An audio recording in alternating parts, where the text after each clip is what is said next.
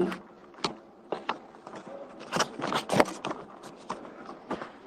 1994, when the Russians left, it was definitely the Soviet Union, I would call the company in particular Ajaokuta Export. When they left in 1994, Ajaokuta was 98.2% completed. I have that in the letter they wrote 2 years ago to the president. Mr. Speaker, I would gladly share the letter with you at your call. And when they left, it was likely because Nigeria fell short on its contractual agreement. They were not paying, they were not putting forth funds. And the supporting infrastructure that would be needed to bring to place all the other resources were not in place. But that aside, Nigeria should know that we have several times had good opportunities to have the steel sector running. The very first was in 2001 under President Olusegun Obasanjo. 2 years ago, when I visited Russia, I visited the People's University in Moscow. And right there in the hall, there's a big picture of President Olusegun Obasanjo. And I asked, why is his picture here amongst other leaders of the world? And they said, he visited this university in 2001 when he visited Putin. And then I got curious. Why did he visit President Putin? And then I got to know that on March 7th, 2001, there was actually a bilateral agreement entered into between Nigeria and Russia in furtherance to the transfer of high technology. And Ajaokuta Steel was actually one of the issues. Based on that bilateral agreement and others, 40 steel experts were sent by the same company, the original builders, Nigerian Exports. And they worked here alongside with Nigerian experts to develop the technical and financial. Seeking, loving people of Kogi State. This is victory for democracy. This is victory for the people of Kogi State. This is victory for the people of Kogi Central. This is righting the wrongs in our society. And I want to assure you that the PDP is very, very happy with the judgment. The judgment of the trial court has been upheld by the Court of Appeal, and this showed clearly that the 2023 elections were manipulated, the figures were concocted, and we are happy that this has been righted by the court, and this has given total victory to the PDP in the central, and we are also looking forward to getting same at the eastern flank of the state. Kogi is PDP, PDP is Kogi, and this judgment have proven so. We also salute the tenacity, the bravery of Barrister Natasha Akpoti-Uduaghan.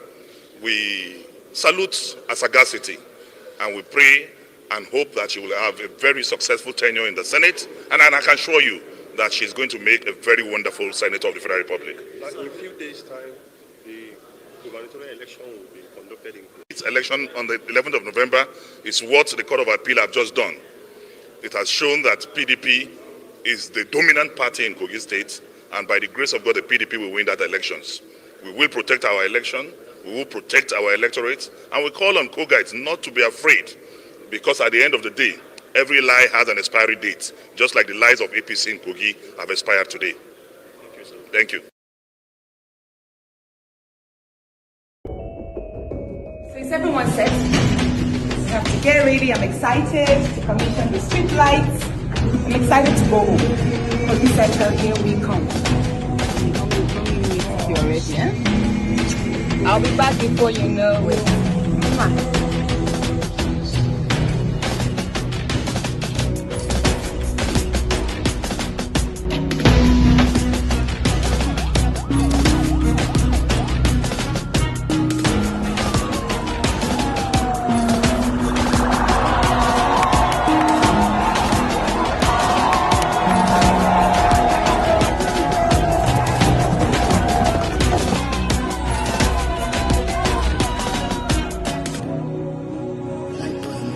You know, light is life, and pretty much before now, this town will be quite sleepy right from 7 p.m. People will go into their homes because the whole streets will be dark. But right now, from the moment the street lights were up, that's about a week now, We've seen commercial activities run into the night. Even in Okene market that we were, I was told that the very first night that the street lights came on, that the market stalls were open till midnight, till 12 a.m. People just found something doing. They didn't have to go home into the dark. It do light for us. I like them. That's why I do dance. I like them well. It's a wonderful project. It's a wonderful project because everybody, both the youth, both the adults and the children, they are rejoicing over the street light. I like how the street light is doing our Nigeria to turn to USA, and God will bless him too much. Amen. Amen. I'm actually glad that in just 6 weeks of me being in office, I'm able to commission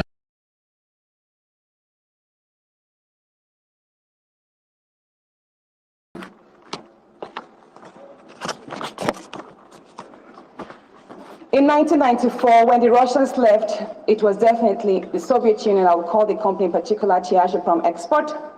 When they left in 1994, Ajaokuta was 98.2% completed. I have that in the letter they wrote 2 years ago to the president. Mr. Speaker, I would gladly share the letter with you at your call. And when they left, it was likely because Nigeria fell short on its contractual agreement. They were not paying, they were not putting forth funds. And the supporting infrastructure that would be needed to bring to place all the other resources were not in place. But that aside, Nigeria should know that we have several times had good opportunities to have the steel sector running. The very first was in 2001 under President Olusegun Obasanjo. 2 years ago, when I visited Russia, I visited the People's University in Moscow. And right there in the hall, there's a big picture of President Olusegun Obasanjo.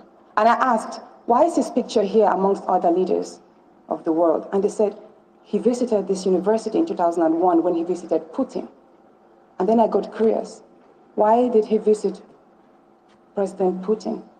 And then I got to know that on March 7th, 2001, there was actually a bilateral agreement entered into between Nigeria and Russia in furtherance to the transfer of high technology.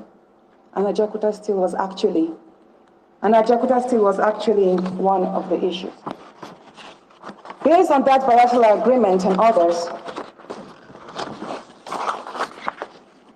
40 steel experts were sent by the same company, the original builders, Tertiary Experts.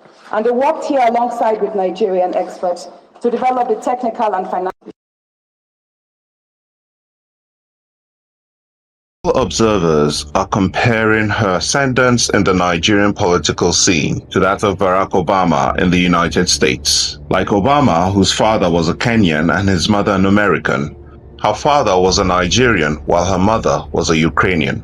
Like Obama, she is a lawyer and a grassroots organizer. Analysts already project that she is heading for higher political offices.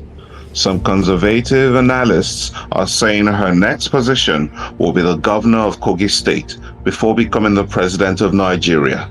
Others think she may skip the governorship position entirely and go for the highest position in the land. If these projections and permutations occur, history would say that just like Obama's 2004 speech at the Democratic Party's convention made him, her speech at the Nigerian National Assembly on March 1, 2018 made her. Born on December 9, 1979 in Ilorin to Jimoh Abdul Akpoti and his Ukrainian wife, Ludmila Kravchenko, Natasha Hadiza Akpoti-Uduaghan is the second of 4 children and the only daughter. She spent her early years in Ihima Okehi local government, Kogi State. She attended Christ the King Nursery and Primary School, Okene, Government Girls Unity School, Oboroke, and the Federal Government College, Idwani, Ondo State. Natasha studied law at the University of Abuja and was called to the bar in November 2005. After attending the Nigerian Law School, Buhari, she practiced briefly with Brass Liquefied Natural Gas, NLG, as a legal counsel from 2007 to 2010. In 2011, she proceeded to the University of Dundee and graduated with a Master of Laws degree in 2012. She holds a Master of Business Administration in Oil and Gas Management from the University of Dundee. As an agent for social reformation, she founded the Builders Hub Impact Investment Program, BHIIP, in 2015 and continued to push for socio-economic reforms. Her incriminating report on the repetitive waste of government funds and embezzlement since the initial construction of the Ajaokuta Steel Mill, which has remained moribund since multiple attempts to get it running, shot her to national prominence, despite the opposition by the Federal Ministry of Mines and Steel Development. But Ajaokuta as it stands today is not of commercial concern. It's a political and economic play. Natasha has brought a distinct flair into politics. In 2018, as an APC senatorial aspirant, she rejected a 70 million naira bribe from Governor Yahaya Bello to step down for his anointed candidate. And telling each and every one to step down. To some people, he offered money. He offered me money as well. He offered me 50 million at first. I turned down. He said, how about 70 million so you will step down for my anointed candidate. In 2019, Natasha went toe-to-toe against the then incumbent governor when she contested for governorship under the SDP. She was harassed and assaulted by thugs suspected to be loyal to the governor. Just beside me, opposite, on all sides, were just the policemen holding guns. Not one of them stopped these thugs or came to my rescue. They were just booing at me, and I had to walk out. In May 2022, Natasha won the PDP's primaries for the 2023 Kogi Central Senatorial elections to face Abubakar Ohere, who picked the APC ticket. A few days before the senatorial elections in February 2023, the Yahaya Bello-led Kogi State government excavated portions of the road linking her senatorial district to the state capital. The state government stated that they embarked on the excavations to prevent access by hoodlums who have made the route a thoroughfare for themselves. Natasha and her supporters accused the governor of preventing election materials from getting to the people. In an unprecedented move, she mobilized the youths of the affected communities to fix the road before election day. There's a big gully that has been dug using excavators, thereby cutting movements through. After the February 25, 2023 election, INEC declared Yahaya Bello's preferred candidate as the winner, but a determined Natasha, convinced of her victory, headed to the tribunal. On September 6, 2023, she was declared the rightful winner of the electoral contest. Prodded by his principal, the APC candidate approached the appeal court, but on October 31, 2023, the court dismissed it as lacking merit. On Thursday, November 2, 2023, the Nigerian Senate President Godswill Akpabio swore in Natasha as a senator representing Kogi Central in the 10th Senate. Ajaokuta on Senator Natasha Akpoti-Uduaghan comes after she was declared winner of the February 26 Kogi Central Senatorial election by the appeal court. Senator Natasha, who now represents Kogi Central, had challenged. A few weeks after, Natasha rolled out the solar street lights she had installed for her constituents to thunderous applause and glowing reviews. You do light for us. I like them. That's why I do dance. A wonderful project. It's a wonderful project. Because everybody, both the youth, both the adults and the children, are rejoicing over there. In an often opaque Senate, she is already showing the light and putting her colleagues on notice that a new kid pushing a paradigm shift is in the red chamber.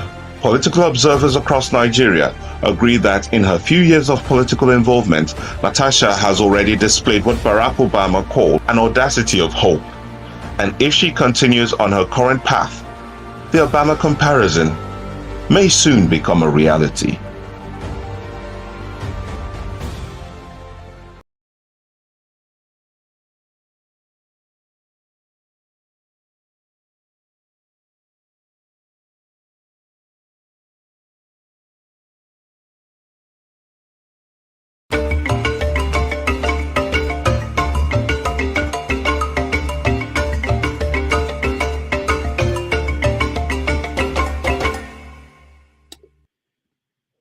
Hello, everyone. Welcome to 90 Minutes Africa for Sunday, January 14th, 2024. My name is Rudolph Okonkwo. Unfortunately, I want to announce that we have not been able to make contact with our guest. There has to be some emergency or technical problems, and we are trying to reach her, and we will reach her. In the meantime, I want us to please, those that are in the studio, I'll bring you in so we can have a conversation while we make every effort to reach her. As of yesterday, she was aware of this conversation, and she's been here before. I just know that there's something very serious that is responsible for us not being able to reach her. It's totally unlike her, but we will continue to make effort to reach her while we're here. Thank you so much for joining us. Thank you, Ifeoma, for joining us. Steph, thank you so much. Ikola, thank you. FF Elias, what will be there? What will you answer now? Hello, thank you so much. Say it, Rudolph. Say it. Say it, come on. Say it. You do to Niger like that. So sorry, guys. For our guests at home, we are making Mazi, you know, answer me yesterday about the Mazio. Sorry, we're making efforts behind the scene to hear from her. Something seriously must be going on. If she wasn't able to join us, she would have said so as of yesterday or even this morning. So let's I want to Rudy, go ahead. Finish what you wanted to say with Olumide before you. It's nothing you can't finish. You don't even want him to start. No, nobody. You don't want Olumide to start. Let's just call him whatever he wants. So, okay, I'll Olumide. Jonava, thank you so much for joining us. So Nigeria played in the news that I was supposed to read as part of the introduction. Nigeria played in Abidjan as part of the African Cup of Nations, and they drew with Equatorial Guinea. How many of you watched it? Okay, what happened? Ikolala, what happened? I think they should have been better against Daniel Omokachi was one of the commentators on Sky. They should have been better against Equatorial Guinea. So him being the top player that has played on that level, saying that they should have been better against Equatorial Guinea, I took his view of it. But unfortunately, it was just Nigerian footballers. I think they did their best. It's just that the opportunities didn't come, but they weren't quick enough. I just think they weren't quick enough. They were so slow at their passing, at their pace. So the Equatorians took advantage of that. I mean, every member of the Equatorian, short of one person, plays in a third division league, either in Spain or in England. Or you have Nigerian players that play on the top league. You know, you don't want to talk about Chukwueze, you don't need to talk about Osimhen, you don't, but they couldn't break them down. Okay, thank you. What about Prince? Mazi Prince, what happened from your own view? From my own view, I wouldn't say that it wasn't expected.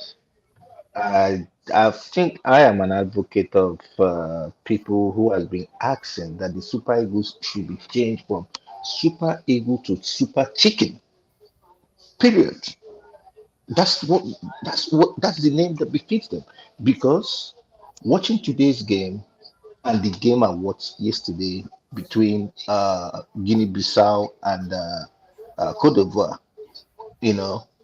if we meet Cote d'Ivoire, Jesus Christ, I think they might even spell Nigeria for us with the players I saw today. It's disappointing, discouraging, And like I told a friend of mine, I don't think I want to watch Nigerian matches again. No, it's high BP. I won't watch it again. Yeah. All right. Welcome to our world. People try to blame the coach. It's not the coach. The boys need to be responsible at what they do. The flanks were porous. We are known, to play the 7 and the 9 and the 10 active. They were all porous. The only person that actually stand out was Osihen. But Osihen is a 3. A 3 can never make a forest. That's all I can say for now. All right, thank you. Anybody else watched? Has a comment? Kolola, go ahead. Yeah, I think Mazi Prince is being emotional about the game. Well, it's just a game. It's just a game at the end of the day. Because if you look at it sometimes, I watch England play more than I even watch Nigeria. Luckily, it was on Sky Sports. That's why I watched it. But sometimes you could have the best players. And they in English football, and they wouldn't even be able to beat Montenegro. What I think one thing that happens with players is when they're playing for the national team, it's just the remuneration, the incentive is not that much compared to when they play club football. So they're a bit careful, So I just saw Nigerian players that were being careful. Probably if it was the World Cup, you would have seen them really play. And I still put it down to the coach. If you're a big name and you're not performing, it's the coach's responsibility to put someone who is ready to perform. So that's how I see it anyway. But I heard that a lot of our players were injured. Good players, they were not there. I saw Iwobi, I saw Chukwueze, I saw Seaman. Who else? I mean, who else do you want from those big names? Those forces. Lukman was there. Exactly. Lukman was there, and then Onuchu was brought towards the end of the game. So I don't know what his calculation. At some point, I know Osihen was good, but at some point you should have removed him and bring in Onuchu. Probably he would have made a difference. The thing is, the great thing, the great coach we've ever had, or technical advisor we've ever had, is Westerhoff. One thing is your ability to analyze a game and know when to bring your people. Because someone is playing good doesn't mean you have to use him for the 90 minutes. It wears him out. But if you bring in something, put some little changes, practicalize on your strikers. All right, thank you. Any other person with a view on what happened, the games? Ovia, did you watch? I know they watch football. I think it's. I know they watch football. Not past like 15 years. But what are you guys expecting though? Can you separate your footballers from the government? Not the footballers now, the system from the nothing they work for Nigeria now. So what do they expect? Nothing works.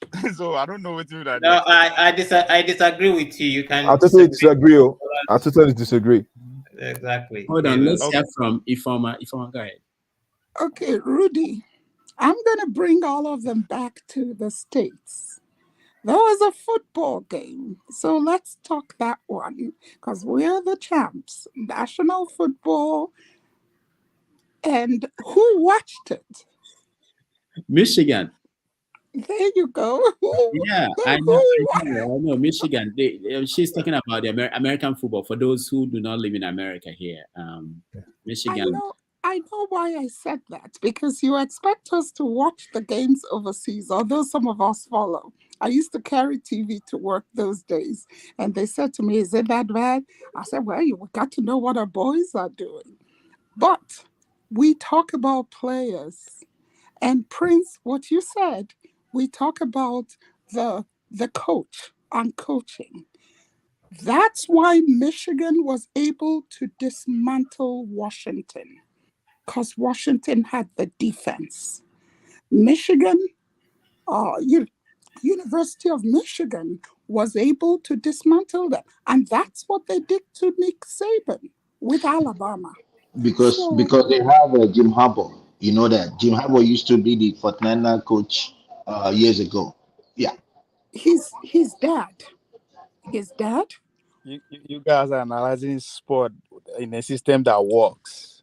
See as effective you are analyzing based on technical level, No, right? no, no, no, no, no. Now, one We're challenge talking me, say about una challenge me. Well, no about be the same coach problem we and get. Let's go. players.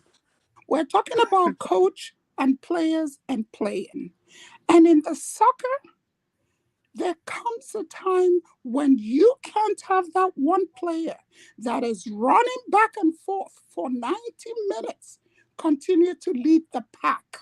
You've got to make adjustments, throw off your Equatorial Guinea counterparts for you to now reevaluate and bring your team coming forward. But not just that one player doing the whole thing from beginning to end. It's not going to work. And yes, like you said, for a system that doesn't work, it will outplay itself. After all, we no go now.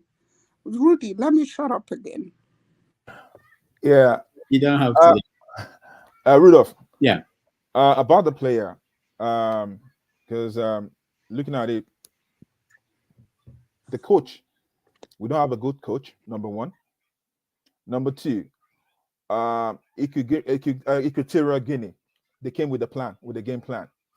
And if you watch that football properly, you saw that, look, those guys, they put all their heart into it. Even though they have their coach is their country's coach, you know. And that's one thing that I don't know why we Nigerians, we always go for foreign coaches. We've got players that are good, that, you know, they pass through down the line. You know, let them beat the coach. If they fail, they try again till they get better, you know.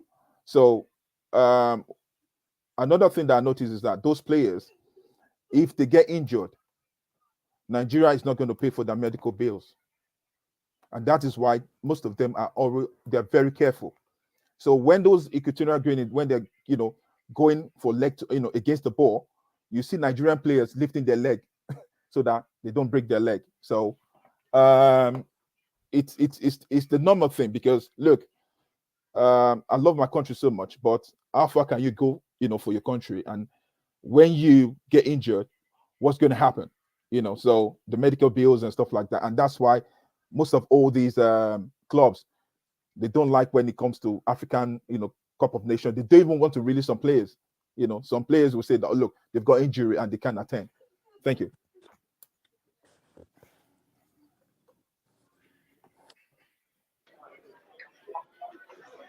Let's go.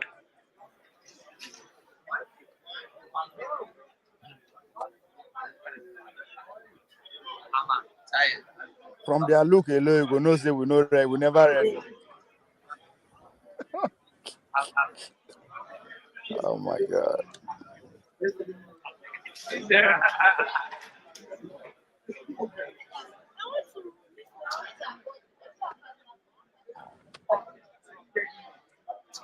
These are Nigerian players arriving at the airport in Abidjan for the competition, and right from the way they left and the way they dressed, people had issues with that.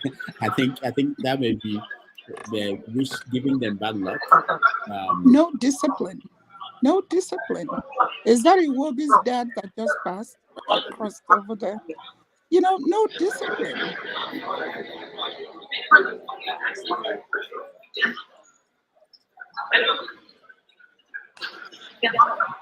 It's because they air more than the coach.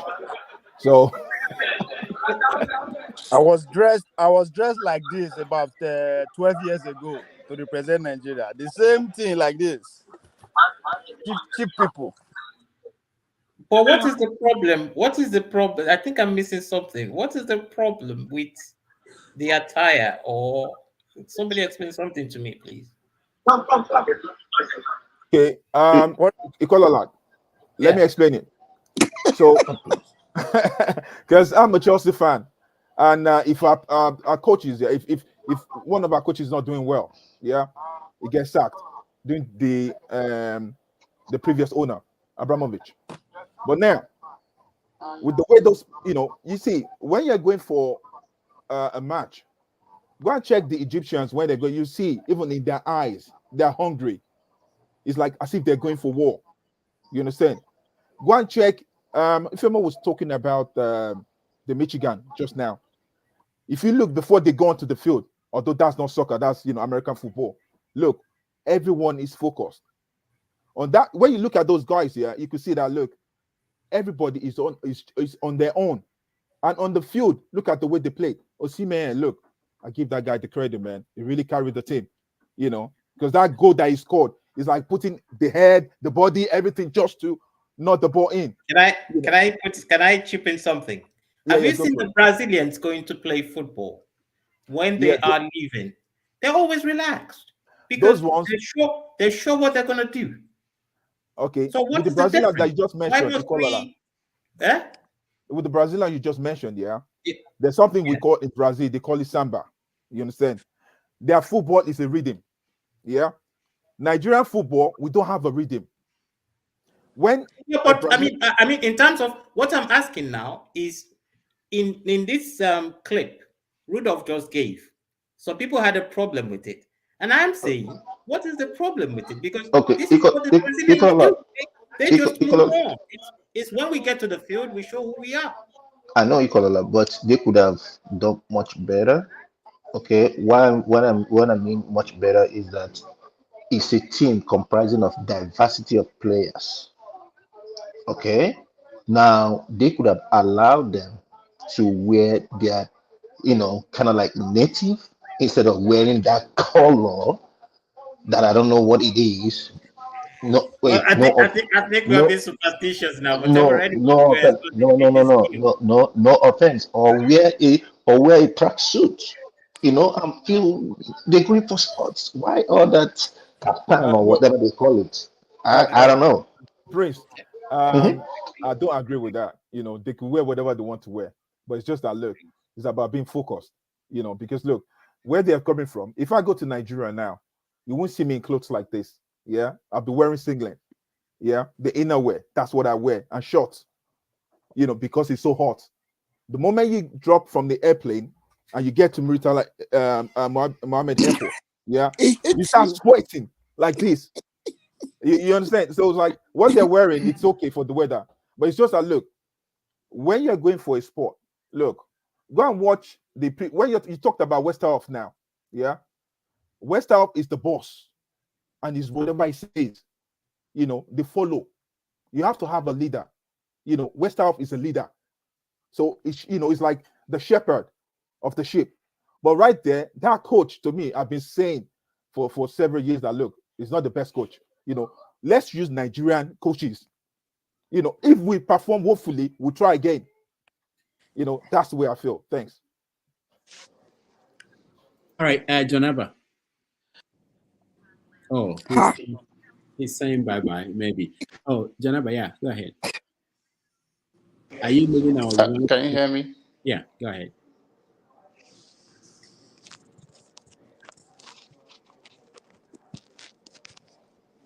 We can hear you. Go ahead, Jonaba. All right, he can't. The flagship. You see, when they came out of the plane, came out all on their phones, looking down, they looked disorganized. There are ways you can come out of, for an athletic event, that all eyes would be on you. Remember, you're supposed to be the giant of Africa.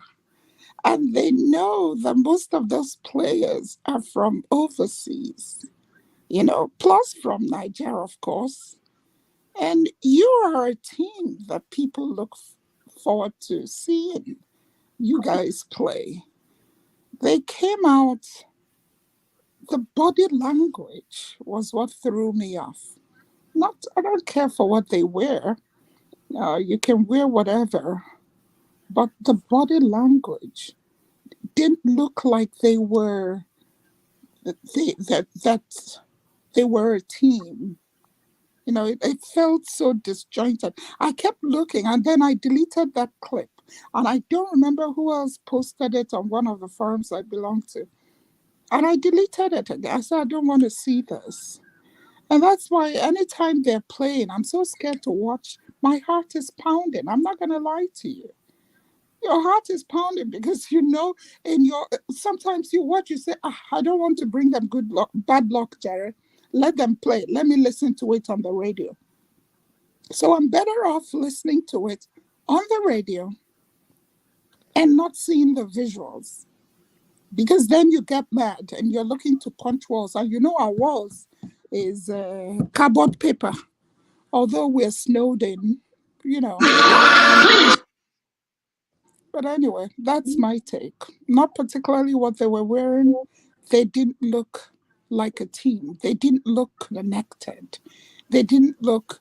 You talked about look at all those Niger boys that played in both the Washington team and the Michigan team. There were tons of Nigers there. The Iwunzes, the Amunas, in U of M, the Odunze in Washington, of course, see how they come out with confidence. They come down, or when we go to the airport to watch some of the teams come into town to come play. Come look at Ohio. Come look at some of these teams when they're coming down. There's that solidarity and at the chemistry. There was none in that team when they came down. Thank you, Foma. I concur. All right, Pansat, welcome. What are you wearing? Today is Sunday. You're wearing, what is that? Did you get a chieftaincy title over the Christmas period? I was born a chief, right? But I'm dressed up for your guest, the esteemed senator. Oh, I didn't know. Yeah, that's all. I'm there for your show too. There's nothing wrong with dressing up for you guys. Very good. Thank you so much. We appreciate you. You see, that is what we expect the Super Eagle to do, dress for the occasion. That's right. Be like Pansat. We're still trying to reach her, so hopefully we will. Anybody else wants to weigh in on this? Yeah, I'll get my take on that. I've been in that situation on a few occasions, and there's I understand that we say we want to have a good the route of course of governance, and if you want to go that, but at the end of the day, if somebody should go out there and do investigative research on how much it costs for just one athlete to look the way they look, then you will have reason to question how they look. Now, somebody is saying, oh, they are there for business. That is business. It's a serious business. Now, let's even take it down to culture. In Nigeria, all the every culture, the number one way to actually say this is who this is the way the other person looks. And the kind of ego we carry in not just in Africa and across the world, Nigeria, that is what they expect from us. And it's an opportunity for actually to sell our heritage. An opportunity for us to teach our citizens what nationalism is all about, because that's where we fail. And this is an opportunity for not just to showcase to the world what nationalism is all about, but to the incoming generations and to the younger generation that this is what unionism is all about. This is what being standing out is all about. One of the most strongest isms today in the world is nationalism. If you pay attention to American politics, that is what it's about. Those who are saying this is who we are, and those who are saying, okay, let's go global. So we miss an opportunity to actually stand out. I'll give you a clinical example.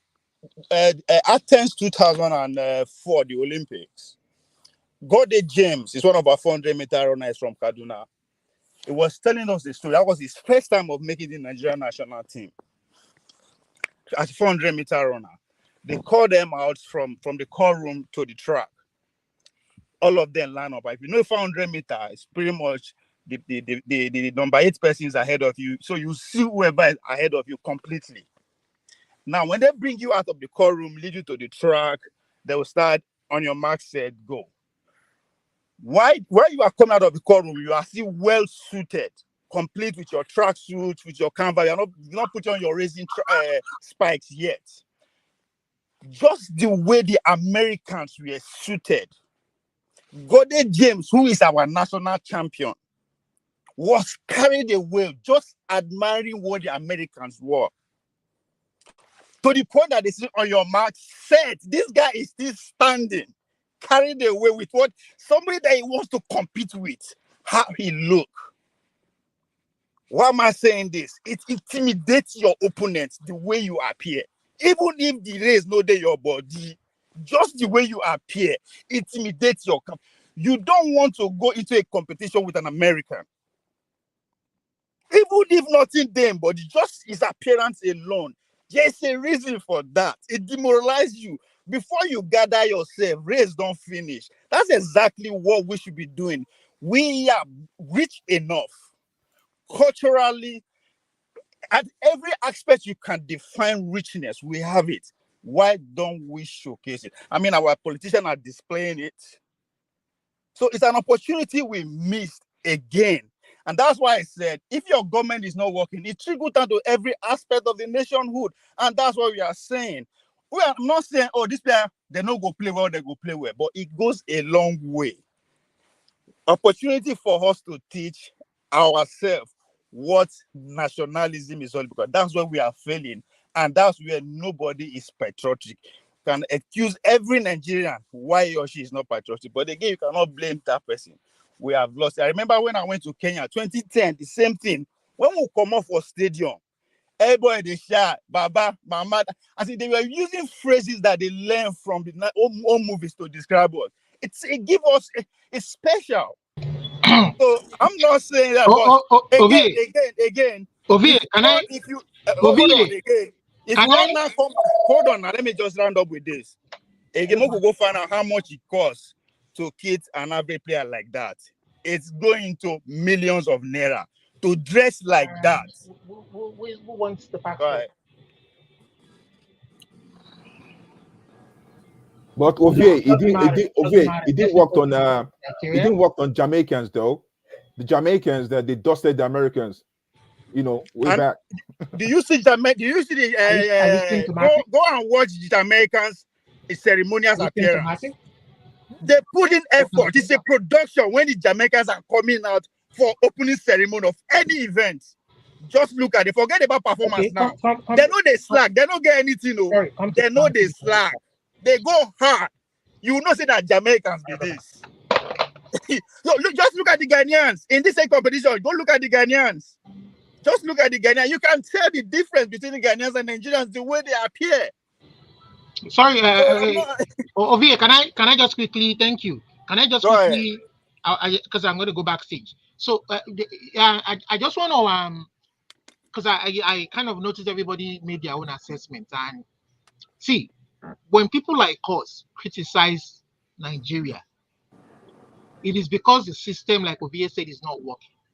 It is very troubling, and that this thing percolates into every facet of our society.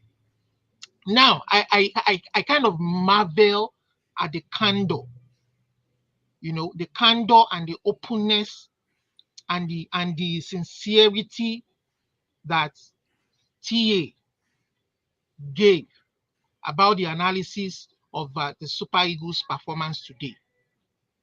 They were below par. But when it pertains to life, death of our citizens in the middle belt, in various sections of the society, you don't think that the below performance of our security agents is anything to worry about, and you think that people being critical is a problem. I find it very, very. I try to find it very. What are people really thinking about? Is it because they are from a different? And yeah, these are the same people that will say you are ethnocentric. You are not one Nigeria. But when a different ethnic group from another ethnic group, worries about the kind of situation that they're experiencing, they say you are not. I just don't get it. Look at the candor at which you analyze the football situation. You understand? But when it comes to the security situation, you are not that candid. So I don't know. Where did we all get this wrong? It's just troubling for me. Well, is it That is directed to me? Sikiwan. Sikiwan. You get you for Sikiwan with that one. Oh, okay. Is that well? Olivia, when we get to that bit of the security aspect, yeah, we'll start talking about it. But what Rudolph was talking about now is football, and Okay. yeah. So when is that aspect? Then we'll start talking about it. No. We're just If we trying to get our relate. football right, we will be Football secure. relates to our society, our lives. You understand? Dr. Love, I wanted to ask you for a big favor. Okay? I'm not asking you for money. I'm not asking you for money. I wanted to, since we have the opportunity now, she's not here yet. My curious question to Senator Natasha would have been in regards to social um, uh, social services in Nigeria. Why do I say so? If you guys will permit me, somebody wrote me a lengthy letter the other day, and I tried to analyze it because why the person sent me that letter is I work in social services out here. As a matter of fact, I work with child protective services. And I'm thinking about it. I gave my scenarios, I gave my reply to them. However, I was just thinking, and I said, okay, if I bring it to this platform and we just think of what, make sense of it, and then we could answer that question. What am I talking about? A lady went as far as picking an orphan, a girl orphan, that's her niece, and you know ended up helping the girl in school. I think at the same time she also gave her some money. But the main thing was that she offered the girl to the husband because she was unable to have children or produce on her own. Now the girl gave birth to the baby and other stuff. The woman in question wants the girl out of her house, don't want the girl, near the child and all that stuff.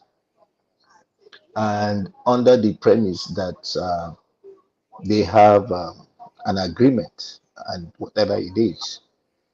My first question is, what kind of agreement is that? Apart from that, at what age did she pick the girl for, for them to have that agreement? Knowing fully well that this is an orphan whose parents is gone and she is vulnerable, as in she wants something, and you being the auntie, taking this same girl and giving it to your husband. There is a lot of things that is wrong in it. And now the child is in this world, and you are refusing the mother of the child to bond with their offspring, all in the name that you have the money and you can send her to prison. And I'm like, is that how Nigerian, system, is that how it works and all that kind of a thing? So I just wanted to ask and see if there is a way we can frame it and see if there is a bill that supports girl child in Nigeria and all that kind of a thing. Yeah. All right. Thank you. But what I'm going to do is we have to reschedule her. I haven't, this is totally unlike her. I'm in touch with her all the time and I just haven't been able to reach her. And she hasn't responded to all my messages and something is actually going on, but I will let you guys know. Rudolph, Yeah. I hope she's not trying to grow. I hope she's not growing cold feet. Tell her we're going to be gentle. You guys were not nice She's last time. been here before now. Last time she was before, there, so. you guys were not nice. Quite all right. There's nothing gentle about you. There's nothing gentle about But you. she's a fighter. She get power now. She get power now. She gets power now. Yeah, she's a fighter. I don't think she's afraid of anybody. She agreed to do this, so it's something must have happened. But I will let you guys know. So what we're going to do is that we're going to move on and talk about issues in the news. And let me welcome Chidi. Dr. Chidi, welcome to the show. No, they welcome me. No, I'm not happy. Please, let's just go to the talking part. Issue in the news are fake. No. Dr. Chidi, it's been a long time. How are you? I'm not fine now. How can you be asking me how? Are you fine? He's hiding from Tinubu. What is going on? What changed for you? He's hiding from Tinubu. What do you mean? How can you be asking me? You see me on you're asking me. DB Joshua is dead and buried. I don't understand you. That's why sometimes I don't like to come to your program. You're a Nigerian. You're anchoring this kind of program. You look at me, another Nigerian. You're asking me how am I feeling? Like what am I supposed to answer you? Like I don't understand you. Listen. President Tinubu said yesterday when during a meeting with APC governors, he said that Nigeria has no reason to be poor. Isn't that a new acknowledgement that that should make you cheer up? Nigeria, do you know the amount of? I don't think so. We are poor. Do you know the amount of discipline it takes for me to hear you say President Tinubu? Like I've not woken up from that. Do you understand? Like it's a thing now. Like you're actually saying President Tinubu. What else do you expect? And we are all like we have taken it to. He signs the budget and billions of naira, and he spends the money. You know. We are buying fuel. We are buying fuel 1,000 now. That's to tell you he's the president. And we are discussing him. We are discussing his activities now. What should we do? Tell us what to discuss. Do you understand? That's part of the problem. It's a health crisis I'm going through because it's like madness. Like you saw something happen and in your lifetime you saw it happen and then eventually happened, and now we have moved from imagining that it's not possible to where we are now living it and discussing it, and they must be laughing their heads off. But Chidi, what do you want? I mean, I called your friend Showore to come on the show and tell us what next. You know, who's telling us what else to do? Other than why should we be telling people what to do? You people, see, don't get me started though. Don't get me started.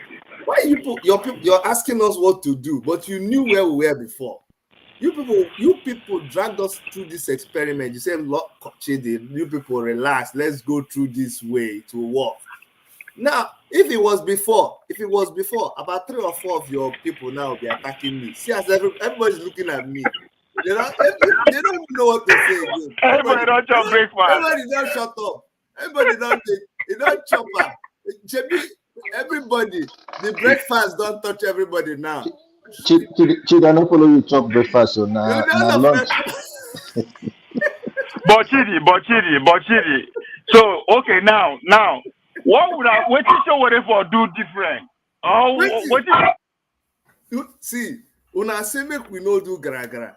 We say this will not be gentleman business. So they say no, it's the ballot, revolution of ballot. We say these people are the same thing. No, we follow them go. When I go say, oh, they defeat. They see what they do to us. Okay, we will go to the court and get our mandate. Which mandate? Under which condition? Okay, so now which way? We are alive now. When just life they do. So what next? What's the next move? Oh, you people are asking us now. You're asking us. You're asking us what to do. We don't forget the plan. We don't forget the plan. Wait. Oh, make we remind you now.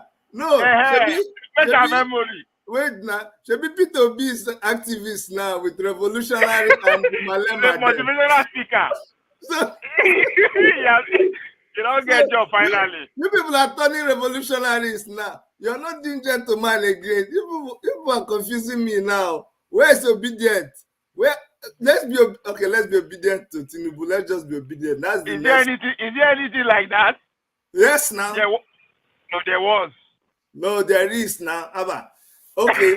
Is it because we came and said that we use you people at SPV? When I use the mouth, say when I use LP as SPV, but God, the only movement that is alive now is Poposia. Chidi, I am obedient and I will ever remain obedient. There's no more obedience now. Tinubu is still not my president. I'm sorry to say. He's still not my president. No, they're still obedient. He said Tinubu is not my president. Rudolph, that damage is my problem now. You see, he said Tinubu is not my president. I'm believing God. It's just like all these are churches. You come and see somebody's car. You say you're believing God that is your car. You're believing God you're married. You're believing God you're living with Tell us Tinubu is the God now. Tinubu is Nigerian God, at least for now. For the next 4 years. That's the God. Hey, you know what I like, Dr. Damages? What I like, and my brother, Kwakwasi man, I like that people are actually asking us now, what next?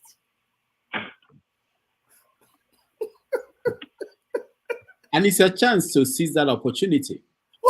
If you guys have anything at all before, let it out. Let it out. I mean, okay. We want to see your blueprint. Dr. Chidi, you watched as these people in Ghana organized a conference, Pan-African conference, and they had PLO, Lumumba, they had Arekana, had Julius Malema. Yeah. I was expecting Bobby Wine. They didn't invite him, but they invited P2B. And I was expecting what's her name? Your friend's name, Omoyele Sowore. But they invited P2B. What happened? How did this? Sowore can't leave Nigeria now. Is that they move it to Nigeria then? If that was the problem, move it to Nigeria under Tinubu. Conference to Nigeria. Tinubu that wants to go and attack other African countries will allow that kind of... Come, una understand the election they Ghana this year? Yes. So go back to history. This current president, how they take bring her to power? Not be the same thing. They make speech everywhere from DC to New York to everything. So you not expect him. Under his watch. Maybe they do the same thing. Maybe they can take him out of power. How about? Yeah, not true. But let me, Dr. Chidi, welcome to the show. You know what we should be taking stock of. It's our strategic wins, and then some of these tactical wins by Tinubu and his people, right? Today, we know now that a third-party candidate can win in Nigeria. Let that sink in. That's very important. With, a few months preparation, we have a third-party candidate emerge on the scene and win the election. Take it away from two. Hold on. Make a frame and well for you. I know that I enjoy you and Dr. Rudolph because you're both educated, comedic, dramatic activists. One a writer, and then you yourself an activist, right? So the battle is not between Omoyele Sowore and Peter Obi. I want you to just calm down, get out of that mode, because with the way Nigeria was going, there needed to be a period of interregnum, what we're seeing right now, so that no Nigerian could say, oh, I wonder what would have happened if Tinubu was given a chance. That he built Lagos. It's just the same thing with Buhari. People were saying, hey, look, during the war against indiscipline, I wonder what would have happened if there was a Buhari administration, right? So we got to see that. We endured it. So, tactically we're lost, but strategically, it's shaping up to emerge a Peter Obi plus yourself, Showore, who you need to take a message back from me to tell him to get on the goddamn program. Stop continuing what he was doing during the campaign. It's time for all us to work together. Get off this thing, the wagon, and help drag it, right? There is not going to be any magic to it. The whole country has to pull together. Showore has his own talents, and there are things he doesn't have, right? He doesn't have everything. Let me land. So Showore has some things. You could say, oh, look, I'm going to do a revolution. But you cannot clap with one hand. We've seen his revolution. He has a spirit. He's a courageous person. He's not corruptible. But you need a lot of people. There is a threshold that you have to reach. And that includes everybody. You have to work with people. You may not get 100% of what you want. You see what I mean? So when you get on the kindergarten, the first thing you're taught, which Showore apparently missed, I don't know where he went to kindergarten, is to how to work with others. That is very important. So no character, no matter how mighty, can come and keep denigrating Peter Obi, right? Well, even in jest. And will be taken seriously. So I'm advising you. I know you're doing it because of peer pressure. You want to get along with Showore. Now, who wants to go and upset Showore, right? So I want you to take a risk and tell them. You're taking it too far. You're telling me to listen to you. You said a lot of things. You now brought it so low to say I'm acting peer pressure. I mean, my brother. Don't be like comedians. You don't like to laugh when somebody else tell a joke, right? I mean, you laugh at your own jokes. No, retract a little bit. Don't be serious. Don't be too serious. You were laughing the whole time here. I'm not serious. But no. You want to be serious. You want to talk about Nigeria. Now you're confusing me. I was not serious. You say, okay, let's be serious. Now I want to be serious. You tell me to start laughing again. So which one do you want? Choose one. Do you want the serious? That's a good one. Okay, go ahead. You want a joke? Go ahead. You want the serious? You want the serious thing? Yes, I do. Please listen to me. Let me correct some impressions. It's just like when they come to the Igbo man, they accuse the Igbo man of this or this or this. Nobody is more Nigerian than the Igbo man, and the truth is beginning to come out right now. Nobody is patriotic like the Igbo man, because the Igbo man is the only one that will go into a place and will not think about destroying the place, but think about building the place. He will buy land. He will not take your land. He will rent from you. He will pay for his shop. He will buy his land. He will build a house. He will build big houses. So before he makes money, before he goes to build the other house in his village, he will build hotel. The same thing with Omoyele Showore. It's the biggest irony for you to say that Omoyele Showore does not work with people. How dare you say that? Even Peter Obi, the thing is, Omoyele Showore is who he is. He does the same way, they say, oh, he wasn't criticizing this person, wasn't criticizing. No. The same way he will criticize the Yoruba man is the same way he criticizes the Igbo man, is the same way he criticizes anybody. This is not really about Showore. Let me agree with you there. It's about the life of Nigerians. But what we fail to understand, and what we didn't want to understand, what we didn't want to happen, is what you just hear on this show accepted. We were going into an experiment. All we on the, in quote-unquote, Showore side, which is like the Revolution Now movement and Take It Back movement, what we're trying to tell you is, please go and look back in history. This experiment you're about to go into is going to end the way it ended now, because you're doing it with the same people, the same agenda. They have not changed. Look at Okupe. Okupe came and said that, listen, I don't believe in Labour Party. We only went there just looking for a vehicle. We have said no. When we wanted to contest an election, they told us to look for a party as SPV. We looked into the parties and we saw that it is the same politician. When Peter Obi was cuddling, Peter Obi is my uncle now. He's my man. I love him. But when Peter Obi was cuddling IBB, Obasanjo, all of these people. I said, no. Hold on. Please hold on. You see. But I let you. I let you talk now. I know it's okay. I'm So not. you have to let me finish. Okay, but please let me just say something. I want No, you. You're cutting me off. No, Dr. Chidi, hold on, please. I mean, unless I thought it's one person talk, the other person talk. You're bullying me now. No, one person talk, the next person talk, the next person talk, the next person talk. Okay, so you're bullying a me dialogue. now. So let me land. You don't want a dialogue, right? Okay, go ahead. So thank you. Okay, so let me finish now. Let me exhaust my time.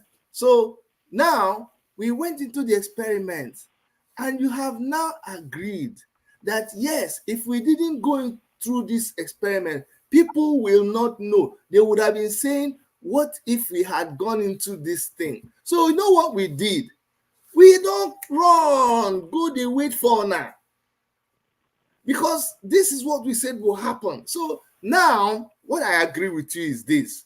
Now that you have experimented, now you have seen that it is the same kind of people doing the same kind of things. And you are now saying, okay, now we are ready to form whatever, to reason together and forge ahead together. Why are you accusing us that we are not ready to do that? Meanwhile, this is what we've always wanted to do. We're open. We didn't go anywhere. We've stood on our principles. We've been. So if you're ready to work with us, come. We're ready to work with you. But don't say that we are the ones running away from where? We've been in our revolution. Okay, Rudolph, Dr. Rudolph, I know you heard us make a deal, so I don't know why you are grimacing like you want to interrupt me. I have to stop you, not interrupt. Stop you. I have to respond to him. No, agree. No agree. Rudolph, can I respond to Chidi? Principle is good, but you guys are held on to principle. But your principle is not getting us anywhere. And what you guys are not even considering the possibility of forming coalition. The objective is the same. What do you mean? You looked back when I said coalition, like that. You think one thing. Look at the hands. Look, one finger, and when you have all the 5 fingers come together, it forms a fist. We have a beast as the enemy. You guys got to come to the realization, unless you don't want Nigeria to be good, whether you like it or not, you have to get in bed with the obedience. You have to get in bed with the articulators, whether you like it or not. You have to get in bed with Nnamdi Kanu. You have to get in bed with the Mayeguns for Nigeria to move forward. Whether you want to keep sitting on principle is not going to get you anywhere. And if your principle was that good, the Nigerian people would have bought it. You guys could barely carve that 1% of the Nigerian vote in all your principle. Something should tell you basically that there's something wrong with either your message or your principle. So you guys need to get it straight, and let's start moving this country forward. What do you have to say about that? Can I respond? Go ahead. Thank you very much. You see, brother, let's remove this fighting mode. For the sake of our people. You see, it's wrong when you keep seeing us in the light of who are. If you want to be truthful to yourself, who are the obedient movement? Since you think that we're not cooperative. People who desire change for Nigeria. That's my answer. You can have a different one. Okay, good, my brother. But you know the genesis. You know, the movement didn't just happen overnight. That is a movement that it grew. It grew from something to something to something. Okay? Yeah, it grew from pain and trauma. That's my view. Okay. Now, along that pain and trauma was sustained by a certain activity within the space. It didn't just happen overnight. There was Revolution Now movement, then there was the End SARS, and if you're truthful to yourself, it continued to metamorphosize, and then obedience.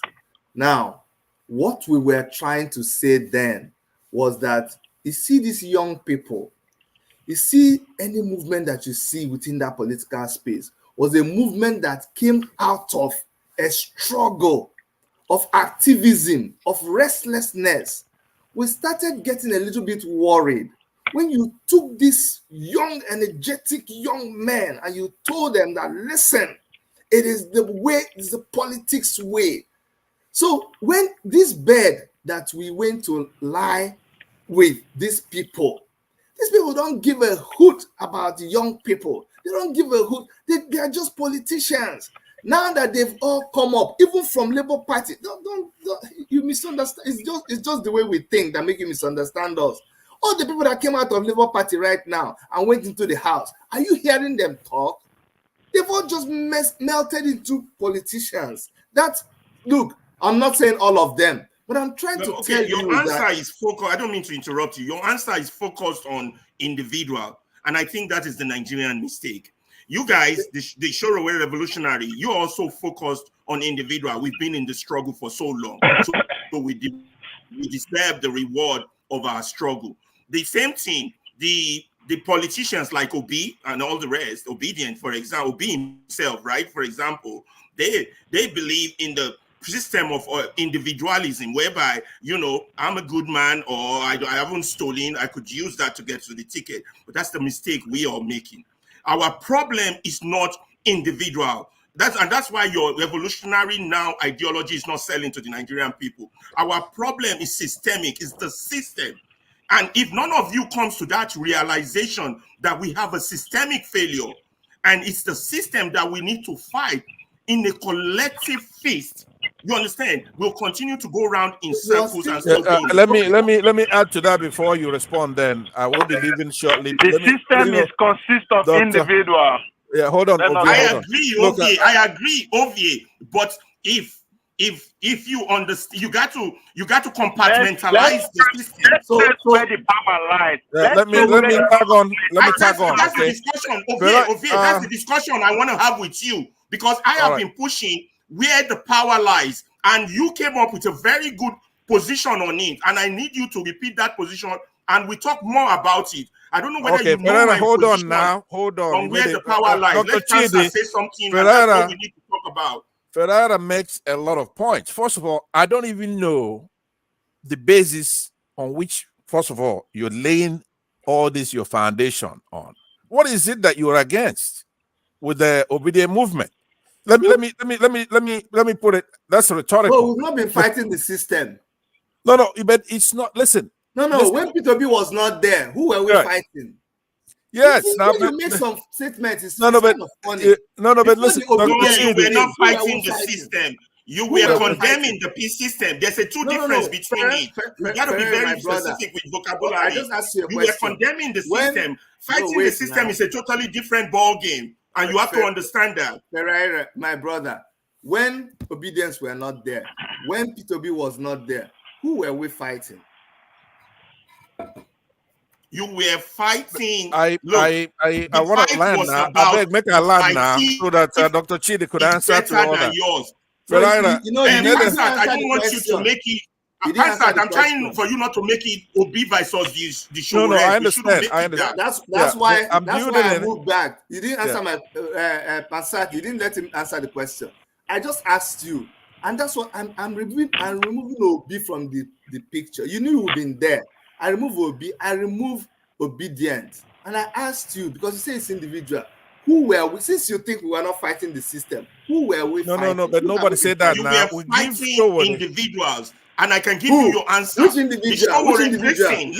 Listen. The Showore was used to get rid of Goodluck, Jonathan Goodluck. You understand? You were fighting individuals, not the system. You might have camouflaged it as you're fighting the system, but you were not fighting the system. The fight was Dr. Chidi, that is uncontrovertible now. That is true now. Okay. So, Dr. Chidi, hold on. Dr. Chidi, can I comment? Showore was used to remove. but Mazi TA, you see that I'm trying to conclude now. Hold on now. After me, then you come in. Okay, but Dr. Chidi, please. Ferreira has made a lot of good points. In essence, it's stunning. What is it that you and Showore, what are you doing? Listen to this. Showore enjoys the love and respect of most Nigerians, most young people. It's not, we're not trying to choose between Peter Obi. Local P, could you please Mute yourself. So now, based on all the good points that Ferreira make, because I really want to hear your point on that, right? What is it? What do you want? We're not trying to choose between Showore and Peter. We want a cohesive, we want to unify the force in order to take the country back. Okay. There is a respect that you have to. Let me just conclude by saying this.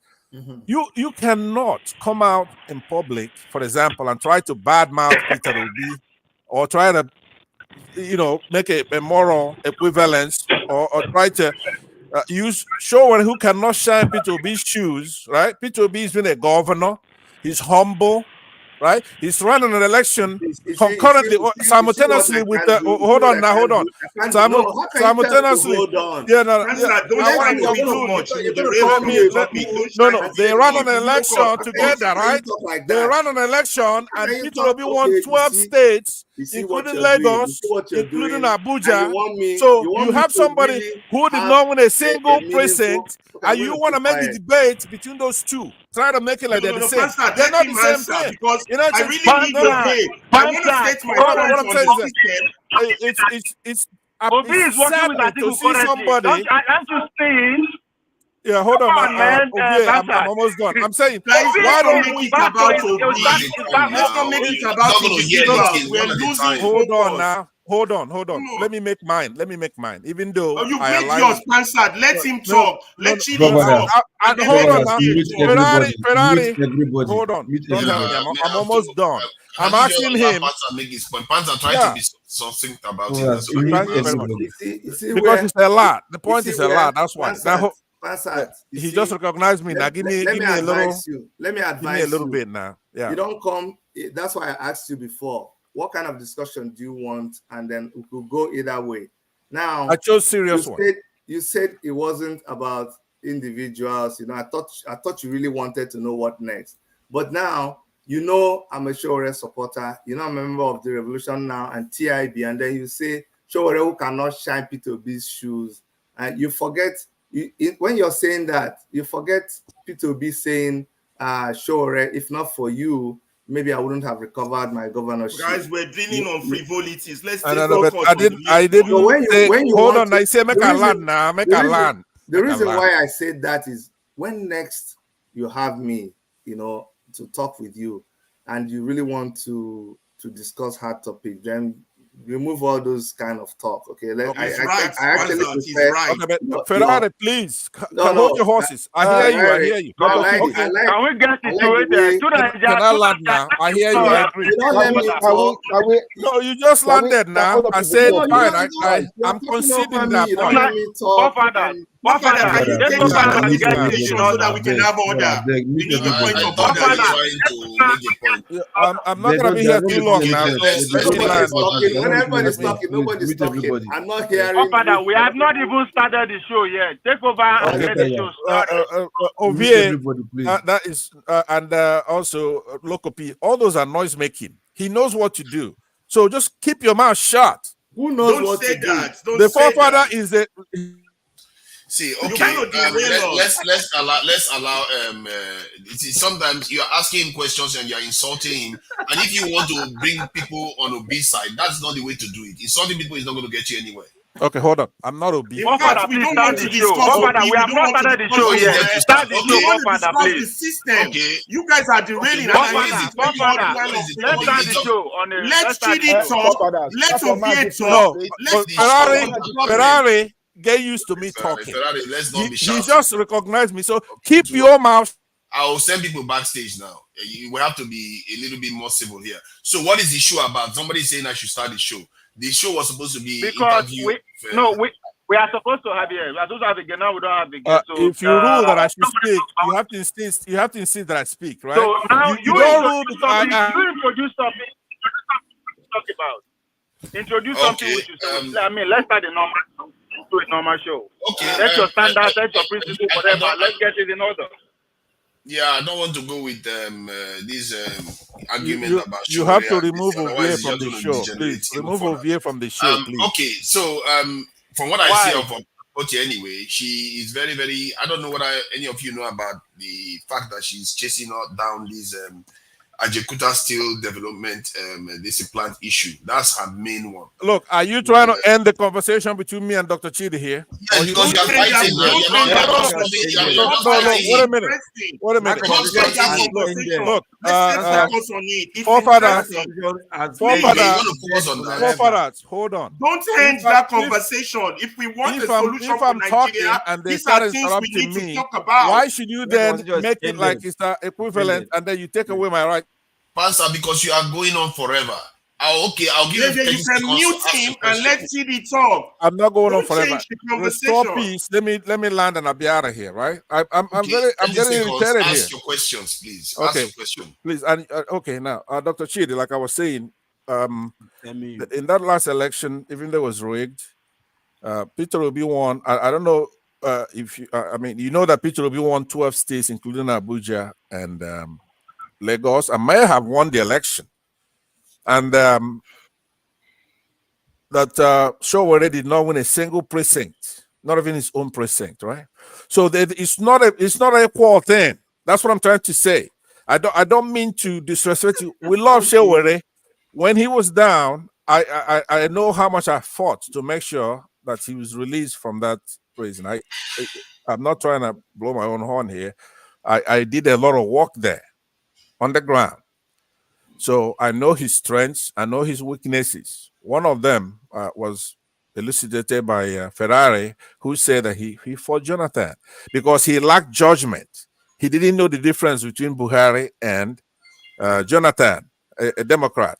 Still no question. He did the same thing. So he had no balance between Tinubu and Obi in this case. He looks at everybody the same, like what you're saying. It's a mantra that they're all the same. They're not all the same. You're out of time. So I will call you. I will come to you. I will come to your show. Okay. So see, Alaba, I think for me anyway, I don't know who else wants to talk about this. It's forefathers. I just want to take Dr. Chidi something quickly. It's going to be under 30 seconds. Dr. Chidi, first thing I'm going to say is that, look, I'm very happy to see someone that think the way I'm thinking as well. Like when you're talking about Showore, you understand? This guy is someone I love with all my heart, you know. And the major thing that a lot of people doesn't know is that this guy can never be corrupted. You understand? He's who he is, and that's why I fell in love with him, you know. But to go further, whatever you say here, you know, is something that we've done in the past. If you're not Obi supporters, you're no one. You understand? So ready for the battle. You understand what I'm saying? So just to keep yourself prepared. Thank you. I'm out. Who else? Can I go? Steph, does Steph want to say something about it? Ferrari, I don't want to because I heard you speak. I think Ferrari, I've had your opinion on this, and I think personally, maybe there is a merit to it because I actually think that maybe because this idea that you have to be a purist and get about 0.something% of the vote every time is not going to get Showore anywhere. If his message is to get out there, he needs to work with other people that are closest to his ideology too. Because look at what Peter Obi did in 8 months. Showore has been there for how many years? He's not been able to achieve any of that. So I really think that he has to think about how he's going to work with other people because he's not even that perfect. I disagree with so many of his policies that he was doing. So the idea that he thinks he has a perfect policy that he cannot work with other people, for me, I find that really strange. You know, so he really needs to consider working with people. Let's be fair. Who are those other people that he doesn't want to work with? Let's be fair because, as I said, go down to individual. Who are those other people he doesn't want to work with and why? Like during this election cycle with Peter Obi right now, he says he cannot work with Peter Obi at all. But Peter Obi holds similar positions. Why? No. What was his reason? What was his reason? Most of the time, he says Peter Obi is part of the establishment too. Where is he lying there? Is he lying? Is he not? No, he's not lying, but you still have to work with the person closest to you. Okay. It's like you're asking. Hold on. It's like you're asking him to go and work with Atiku or Tinubu. That's what you're asking him to do. There is no perfection. You're not. Forefather. Nobody's talking about perfection. Nobody's talking about perfection. It's not clear cuts like that. It's not clear cuts. There's nothing like perfection. There's nothing like perfection. This platform has really changed. This is not what I know this platform to be. Listen. No, we are not having a discussion about the costly idea. No, but I'm supposed to talk, and then everybody has been. How am I able to absorb what people have said and then respond? Like people just come and commit on me. You will have your chance to explain everything, because the idea is that it's what see. Don't you? Okay, let me ask you a straight question now. Don't you think the other man, Fansat, spoke, and then you are the moderator. You're not supposed to be sounding the way you're sounding, but I'm not your conventional moderator, I assure you. But you don't use up the time. You don't monopolize the time. You let. I'm trying to ask you a specific question. I'm not monopolizing. I'm a pseudo guest. I'm 15 seconds question. 15 seconds. Okay, let me talk. Okay. I just want to ask you a 15-second question. Don't you think it will be beneficial for Showore to get at least 50% of his agenda through than nothing by working with others? Can I speak now? Yes. You see, one thing, and this is it. You say let's not make this a personality thing. Let's not make this about individuals. I try not to do that. You still drag us back to individuals. You see, someone like me, and my brother here, Ukech, knows so well what I've been right from time. I'm not perfect, but I am so almost predictable, and it gets me into trouble. If I say the truth, it's the truth. You see, this lying in bed, not lying in bed, it doesn't mean I cannot bend, but I will still be true to myself. You see, the reason why we are able to discuss like this and even tolerate, if it was pre this election, you wouldn't even let me talk the way I'm talking. But we have gone full circle and experienced the same thing that we stood our guns on, saying, come guys, look, these people are like, we've gone through all that and we've come back. So it's difficult. See, even if we don't win the election, that's fine. But for you to now come and say, just like you said that people understand us and they still say they don't understand us. Like Ovie said, you said, Showore said this man is like this man is like, and he asked you, is it a lie? And you said, no, it's not a lie, and see, he has been fighting all these people right from time. IBB, Obasanjo, all of this. He has their dues. He wrote things, they locked him up. And all of a sudden, you tell him to just relax and say that they are good. It's very difficult for him. No. And then, I'm coming, So, you see, Ferrari, I'm more inclined to you. The question is, what is the way forward? But when you come to that kind of table, when you come to the table of what is the way forward, you need to accept some truths. Some of these truths are the fact that, look, the place you went to, it was an experiment, fine. It's all gone. It is not about who is superior or who is not superior. You see that Nigerian election that you see us going to? We go there because if we don't go there, they'll say, oh, we didn't participate. It is selection. Let me say something that will let me break your table here. Are you ready to listen to what I'm saying? Listen to it with your quackly your ear very well. In the past election, Labour Party rigged the election in some places because that is what you do in Nigeria. I was a governorship candidate. So it's not possible to have a Nigerian election where they will not rig. So Labour Party will say, or Obedience will say, this is how we are going to run it. But you went into that election knowing what Nigerian election is all about. Now, somebody played, you have to play by the rules. The rules of Nigerian election is that you have to have bribery, extortion, you have to sort out people, you have to distribute money, you have to buy things. Somebody else did it more than you, and they rigged the election and did their own thing like they would normally do it, like we know they would do it. So please stop saying that we don't like to blend with people. we are all okay to blend with people. All we have told you is when you come, you know who we are. We are willing to join. Showore, you think Showore hates P2B, and he fought. Sahara reporters fought until P2B was returned as government. Did you not hear it? You think Showore hates Jonathan, but Showore fought and insisted that Jonathan should be made the president of Nigeria. And when Jonathan became the president, Jonathan called him to give him a post, and he said no. You people forget that. You see, how can you forget? I get what you are saying, but when you say that they should know who you are when they come to you, what do you mean? It's like if a party, like let's say Labour Party, wants to come to you and say, let's work together. What do you mean by they should know who you are? Like they should know what the party represents. When P2B was being fought in Labour Party, who supported him with documents to make sure that he won that his presidential nomination in Labour Party? Did you know that Showore played a part?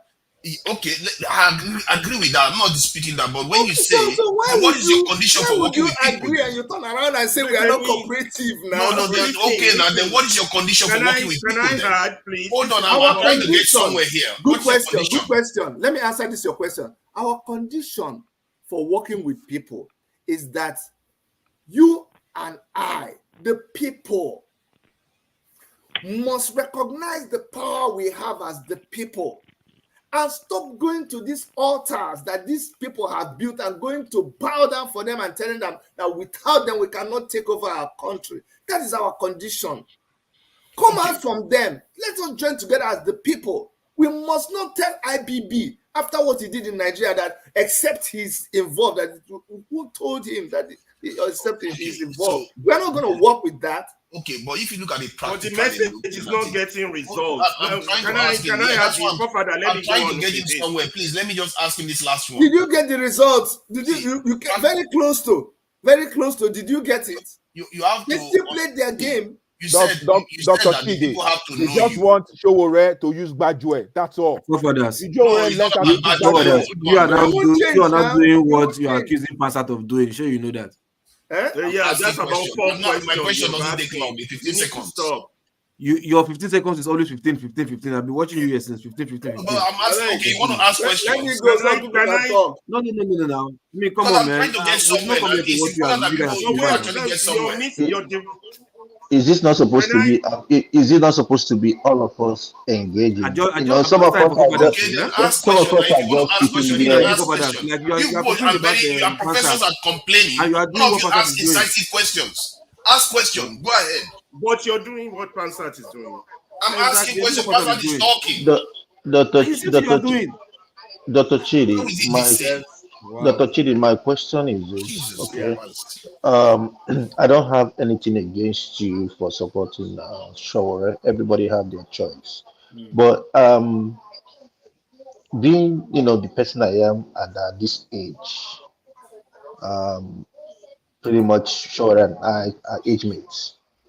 And I'm looking at it and I said, okay, since Akeredolu is gone and the deputy governor took over, I'm kind of seeing a situation whereby there is a vacancy in Ondo State. And I'm just saying,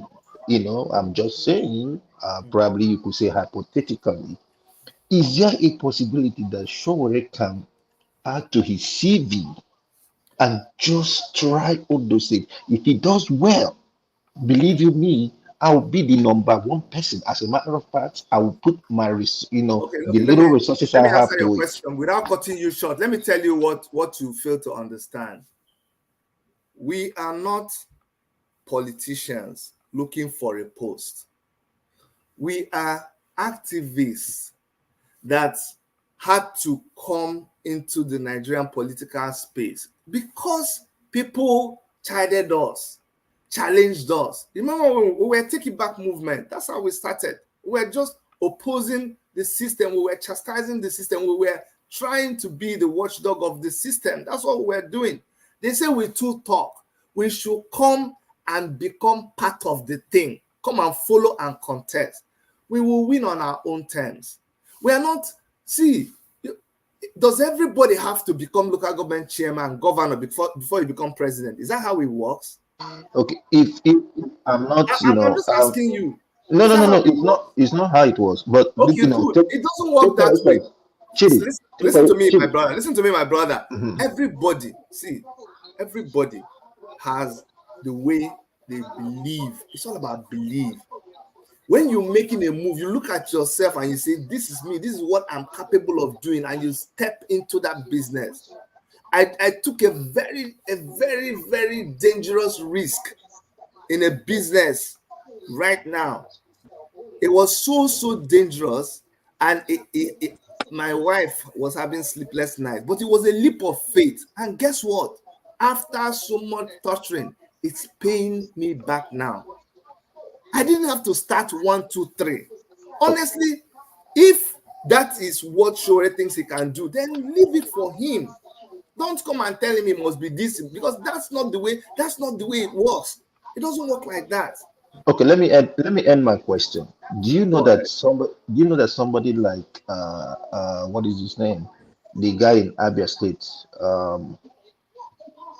The guy in Abia State right now, the governor of Abia State. Alex Oti now? Alex Oti. You know, if the man comes out in 2027, that man might win with what he's doing right now. See, let me see, my brother. Let's not all these points you made, they are very valid. Showore could go and become the governor of their state, and he could win, and he could do well. These are. Don't get me wrong. I'm not saying it should never happen, but I'm trying to tell you that when a man comes and he says, "This is me. This is my beliefs," even if it is not working, just respect him in that way. Maybe time will tell. I wish, you see, people like Tinubu, we underestimated Tinubu, we underrated him. We should have known from time. This man is so crafty. When they were doing nomination for his party, he wasn't a crowd chaser. Other people were chasing crowd. He zeroed in on the delegates and brought them up, and that's what he did. Look, it doesn't bother Tinubu if you're getting 1 million. Peter Obi probably got more votes than Tinubu in this election. But the point we are trying to make to you is that it's not about showing how many. At the end of the day, they won't let you grab it under that system. So telling me that Showore won 10 and the other person bought 1 million, at the end of the day, did you get it? They sent you to court. They bought everything. Now, can I add to this? Ovie, I need your backup on this next submission I want to make, because I'm still trying to make that back the connection to your point. Now, listen now, guys. Our argument is who has power and who wants to take it. Now, those who have power, they're using it in the wrong direction, and those who don't have power are making noise about the direction with which they use it. That's point one. That's point two. Point three, the process of getting power, according to the Nigerian system, is the graduate system. It is only those who understand the graduate system that has money that can get power. So any activist that comes on stage and talk about trying to get power without understanding the pragmatic reality of what is on ground is completely making a moron of himself. I don't have to use such strong word. Now, that's 3 points. Now, the next point I want to make is that the Nigerian situation we are saying is heading in the wrong direction. We are saying this barbaric politics should not stand. If you're an activist and your position is not that the barbaric politics should not stand, and your sense of reasoning and thinking is not how to change that barbaric politics, then you're not really an activist. So you can have all the principle in this world, you understand, and claim to the people that you have principle, but if the system in place is still that barbaric bad way, then you don't know what you're doing in relation to getting a solution. Now, here we go. Now, I divide Nigeria into 100. I say 90% of Nigerians don't know what the hell is going on. They just follow. You can disagree with me on the numbers, but that's not the issue. Follow me here. I say 2%, I mean, 10% of Nigerians are enlightened in either the politics of Gbajue or not Gbajue. Now, out of that 10%, 2% are for the politics of the right direction, not the barbaric money politics or whatever we are playing from 1999. Then the other 8% are in total support of the politics we are playing since 1999, which is a pseudo-democracy, which is not real democracy. We can argue about the word. Now, the key issue to change from my own perspective is that these 2% that wants to practice the right form of politics has to convince that other 8%, however they do it, they got to get at least 4 out of that 8. Don't interrupt me, guys. Let me finish. They have to get at least 4 on their side. So they would be 6%.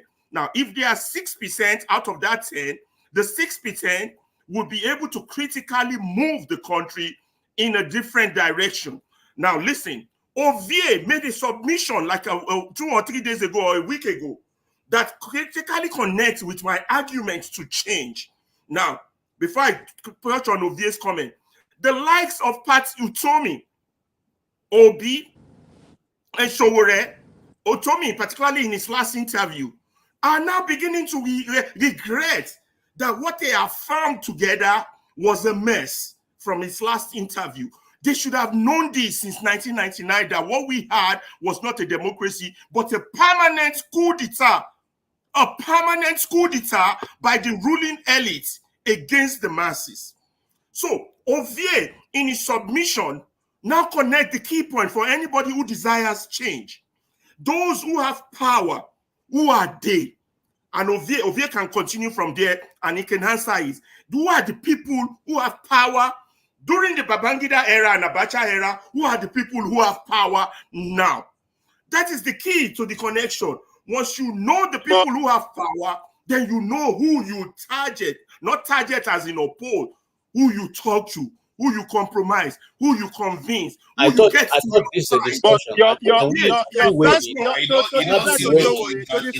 let Ovie touch before you let Ovie touch on that. Why are you nominating Ovie to talk? Anybody can talk. I'm trying to make a connection here. Let other people have not talked to. Somebody is raising his hand. So many people are raising up their hands. Let other people talk. Hold on. Let me allow you to speak. To be fair, the first 3 points. I thought you were the second moderator there. You didn't tell him to stop, and he's still talking. See, the first 3 points. The first 3 points he Wait, I'm second moderator. I'm just a chief observer. No, you're not a good observer. You're not an objective one. You're there just picking on me, and you need to stop that actually, because I'm supposed this is supposed to be an interview section anyway. So maybe I should get people out and actually ask the person that we are treating as the guest right now the critical question why they are refusing to work with the Labour Party at all. Well, as far as I'm concerned, we don't have any guests here. Everybody's a panelist. There's no guest. Why do you want to change topics? Why are you always trying confusion? I'm tired. You have been talking for 5 minutes. Nobody makes any detail of what you're saying. Let my brother talk. Okay, unmute yourself and talk now. You know, I'm not good at shouting. I mean, sometimes so I just sit down and allow them. Exactly, my brother. But guys, let Ovie finish now. Okay. I think we have to make it succinct now. We don't want to be going too long. Ovie, go say your piece. KJ will say his piece. Okalala will say his piece because they've been raising their hands. Please, let's consider other people. What about me? I think it's. You are not going to have any say today. Forefathers, what about me? You all can have a say. But those three go first. Yeah. Please go ahead. Okay. Anybody? This is beef. This is Can beef. Can you guys hear me? Yeah. Go ahead. Can you guys hear me? Loud and clear. Can you guys hear me? You can't hear all us. Right. That's the problem. I will allow Chidi because this question was directed to him. But I think the first 3 points that Ferreira made, to be fair to Showore, that is what Showore is preaching. I use the word preaching because I personally don't believe it. I don't trust Showore based on where he is coming from. And I think ask him on 2 occasions. That's a different conversation. But those 3 points in regard to what is going on with the system, that's what Showore is practicing, right? And I think the why it's not getting the kind of support and people refuse to see the way you are seeing it is because there's this animosity towards him that, they made him believe that 9 day use commot good luck and so on and so on. So that's why people are having difficulty in trusting him. That people also the thing that is accusing Obi of that being part of the system, those people who don't support him are also accusing him of that too. So yes, I totally agree with you. For me to start going to breaking down how the power system works, that will take time. But let me allow Chidi to go. Then when it comes to my time proper, I will now make that point that you are asking me to make, Ferrara, just to be fair to other people. And KJ wanted to make a comment so that he can take all of them. KJ, please go ahead. Yeah. Thank you so much, Dr. Chidi. Thank you also for being on this panel today. We have come a long way. So Chidi has been in the struggle for as long as I can remember. So he's not a newcomer into this thing. I don't know if some of you know that he has also contested for the governorship of his state, and the power that would be obviously rigged him out. Anyway, here is what I'm going to say concerning all we have been discussing, and I totally agree with Dr. Chidi where he stands. If you want to change a system, you don't begin to collaborate with those who have destroyed it. That has always been the reason why I hold back my support. Of course, those of you on this panel know that I'm not one of those Obi fans, and I've stated my reason quite early. I said it clearly, and it's not because he is. Can you hear me? No, I'm talking to Alaba. Alaba, okay. No eating on the platform. It's not because he is not capable, but because he seemed to be dancing, with 2 different legs. He seemed to be dancing both sides. All right, that may not be, totally clear to everybody. And I also have my qualms with Showore, who I have followed for a long time. And I said on this panel many times when some people try to criticize him, and I said this: for you to be a freedom fighter of that magnitude and live amongst your enemy, okay, and survive this long, you have to have certain elements in you that does not care what happens to you tomorrow. And those people who come on this, who are in that character, they are not always what you think they should be. You understand? They're not always thinking the way you are thinking, because their own thinking is totally different. They are living the risk every day. Anything can happen to any of them any day. And so I give my cap, doff my cap for such people. I don't take them for granted. Having said that, this is what I would have thought that members of the panel will be talking to Dr. Chidi, who is also one of Shore's right-hand men, to see a way they can collaborate with other people. You see, they coming to America, I realized that whether you're a Democrat or Republican, there's a place where you all meet and, deals are struck so that the government can move forward. Now, if we are able to get to that point where the people from Shore's side and the people from Obi's side can struck an agreement, okay, if not for anything, for the purpose of wrestling power out of the hands of these bourgeois who have continuously kept us where we have been all this while, that will be welcome. That will be totally welcome. But to say that maybe Shore should bring his own movement and then be, join with Labour Party, it may not work that way, because both of them don't have the same idea. They don't run on the same platform. And you see, some people, I'll give you a clear example. You see, if it was Shore who had the opportunity that Obi had, he wouldn't say, you retire to your house, I will go to court. He'd probably take a different direction. Okay, and that is what we're talking about here. Nobody, nowhere in the world that I've read that power was struggled and taken out of the bourgeois just by merely speaking about it on the pages of newspaper or talking about it on TV. It doesn't happen that way, because your slave masters will never give you back your power except you go for it. And that's where I stand. And like I said, I know Chidi and I know how far he has come. Maybe today, water begin be taught his back. So thank you. We know you're not an Obi supporter, so let's Okalala speak. Thank you. That's why I stand, and I think I'm on that. I'm next after Okalala. Yeah, Okalala, please go ahead. Oh, thank you. Thank you. Nice seeing you, Dr. Chidi. I've never seen you around before. But it's sometimes I come in here and a fake guy, it's a fake guy. It is just a mini a microscopic view of why Nigeria doesn't work. It's we should be able to organize this thing. One person speaks. It's just a matter of politeness and discipline. Let him finish and let him say I've finished, and then the other person carries on. But if 10 people cannot control themselves and you want 200 million people to fall in line, it's I think we should start asking ourselves a little question. But anyway, I just have a question here for Dr. Chidi.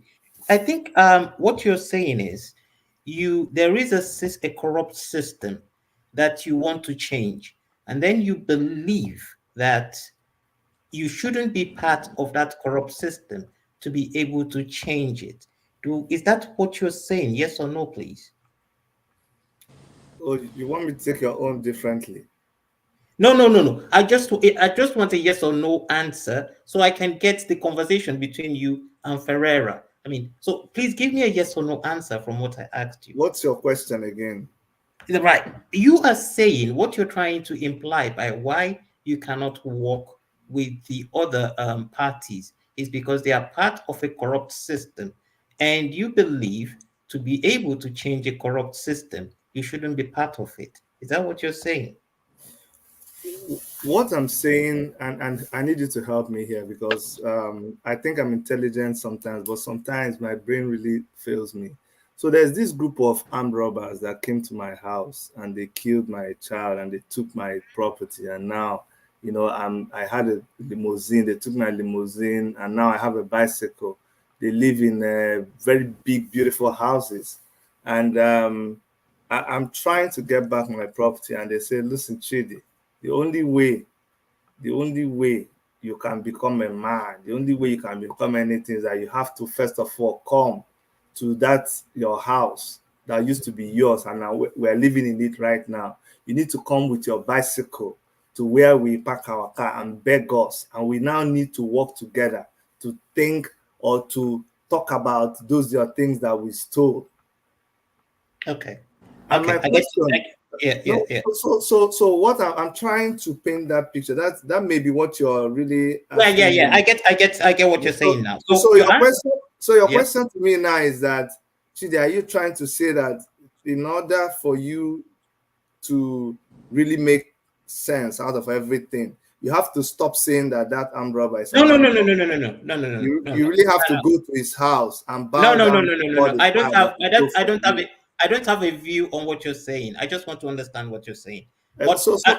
So that's why I was asking you that question, because if you answer it, it will help me to really. I think I get what you're saying. You're just saying that from your analogy, you're saying that you shouldn't be part of those people that robbed you. You shouldn't even cooperate with those people that robbed you for you to get your possession. So what should I do? No, okay, no. Please give me. I just want to understand this scenario. No, Ferrara, please. This is my question to you on your own point against Dr. Chidi. Are you saying? You see Dr. Chidi's analogy. Please follow his analogy. He said some people came, robbed him of every of his possession, and they left him a bicycle.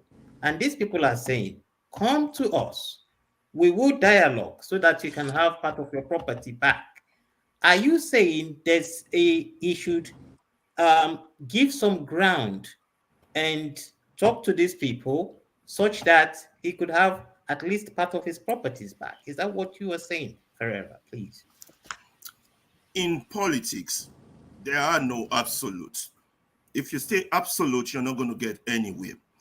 When I make political suggestion, I base it on historical perspective. And what is guiding my current historical perspective is the ANC struggle in South Africa. Do you understand me? Now, when apartheid was in place, there were whites who believed in apartheid, but they were moderates. And there were whites who believed in apartheid who were extremists. Now, the likes of Mandela and the youth wing of the ANC, Stephen Biko, realized this fact. So what did they do? while they did not form an open coalition, on the ground, they were in discussion with the moderates who were pro-apartheid. They were in discussion with them. They, particularly during their student, Stephen Biko was more active in the student association, you know, before he quit medical school in final years. He was in constant discussion with this moderate. And because he knows that if he can't carry the moderates along, they're not going to be able to get to his own people. He has analyzed the pragmatic reality of that apartheid system and says that the people who actually make apartheid function are the people that he is trying to save. And he cannot get to them unless he forms a form of coalition with these moderates. So in his absolute position against apartheid, he, you know, formed this coalition. And this is the people that made the story of Stephen Biko come out to the world. If not, the world would not have known who this man is. You understand? Please, I'll add to what you've just said, which is very true. This is where the likes of Walter Sisulu came in. Because I still remember reading a book about Mandela when he said, when he walked into the office of Walter Sisulu, he couldn't believe in those days of apartheid that a black man had a magnificent office like Walter Sisulu. And this was because he was dealing with the moderate whites while still fighting on the part of the ANC. So, Dr. Chidi, coming to what Ferreira is saying, don't you see any sense in it? And he's not been ideological, he's been practical. Okay, so you see, let me go back to my ideology. Usually, when these thieves come and steal your thing, if you notice, they are a band of thieves. They're a band of armed robbers. They're usually not more than the number of the village, okay? So what people normally do through history, because these armed robbers, these criminals don't rule forever, this mafia, what good men do is they bind together. They don't go negotiating with those people. They bind together and they defend themselves against those armed robbers. And in most stories, when they are able to bind together, form a coalition by themselves, not with the armed robbers, they find a way to go after them and they recover their property. So it's not a very easy. Okay, this is my last. Give me historical examples of what you just said, where they remain obstinate and remain extreme and bind to fight the other group and won.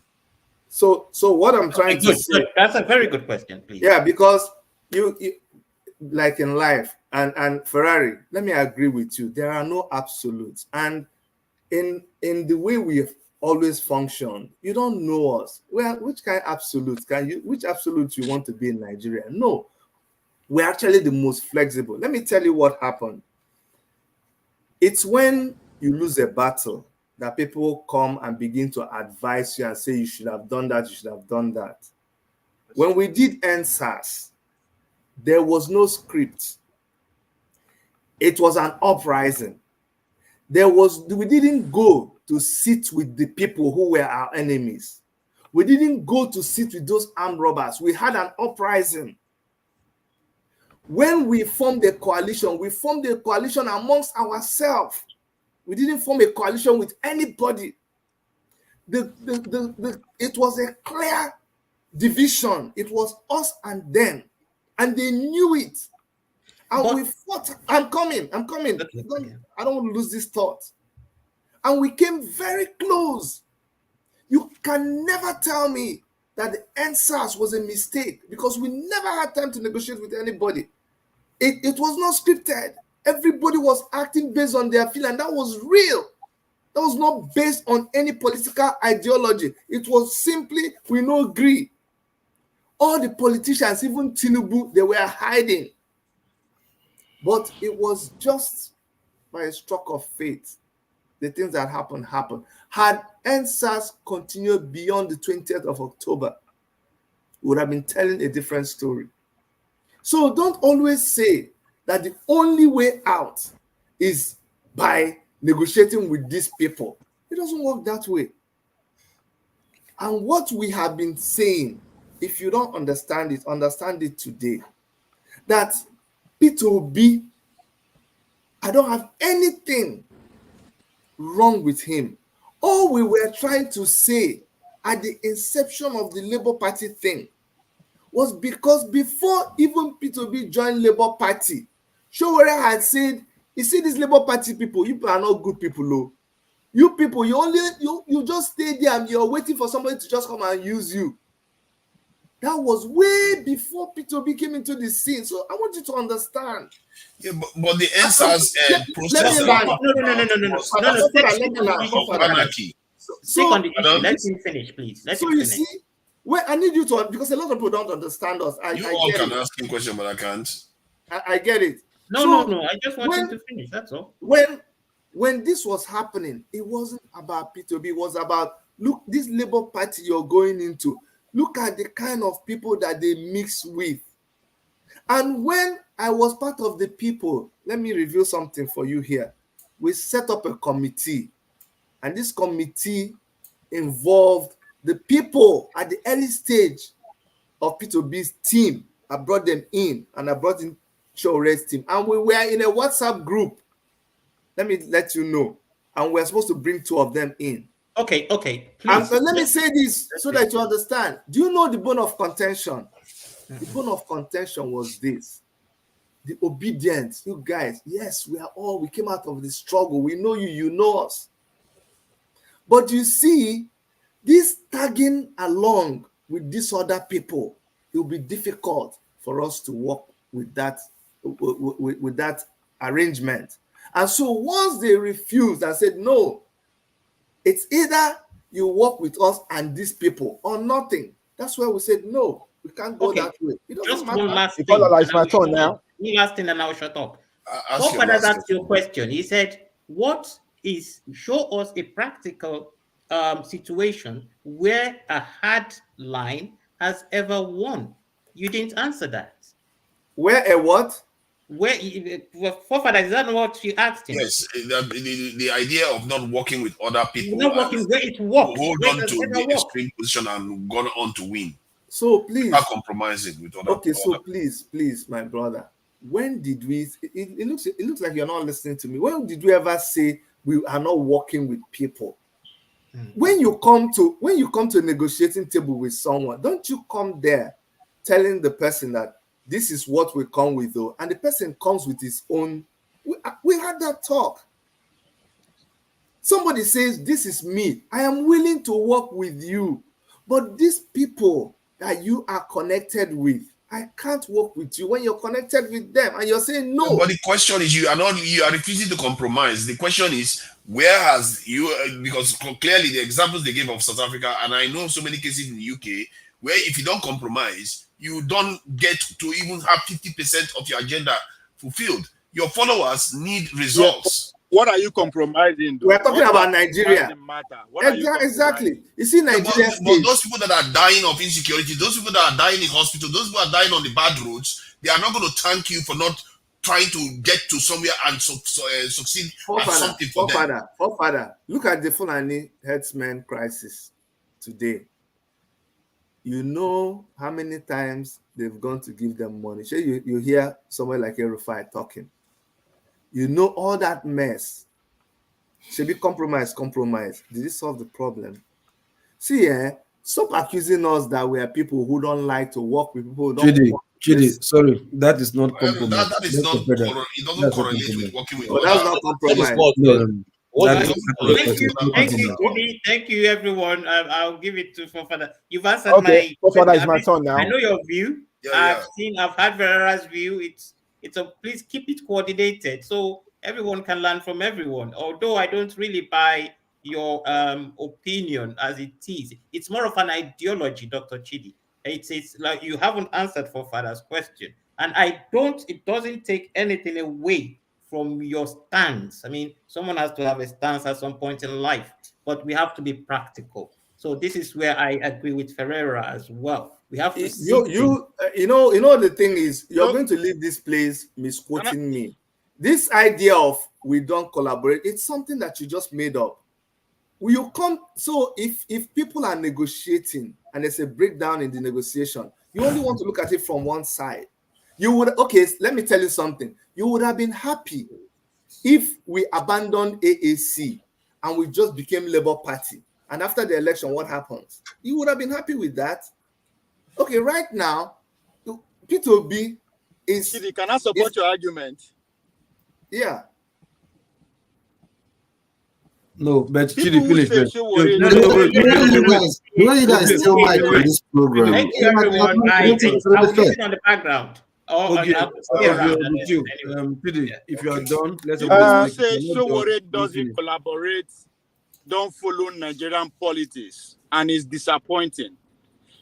I, on my own, I lose my stance on Showore. I losing it a little bit on Showore when he went in alliance with PROP, a version in Kano, during this election. I was shocked.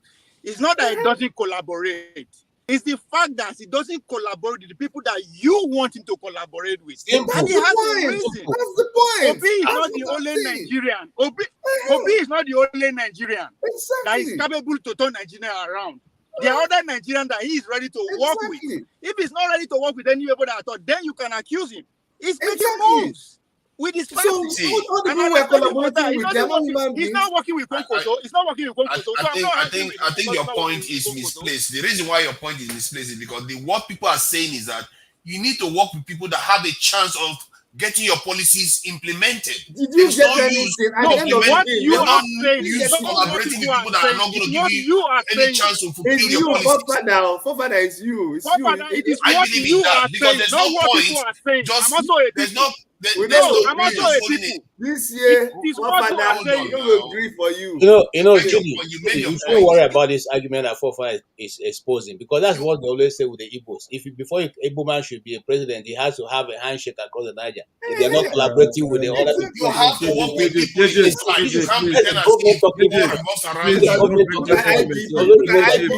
Come and collaborate with IBB. Collaborate with IBB. It's my turn now.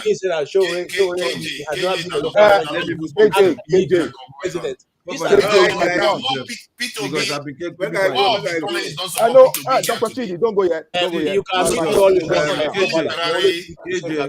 don't bring that. Dr. Chidi, it's my turn now. Let me just ask a question, please. The conversation has been going on well, and they've not talking about Igbo or whatever. Please, so Chidi, don't bring any Igbo issue here, please. Right? Please. I don't want to scatter this panel. Everybody will be having the same argument since or put their idea. Don't bring anything Igbo man here, please. Excuse me, it's my choice. No. Trust me.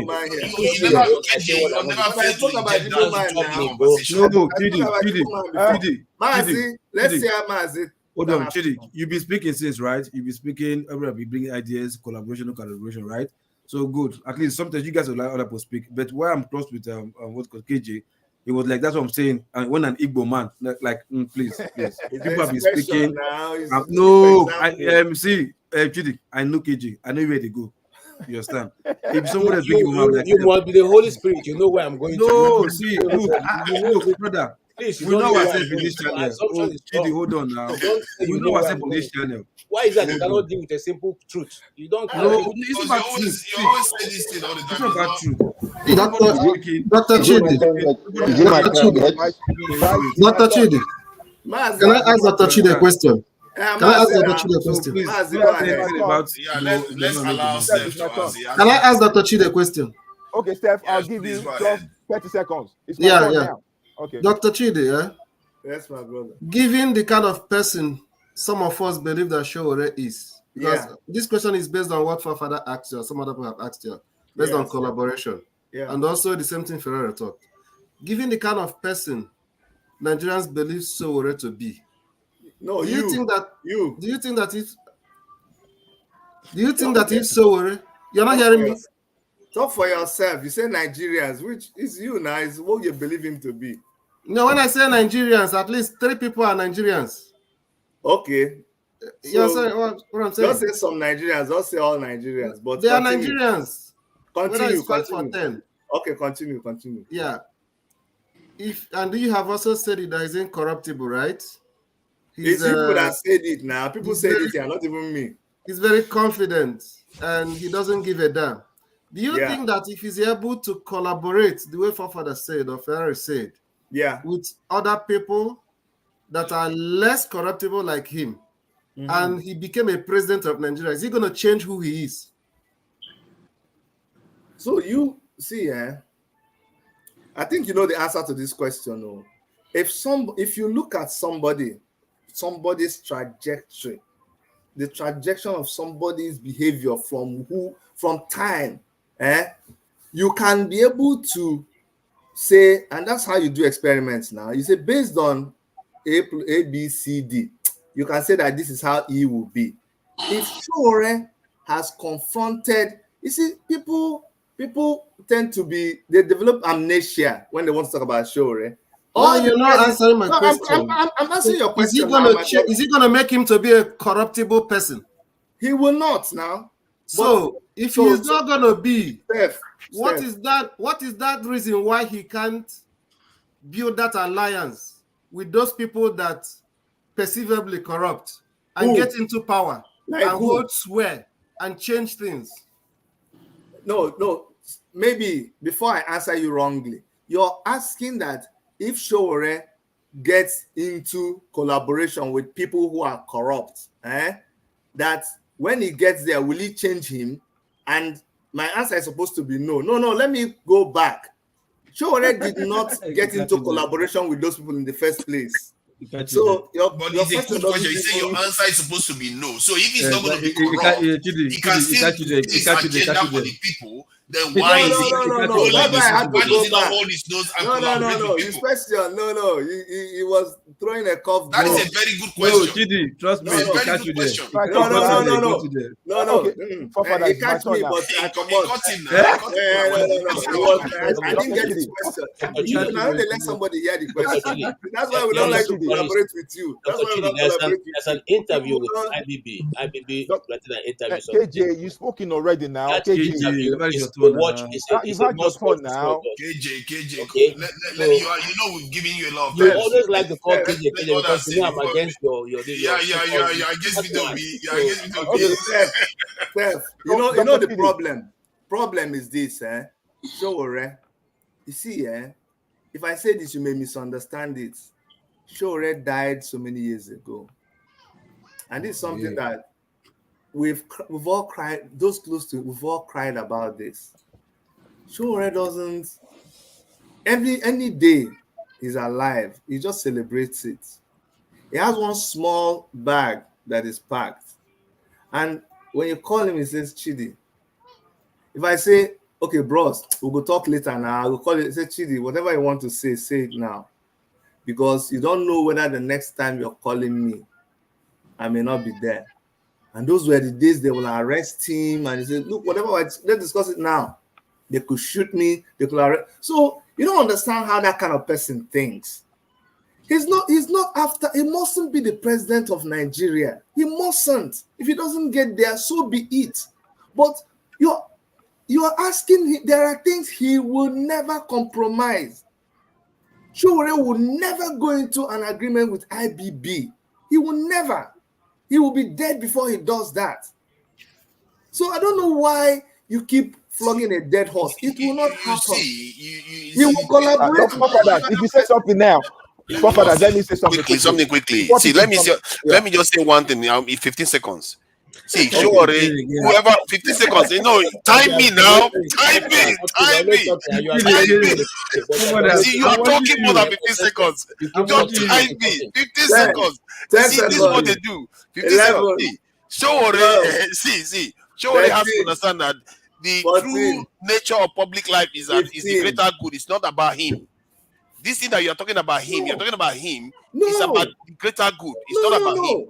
No, but forefathers, you see, I've heard you speak sometimes. So the only thing is when it comes to this obedient matter, everybody just changes. But Shebi, this breath, I like that way. You see, now we are talking. We are getting there. Don't worry, we're getting there. You see, I don't know why before Obi came into the scene, we were analyzing all these people. We said how horrible they are. we are not the kind of people that we vomit and we'll go back to our vomit and we'll begin to leak it because we want to get the job. No. You don't do that. It's not about you. It's not about you. It's about the people you're going to help. You're making Mazi. Let Mazi constantly rubbing his face. Let Mazi talk. Thank you. Thank you, Dr. Chidi. Now, first thing out. But Mazi, we need to change that Mazi and probably put Mazi 2 or Mazi 1. Also, again. Change that Mazi.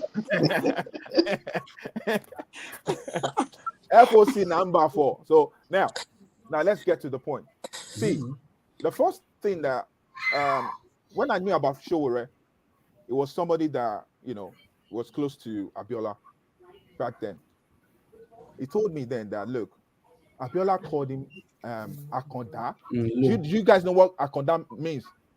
Yeah, someone that is born special. Abiola never gives you money and you don't collect it. Go and find out. You understand? This guy rejected Abiola's money. You understand? Sowore, when you look at someone like that, like I'm happy that Dr. Chichide is saying that, look, this is a guy that internally is kind of dead.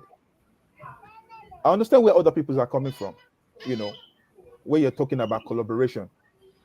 At least Yarada, he got there. He said, look, the system that brought me in is corrupt. He tried to make changes. But it's just that there's some people like Sowore that, look, I don't know what's eating. I don't know what's inside him. It's just believe that, look, my yes is yes and my no is no. There are people like that in the Bible as well, where you're looking at someone like Joseph. You understand? Joseph could have been corrupted, but eventually God got him where it was meant to be, which he became the prime minister of Egypt. So someone like Sowore, it's not that maybe he's not trying to collaborate with people, but if he sees that your hand is is dirty, is with blood and stuff like that, he will not gel. He will not want to go with that. He has his own conscience. One thing that I noticed is that, look, majority of Nigerians here, their conscience is dead. They always go for the juicy part. And that's the way things are. Now, way forward. What's the way forward? One suggestion I'm just going to make to you, Dr. Chidi, is that, look, there's something about information. And there's something about when you have a TV station.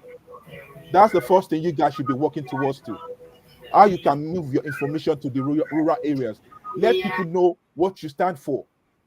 You understand?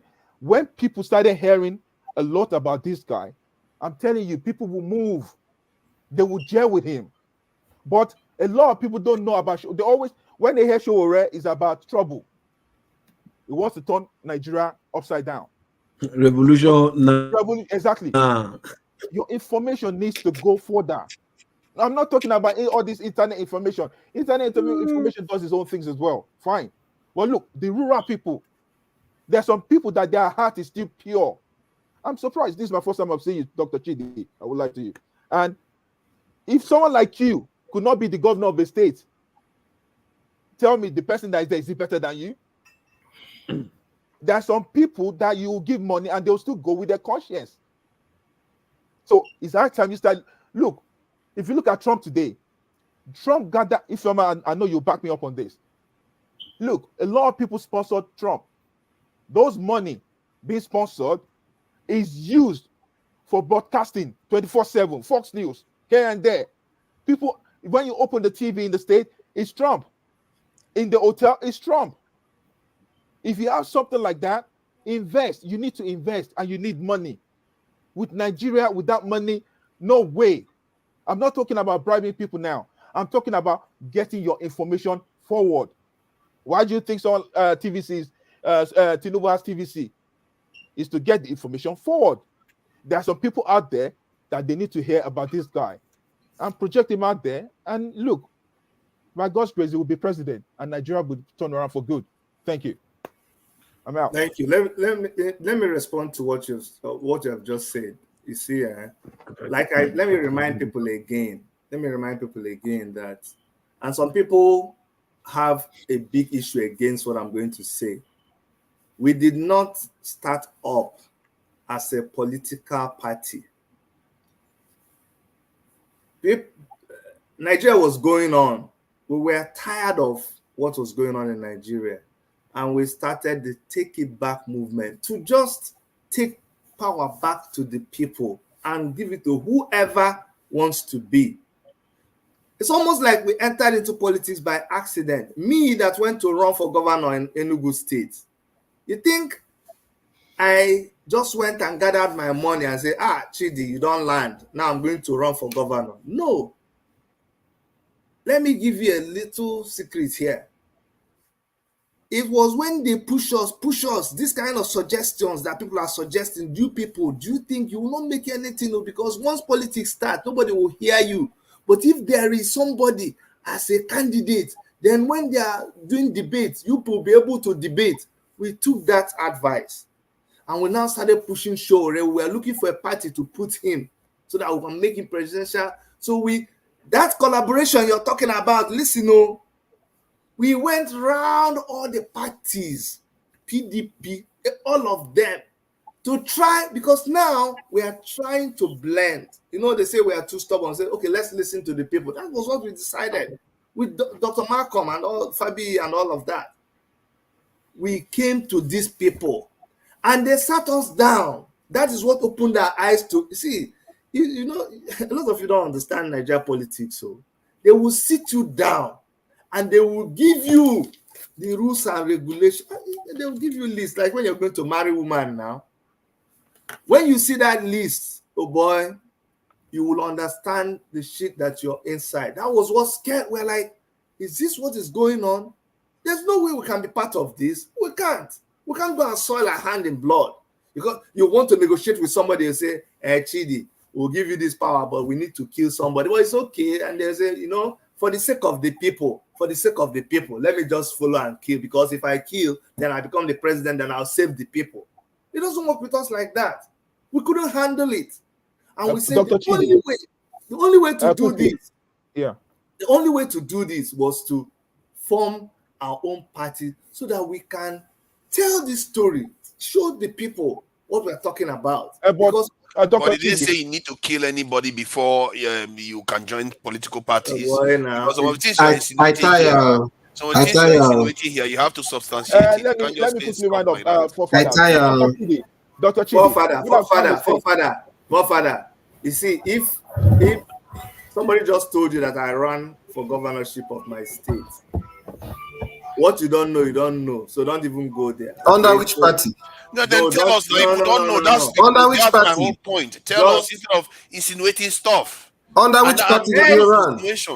I run under ANC. Are you saying that you don't know what he meant when he said if they're giving impossible things that you don't want? Who then told you to kill somebody under ANC? No, listen. Yeah, exactly. That's what we want to know. APC asked you to kill somebody. PDP asked you to kill somebody. When you ask questions, you see KJ here. KJ here is not, and that's why me and him will go. KJ has not done the kind of journalism that you people see on the surface. This guy has to go underground because of the kind of work that he does. What he has seen with his eyes. If he begins to talk about it, then you will understand. See, this thing we are glossing over. When you hear what the owners of Nigeria, if you see what they do, if somebody comes to tell you about collaboration, you will look at that person again. You don't understand. You're telling me somebody tells you to kill somebody. Do you know they bury cows? You know how many cows they've buried in that what do they call that place in Abuja? Do you know when Abacha? Do you know things? Do you know things that IBB they bury cows? I know about burying cows, but what you are saying, it was a specific stuff about if they are asking you to kill people because you want to join the Father, let me add to that in his support. Listen. I'm not trying to sell a book, but what he's saying, he's not saying they kill. They might have killed. Even I have not read the book, but my uncle wrote a book, Savagery in Politics. It describes partially what this man is talking about. You might not know my uncle, but my uncle Ferrari. I'm not partially in anything. They kill people in Nigerian politics. Yeah. So I'm just giving you support. I'm on your side. That I don't know if they kill people, but I'm saying go and read that book, Savagery. No, to be fair, that is not entirely surprising that people get killed because of politics. No, there's a difference that people get killed because of politics. That when you want to contest, they tell you, let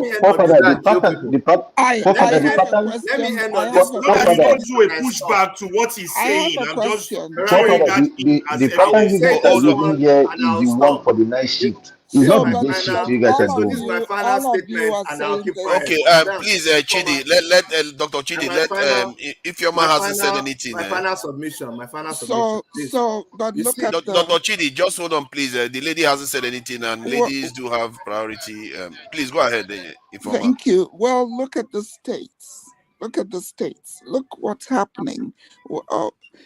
When you say something that is not what they want to hear, those that be, what happens?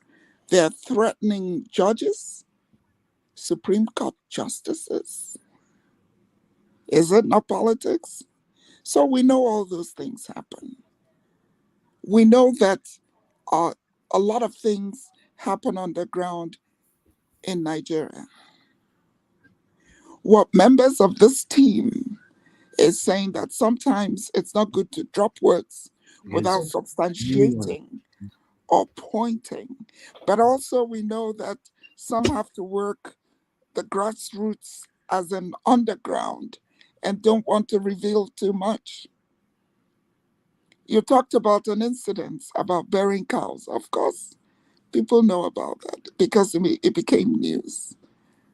But if specifically there are things that one is asked to do so as to collaborate with a party, sometimes some of those things are good to be made public. That's all some of you are saying here. And that's what I'm hearing. Okay, so let me understand what you're saying, go man. And it is tied to my statement here. The point I'm trying to make is that I want to apologize. Let me be apologetic here. That having seen what we have seen in Nigerian politics, having known what we know, and having taken the stand that, please hear me well, that we actually collaborate, not that we are willing to.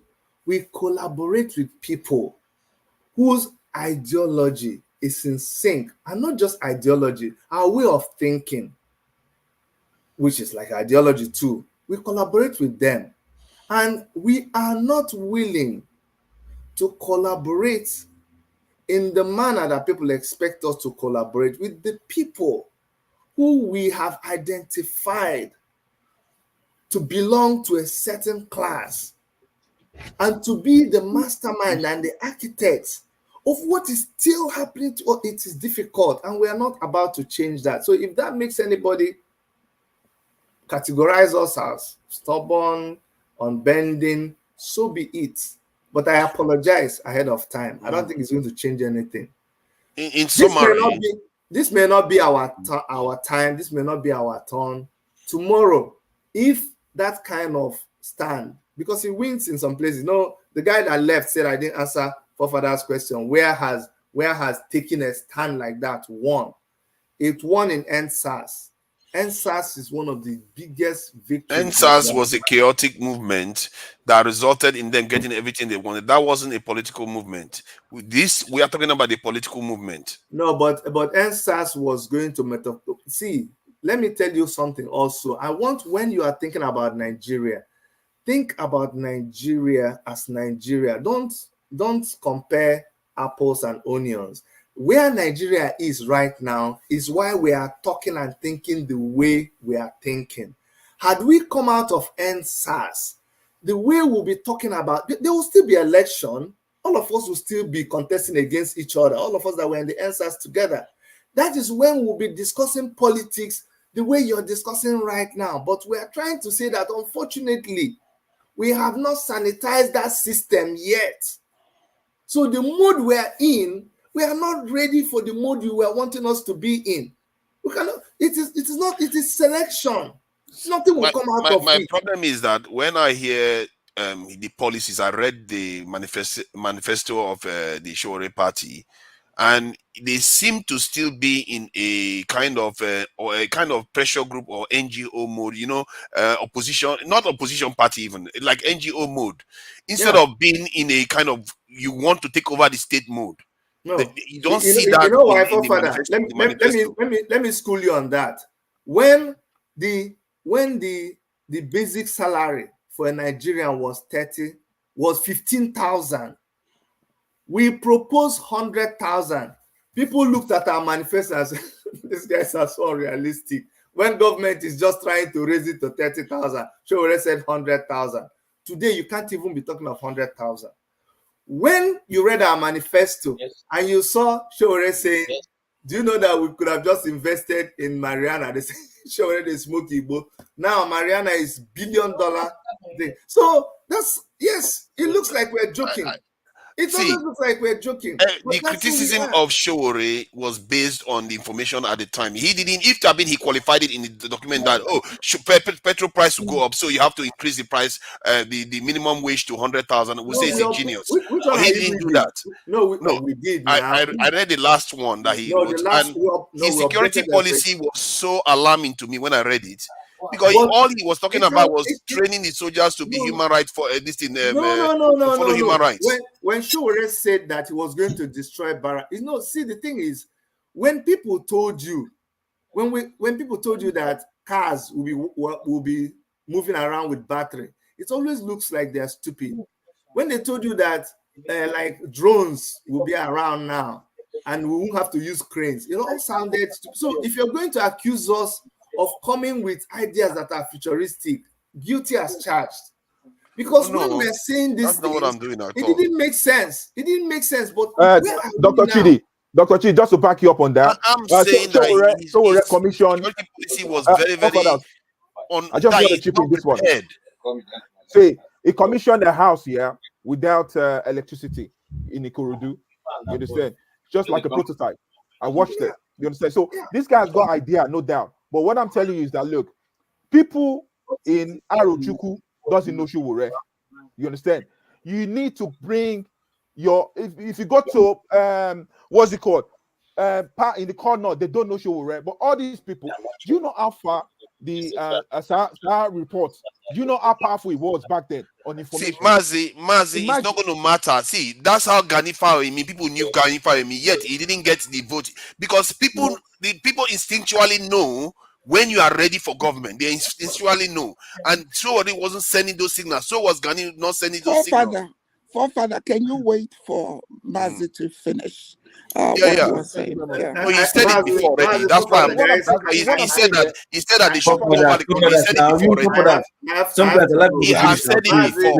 He has said it before. Thank you so much, Forefather. I have to go. KJ. All right, Dr. Chidi. Thanks, everybody. Thank you so much. But Forefather, what I'm trying to say is that, why do you think Tinubu has TVC? It's about information going forward. Either you like it or not, you have to watch the news. Even if it's propaganda, you have to watch it. Mazi, I've been telling them that all day, that you're not going anywhere politically, changing that country without enlightening the minds of the people. Mazi, I've been telling people that we need a diaspora media. We're not going anywhere until that is done.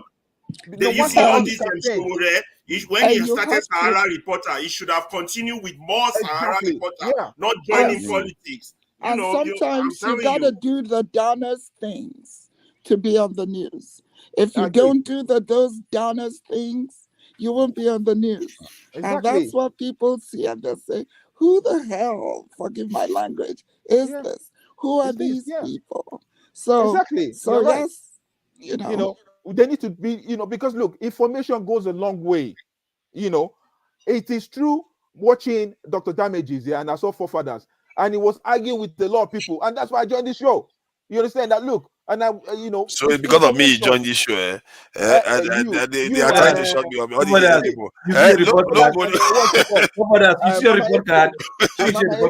What do you mean report card? You have to question people now. So what I'm trying to say is that, look, let's be realistic. There's no way the way Showore is going, and that's what I'm trying to say, Dr. Chidi, that he's going to win an election. Information needs to go out there. It's not that this guy is not a good person. He's a good person. But how many people know Sowore? Go to your village and do you know Sowore? They say who? But do you know Jagaban? Oh, of course they know Jagaban. Do you know Obi? Obi invested a lot. You understand? And that's why. They don't know Jagaban in my village. They don't know Jagaban in my village. They don't know him in my village. No, but I get his point. I think if more people see Sowore in the context of Nigeria, they'll probably appreciate him more. But even then, if you put Sowore side by side with Peter Obi is going to hold his own, because Sowore, the way he talks too aggressively, and sometimes the stuff he talks about doesn't hold water. Peter Obi will eclipse him still. Let me ask one question, right? I wanted to ask you one question for a level. Like, okay, now, Sowore has been doing all this fantastic job. Yeah, he tried. I won't lie. Yeah, I mean, sometimes you have Who's to be. Speaking? Who's speaking? Loco is hiding in the background. Put your head now. It's right there. Now I see you. Okay. No problem. Is the Rasta guy? So, like what I'm saying, like, yeah, he can be arrogant, right? Which people might not really be down with, you understand? But I won't blame him for his arrogancy. Is the situation which he finds himself. The country is them too corrupt for not somebody not to be arrogant. You understand? That's why even this chance will not agree became something, because it's everybody who's angry that will be saying, yeah, we die here, we don't agree for anybody. You understand? So, but regardless, him per se, he been able to garner this, supporters, followers. The question I wanted to ask was the guy, Chidi, is how come when Obi just came, it just looked like there was a whirlwind that just moved everybody, every youth from him, and just followed Obi. You understand? Because I've seen that in Nigerian election, they take it as if is like a premiership. Nobody wants to lose. You understand? People are even afraid to even suppose she would like this one go win. I'm not gonna waste my vote with this guy. I beg this guy safe. So it was like just like a mass movement. Like it was just one virus that just swap everybody off their feet from Sowore straight to what's it called Obi. And it wasn't like they were joining Limbo movement. But I think what Obi was saying, it wasn't arrogant per se. It was just hitting the note, which is kind of, for what kind of, okay, sorry, I want to use the bad word, but kind of his voice, you understand? Low talking voice, but it was just hitting the head. We'll do this production, because trust me, if there's 247 lights in Nigeria, manufacturing will be at 90%, if not more than, you understand? So like it was just written the right here. Why Sowore was just telling people, by now we are supposed to be doing this, by now we would have gotten this, by now we have gotten that, which is very good. But there was something wrong for everybody to just leave him at that point in time to just follow Obi. So that's what I wanted to ask him. What does he think was the cause of that? Well, I can tell you. I just want to say, forefathers, all on the panel, thank you very much. I'm leaving, and thank you for coming in here. Thank you. Jonaba, I'll be watching your comment later. Yeah, thanks. Yeah, I think the first election, yeah, he tried to have that momentum, but this second election is like nobody even give him a chance at all. You understand? But you know what happened. And remind you, they accused him in his party of embezzlement of I think exactly. That's what people don't notice. He has eternal fight with his party with public funds, funds that were donated from him from diaspora, that he cornered it, that he didn't want to release for anybody. He just hold him to himself and this and that. And that made his own party, work against him. So there was something about him that is not really, like, it's just out there, something you can't hold, but it's just, even his own party was fighting him at a point. His own party was fighting him. To be fair to him, he was in jail. Now, this is what happened. What happened is for the second election. The big guys do in Nigerian politics. They raise some miscreants in your party, and they use those people to fight you. They raise up all kinds of allegations. They go to court against you. They keep you busy, so you are not able to concentrate on what you're doing. To be fair to him, he was in jail and he was returned to Abuja. There's no way he can campaign outside Abuja for 4 years leading to the election. So there's no way he can put more than Mandela was in jail for 27 years and he came out and won the election. Let's not make that kind of excuse. He came out to campaign. That is it. Sowore could not campaign beyond Abuja. He didn't. Mandela didn't have to campaign to even win. Yeah. So that wouldn't have changed. That wouldn't have changed anything. It wouldn't. It wouldn't. Showore compared himself to Mandela now. Yeah, it wouldn't have changed. What I'm It wouldn't saying is have that he didn't changed do well anything. in this election because it was restricted to Abuja leading to the election. No, He did not leave no, Abuja. no. Can you Google it? In 2019, he was going around the world. He was flying around the world. 2019. Come on, man. Let's be fair to him. In this election, it was only in Father, Abuja. can somebody So how do you compare that effect? sometime? Yeah, At least he should have won in Abuja now. Yeah, it's true. Actually, Jonaba, you've not said anything. Let's allow Jonaba to come in. So, can people please, you people, just 30 seconds, just say something.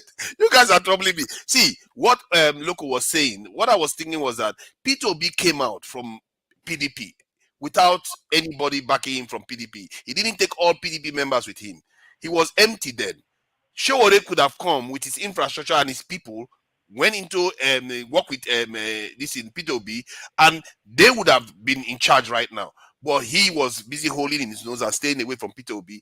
I really don't subscribe to that. How Obi gathered that car from the scratch without any help? Because he had his base. He had the base already. We Showore never did.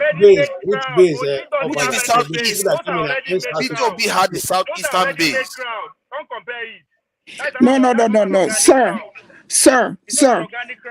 No, P2B had no crowd.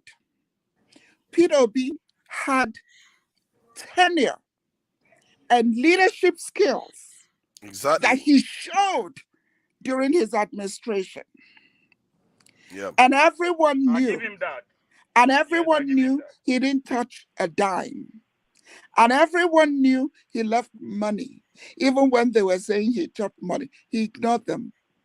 And when he started with that slogan is, you can verify. And then told the general population that this is the amount of money exactly that the federal government that was a sends key to your point. Why did government. Showore not work with somebody like that? It was hitting the right notes, like I said. When he said that, you would have thought, even Rudy, he's my in-law, he's married to my aunt. I would like text, I said, I don't know what you people are doing. But I stayed away because we don't live there. We can only tell people vote accordingly. Don't ask me for a dime if you don't go out and vote correctly. And that's what we need to be doing. Rudy, welcome back. Thank you. Dr. Rudolph, I have to say this. Thank you for coming back.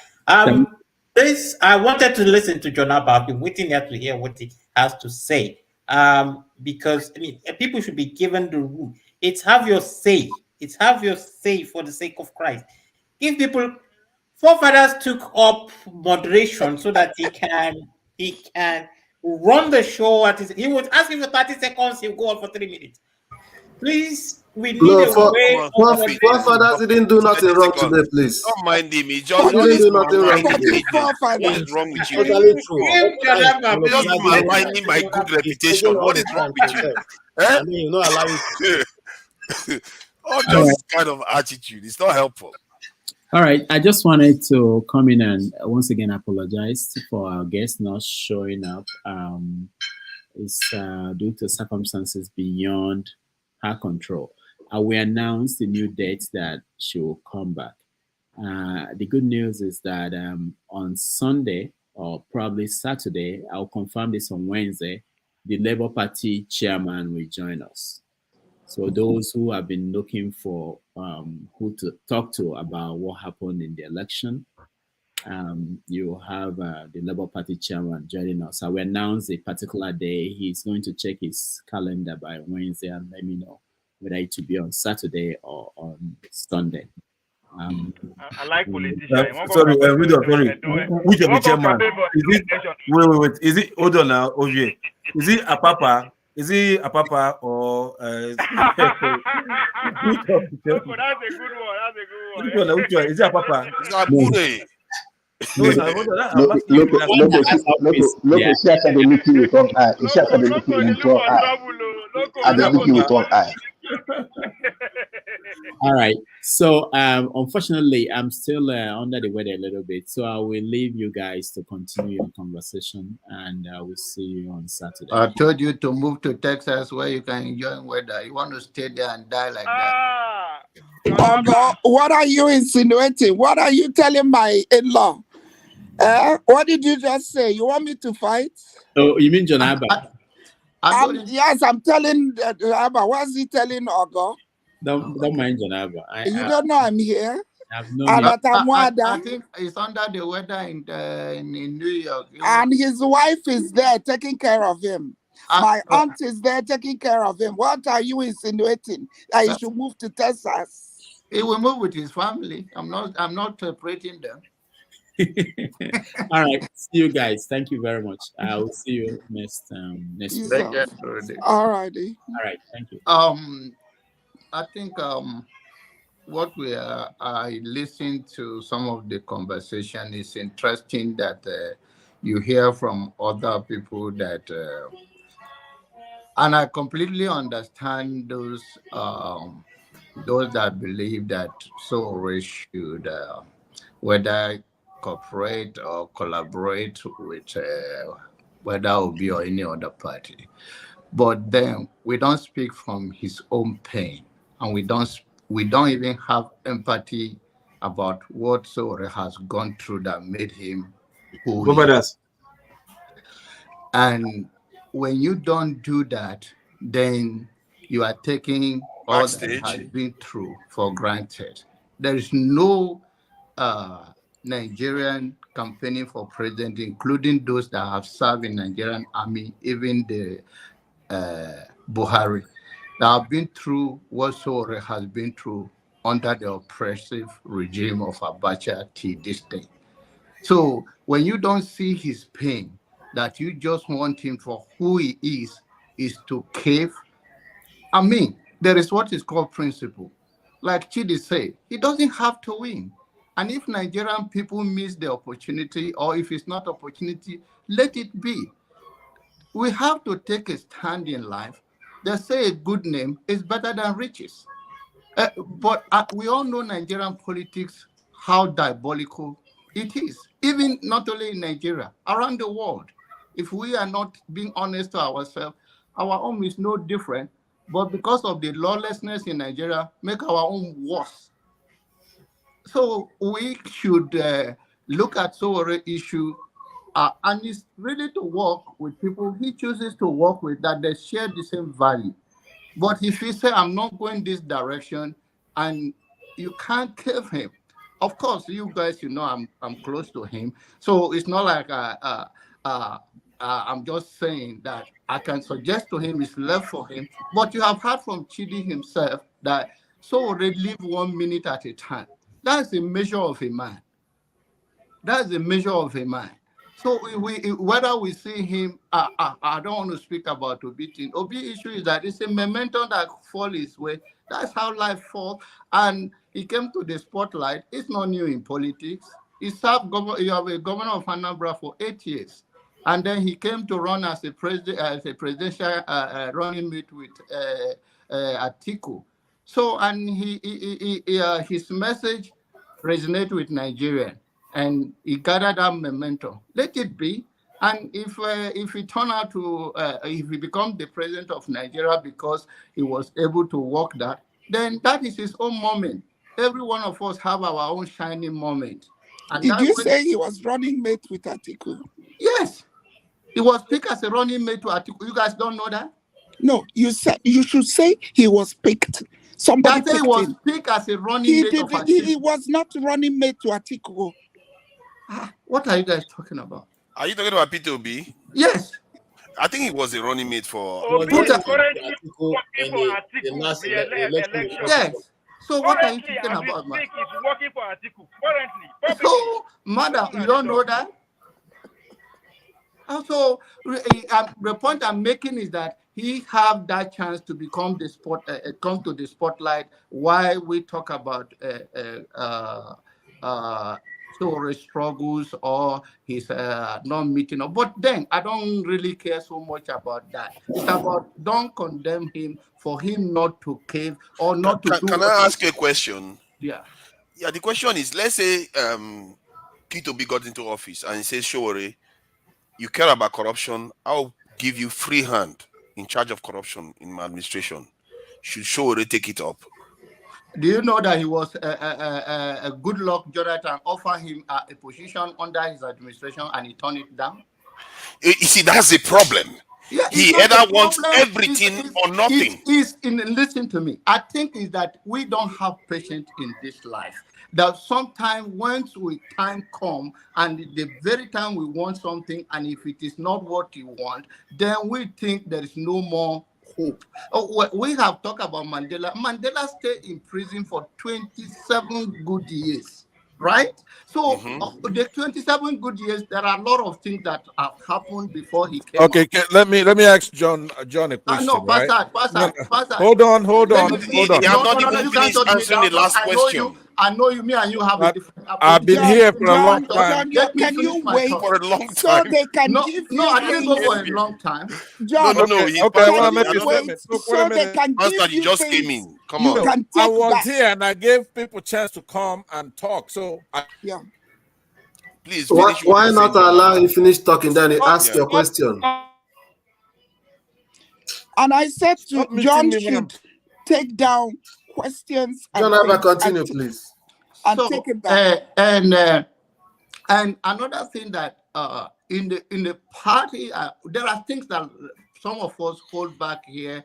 It's not that because we are afraid. There are things that are not for public consumption. But if I hear people like I've been watching from back, and I hear people like Pansat become anything that has to do with Obi, if I thought that even for a second, if he has to influence Obi, even attend dining with Obi, Pansat automatically, by the way he put things, he already turned the power that being. And some principal people will say, okay, if you party with this person that who uses his word to demean others, who uses his word to denigrate another human being, when you then it's a big way that people we are talking about that have a principle, and then you have another human being who have a different demeaning for another people, and then how do we going to move Nigerian forward when somebody is passing a good message that people are a big message is resonating, and then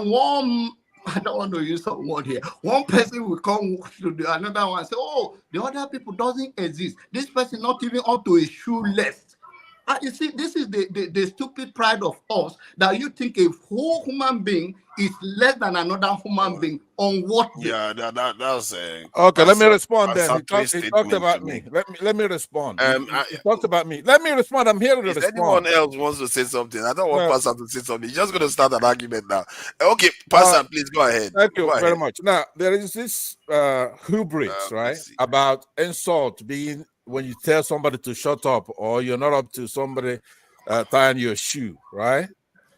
Insult is also looking at a former governor that's accomplished a lot, that is humble, that won 12 states, including the Federal Capital Territory, and Lagos, our financial capital, Edo, some in Benue, your state.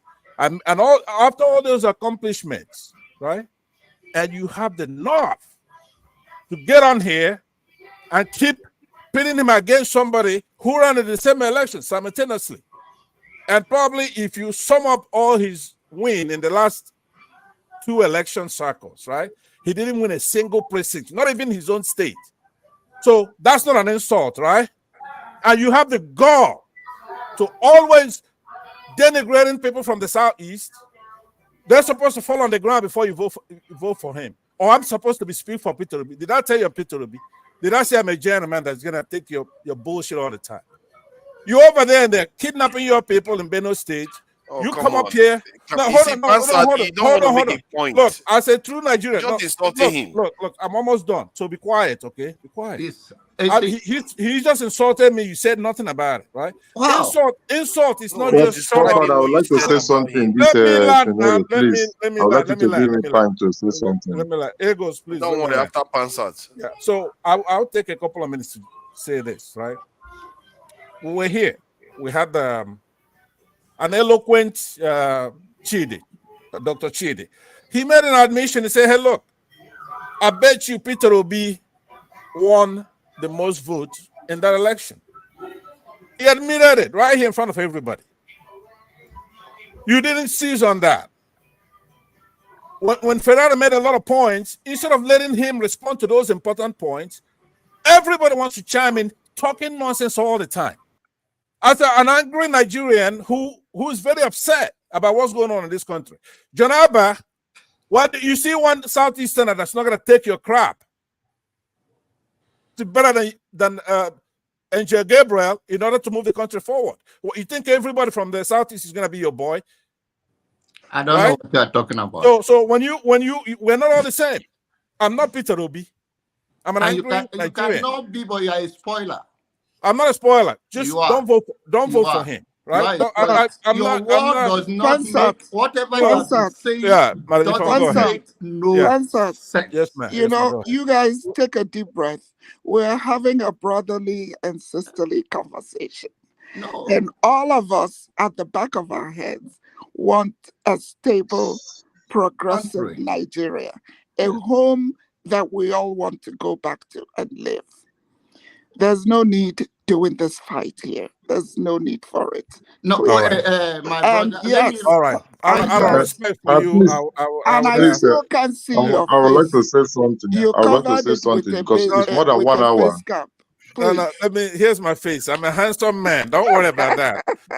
You know, but out of respect for you, my husband will still ask me, who's the handsome man telling you he's handsome? Continue. Out of respect for you, I'm gonna chill and I'm gonna yield back so other people could talk. But for right now, what these people did during that campaign was wrong. This John Abba, right? He doesn't belong here.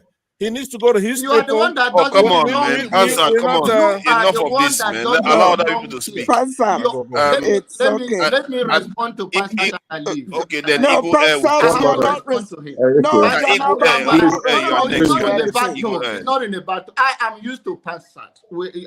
Pansat is a very eloquent guy in his speech, and he can play guitar sometimes. So I understand that he need to go and take guitar and play for me for calming me down. My people are always come to fight for them. I don't have to come to Dr. Rudolph's show and for me to speak or to do whatever I can do for whatever is going on in Benue State, right? You should know that better.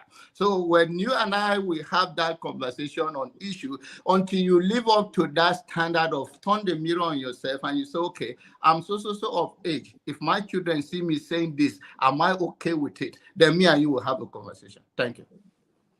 You just insulted him, and yet you said you were not going to insult him.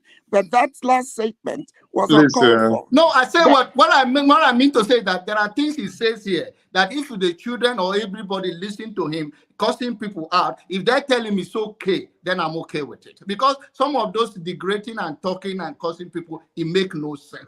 And that's what I'm trying to say. It's okay. Forefather, direct the next. Okay, thank you. Yeah, thank you. Please go ahead. Thank you so much, Forefather, because it's more than 1 hour I've been listening to everybody here to hear what everybody have to say before everyone. But I believe that we need to handle some things with maturity. I believe every one of us here is matured, and when everybody is talking, nobody is talking, and we're just making noise. And we are here to discuss about the nation of Nigeria to move forward, not to move backwards. So what I'm trying to say in effect is that if we really want to make a difference in this country called Nigeria, and some of us want to return back home, because I know the majority of us, we are living in diaspora. So what we need to do is to think a way forward. What do we do? How do we canvas and make things work out? How do we make things to make sure that these people come together and work together? Because people who are handling Nigerian government, the cabals in Nigeria, they unite together, they come together. In terms of Nigeria holding the power, they come together and do things in order. But most of us who want to take the power away from them, we are not together. We are not united together. Rather, we fight ourselves. So what I'm trying to say in effect that if Shiure and all rest of them can join hands together with P2B to make sure that they destabilize these people on the kind of strategies they used to come, things will work out. Because see, No tree, no single tree can make a forest. Shure cannot make a forest on his own. He cannot stand on his own. He need to work with people. No matter the kind of ideology you have, no kind of knowledge you have, you need to work together with somebody. He cannot do it alone. So what I'm trying to say in effect that most of people, if we have opportunity to speak to him, make him to understand that he need to work with so and so people to make sure he get what. There's one idea that I got from the what is the Atiku. When Atiku lost his election, what did he do? He began to cry out, say, all the parties, let's come join together, let's come together so that we take the power away from APC. Have you seen the kind of ideology? Because they find that you support Obi working with Atiku. Sorry, interjection. It's a question. You support Obi working with Atiku because Atiku is not going to be the second man; it's going to be the first man. Because that's what they are working on right now as we speak. In my own view, what Atiku need to do is to go and relax and give support the way Obasanjo is giving support to others. That's what, in my own view, on that side. So what I'm trying to say is, he has declared already to run. He has declared to be ready for 2027 already. So we can't do anything about that. He's ready to run. He's a citizen of Nigeria. He has the right to declare himself to run for a president. But what we are trying to say, I'm trying to bring out a point in that place. With him. What do you think about that? Obi is You just can't be lying and allow him to finish now. Allow him to finish. Come on, guys. You got it wrong. You got it wrong. I'm not lying. You're lying, and you got it wrong by saying that Obi is working together with him. Recently, I noticed that they are really out for being understand the message of Obi. Understand the message of Obi. Understand the message of Obi. Obi is not giving the message. Obi is not giving the message that is going to work together with Atiku. Obi always say that I thank Atiku. What did he say? Always attack Atiku. Atiku opened his eye. Atiku showed him some certain thing when he was a running mate with Atiku in 2019. Through Atiku, that he understands some certain things. Through Atiku, that he understands some certain elements concerning this presidential election. That's why he'll be able to go far. So it's not the thing about P2B is that people should have to take into account. Hold on. Let me just say this one quickly. The thing about P2B is that people should have to take into account. Yeah, 15 seconds. You know me, I don't go long. About P2B, people need to take into account is what he said about if you have anything on me, bring it out. If none of them can bring anything out on him, that should tell you something. Please go ahead. Okay, what I'm trying to say in effect is that what do we do to make sure we save this country in Nigeria? What do we do to make sure that we canvass and make people to understand the evil that is going on in Nigeria? So that's the most important thing we need to discuss. So what I'm trying to say is, Jesus Christ. Can you allow? What I'm trying to say in effect. What I'm trying to say in effect, please, can you hear me? Can you give me audience? Yeah, what I'm trying to say in effect. Hold on, you have to make your point. There are a lot of people that want to speak, so try to make your point succinct so that we can move on. Thank you. Thank you. Okay. So what I'm trying to say in effect, if you and I, who are in this media now, who are in the platform, in our own individual way, trying to make sure that we bring these people together, make them to understand that we work together so that you'll be able to achieve so and so goal.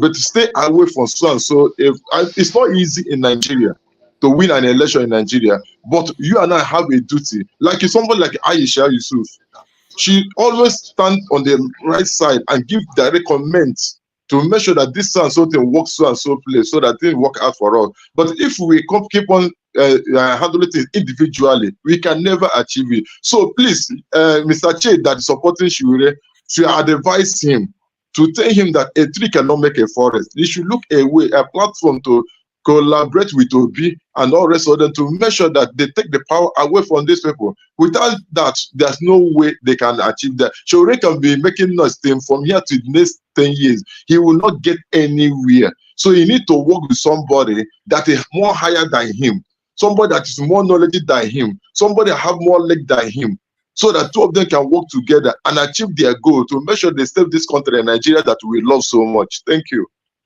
Thank you. Mazi, please go ahead. Okay, you know one thing, you guys, even you, you just exhibited the same thing you came on here to complain. You just repeated the same thing. Please, forefathers, this is a very sensitive discussion. Lagos Air is neither P2B's spokesperson nor, whatever it is, his secretary. Okay, P2B has not opened his mouth to say, I'm ready to work, as a vice president to Atiku. So please, I'm begging you guys in all sincerity, let's change topic, please. I'm begging you guys. Because we're gonna end up arguing, and arguing over something. Okay, what about tomorrow? If he comes out and says, I never said that. It brings up another, We are not scared of being wrong now. Why are you So scared of being wrong? Nobody is scared of being wrong. I'm not talking Okay, we about are being human wrong. beings. If you come out Don't tomorrow and misinform say he's people. not working with Don't them, we are wrong. misinform There's nothing wrong people. with that. Ovie, do not misinform people. Period. My guy, So please, guys, change topics. Ovie is taking advantage of the fact that we are ready to be wrong. look, I'm ready to be wrong. Okay, good. Okay, hold on now. Hold on. Okay, hold on. I think I like what Mazi Prince said, right? Nobody here is a spokesperson for Peter Obi or for Showore. The person who's closest to him is already left. So we could change the subject, but the same attitude is going to carry over, right? Nobody lays a foundation. Some of these people are known phenomena. Somebody like this on the politics, Ovie, he supported Kwakwanso, right? Yes. We know his position. It's not propaganda what he's doing. It's not clever. It's just taking advantage of the fact that somebody like forefathers will not do the right thing, right? If somebody is here to be mischievous, get him out of here, right? Get him out, right? It's a young people show. Opposite argument. Then it's not opposite. It's a lie. No, hold on. It's not. No.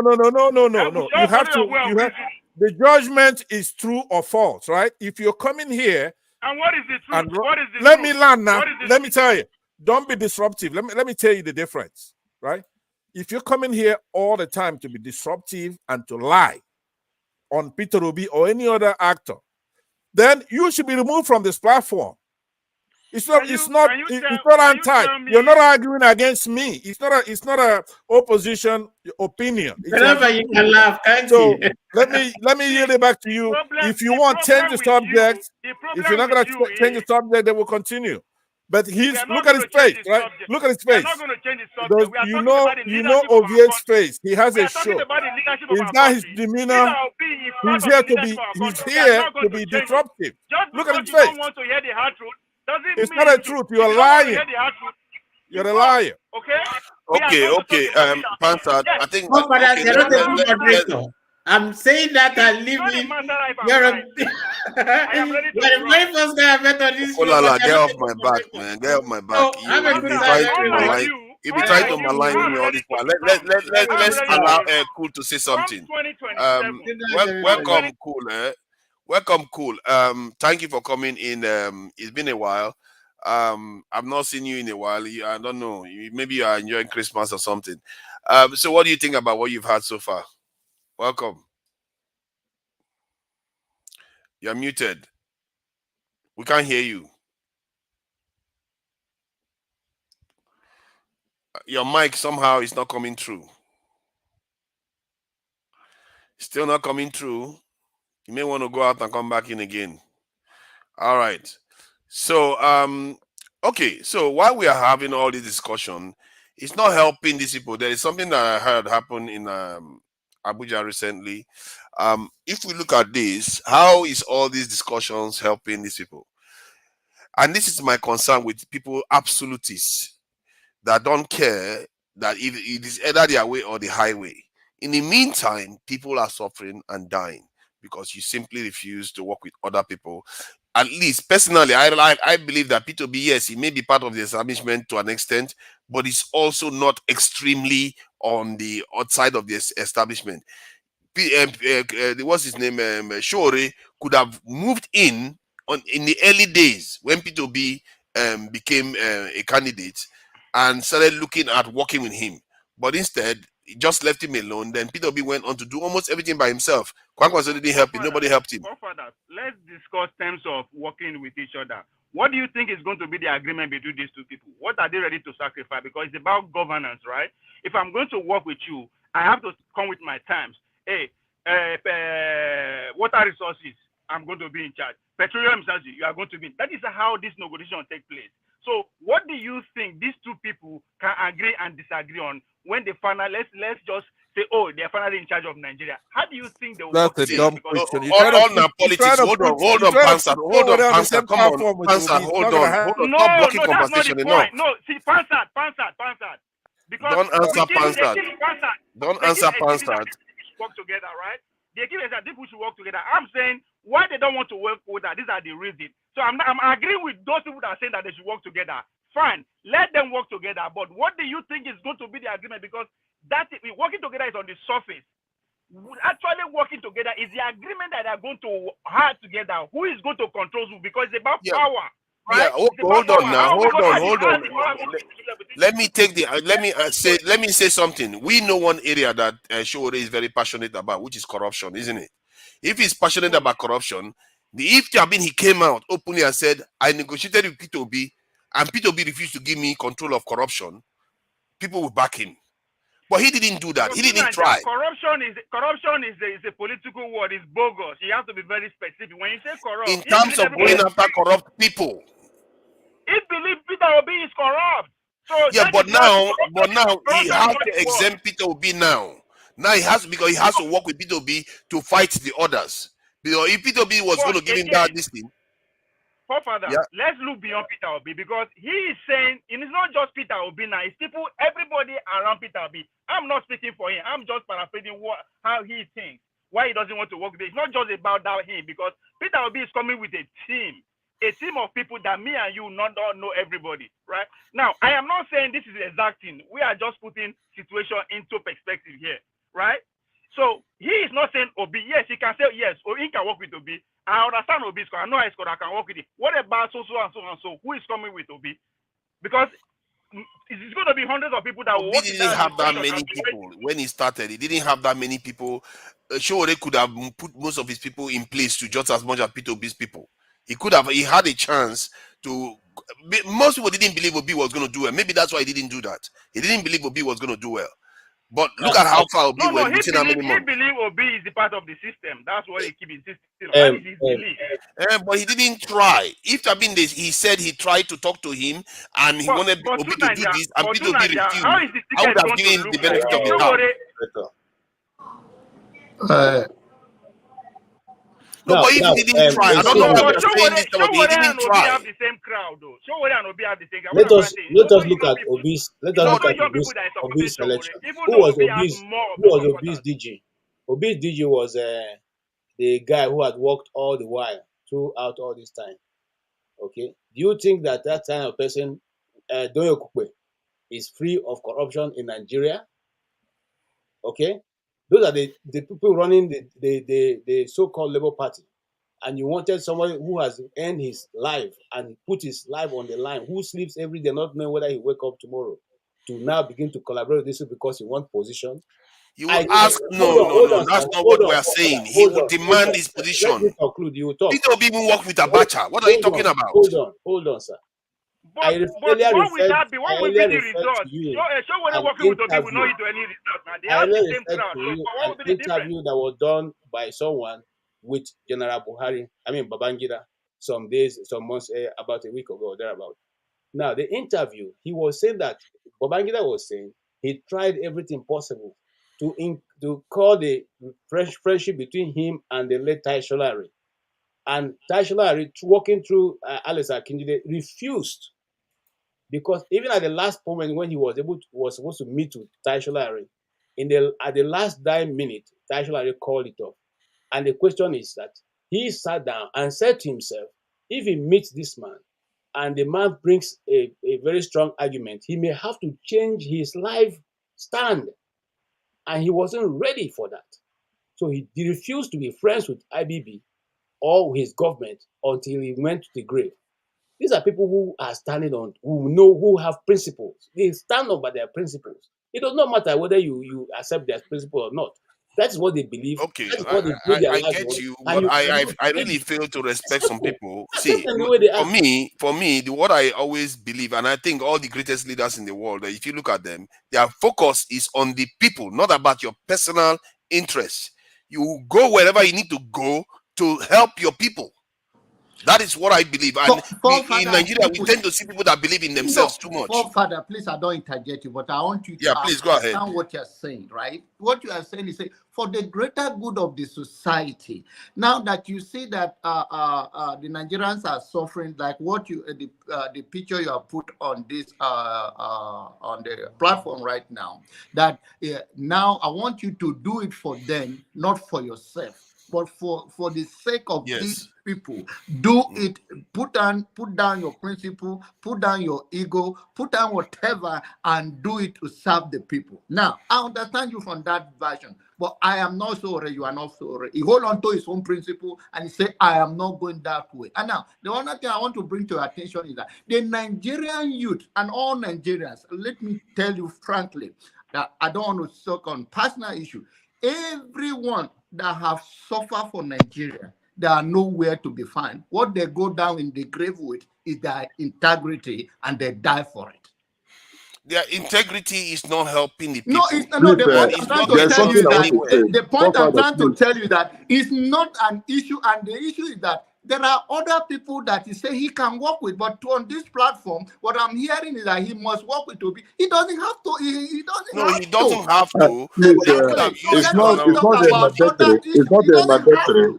Please, it's not a mandatory. You must work with Topito. But I just want to say something here, please. In 1 second, if Kwankwaso know that P2B will go far, he would have worked with P2B. But he thought that P2B wouldn't have gone that far. That's why he just stepped back. But the most important thing, and not working P2B is problem. It's not sure working with one person the problem. But what we are trying to say in effect that this country need to be liberated. Then how do we liberate it? If for people to have the same acumen, the same understanding, the same philosophy to come together and liberate this country from the hands of cabals that are holding this country captive.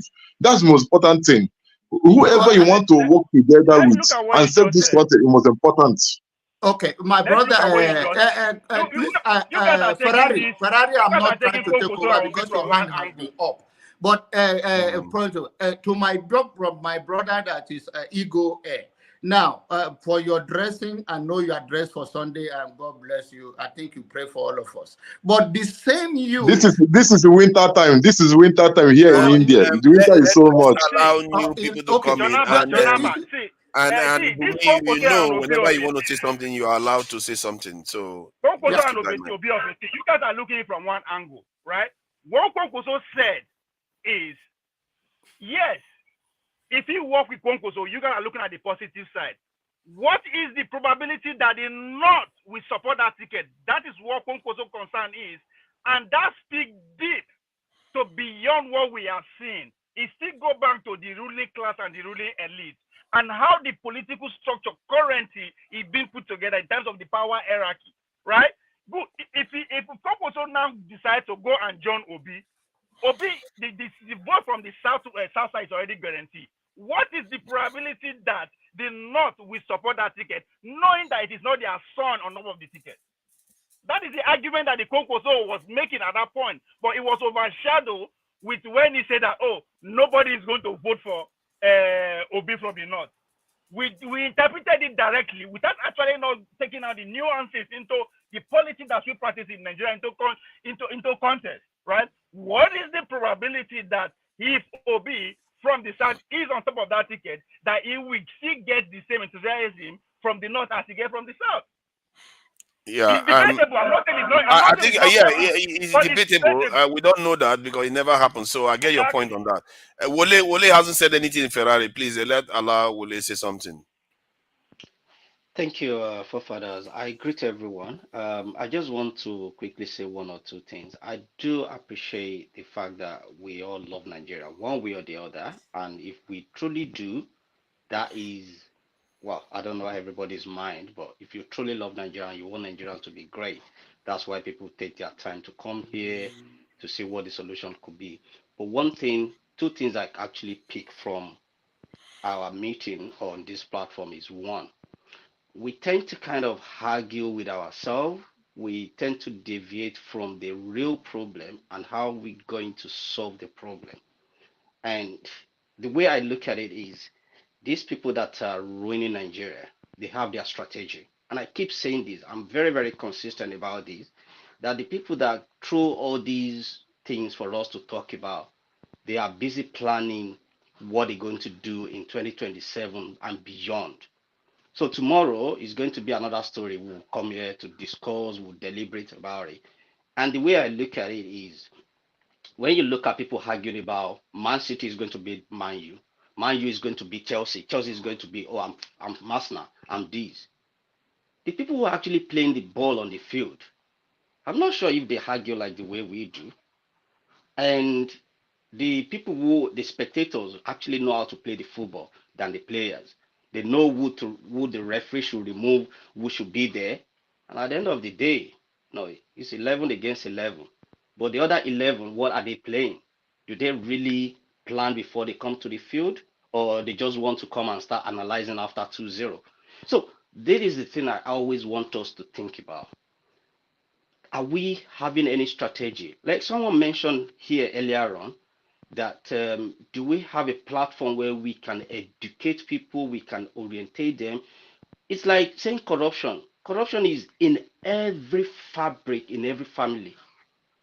In my own family, I know people who will siphon me. They wouldn't even care.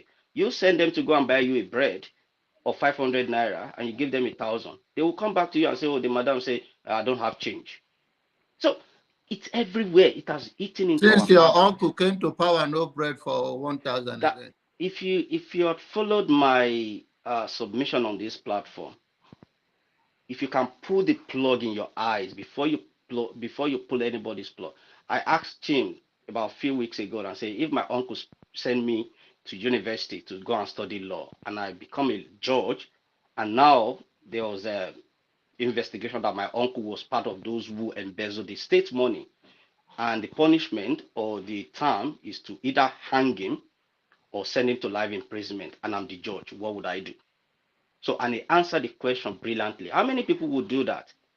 So, even in health sector, if you find your relative in an accident scene and you have to perform a CPR, you won't be able to perform that CPR very well because emotion will kick in. So you have to step aside and let someone else professionally handle it. So let us be honest with ourselves. How, where, and this start from our own family if we have to make it right.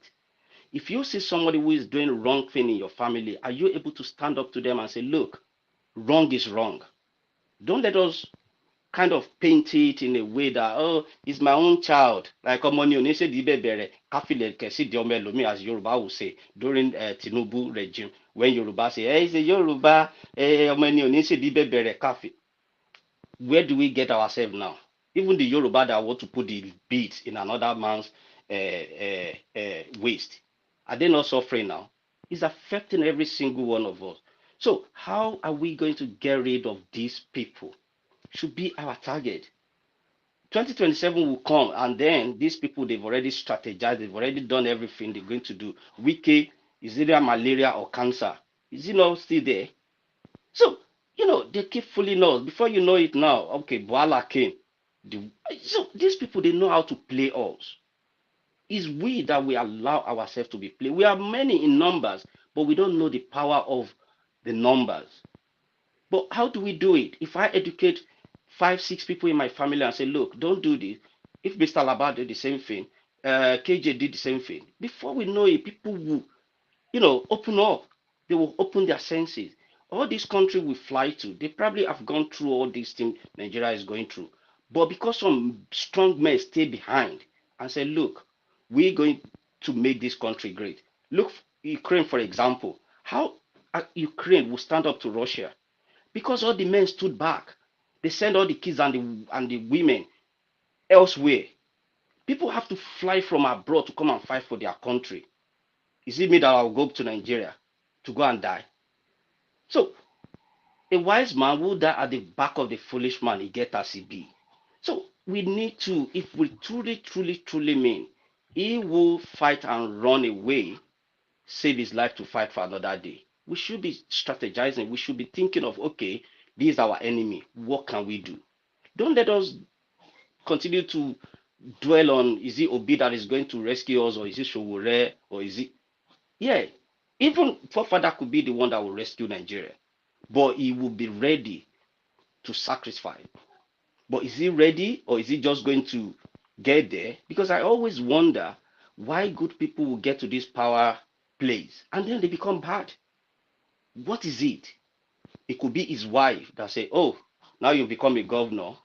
It's me that I'm going to be a first lady. Oh, forget about anything. And we're going to be different. I need to take Ashoebi. I need to show them that we are in power. It could be the brother that will be telling him that, look, now we have arrived. Is he ready to tell his brother that, look, if you do that contract rubbishly, I'm going to send you to prison? Yoruba will say, what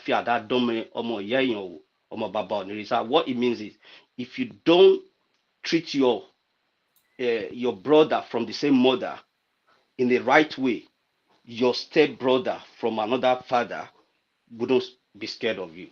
So until we get honesty with ourselves and say, okay, what can we do? It could be in your own local government. It could be people that you have a link with back home. Try to educate them. Try to enlighten them and say, look, we are all suffering. If you have to send $100 back home before to your mother or to someone who is very close to you, I'm sure they will be telling you that $100 doesn't even buy anything. So indirectly, is it affecting you? Is your wages increasing? No. If they are all well to do in Nigeria, you'll be living here comfortably. All of us will be thinking of how we're going to go back home. I don't know if anybody really like the kind of life they're living abroad. We are living a second-class life, except if we're going to be deceiving ourselves. Well, because it's safety, we have to work. We have to do everything. Still, the amount of racism or discrimination we face here, they'll tell you, if you don't like it, go back to your country. Can you go? So let us think. Let us put our heads together and think forward what we can do. It might not be today. It might not be even my generation. And one last thing I want to say is, if we look at this platform, how many young people actually come here? Maybe they listen to us at the background and they just think, look at these people that want to rule Nigeria, that want to fix Nigeria. They're arguing about themselves. They are elders. They're supposed to come with a solution. They're supposed to carry the young ones along, but they're arguing among themselves. That alone could put them off. Sometimes when I look at the numbers that join this platform, I've never seen them up to 1,000. Why? Not everybody will come here, but some people will be listening at the background. They are learning. Something either put them off. I know we are not looking for traffic, but traffic numbers.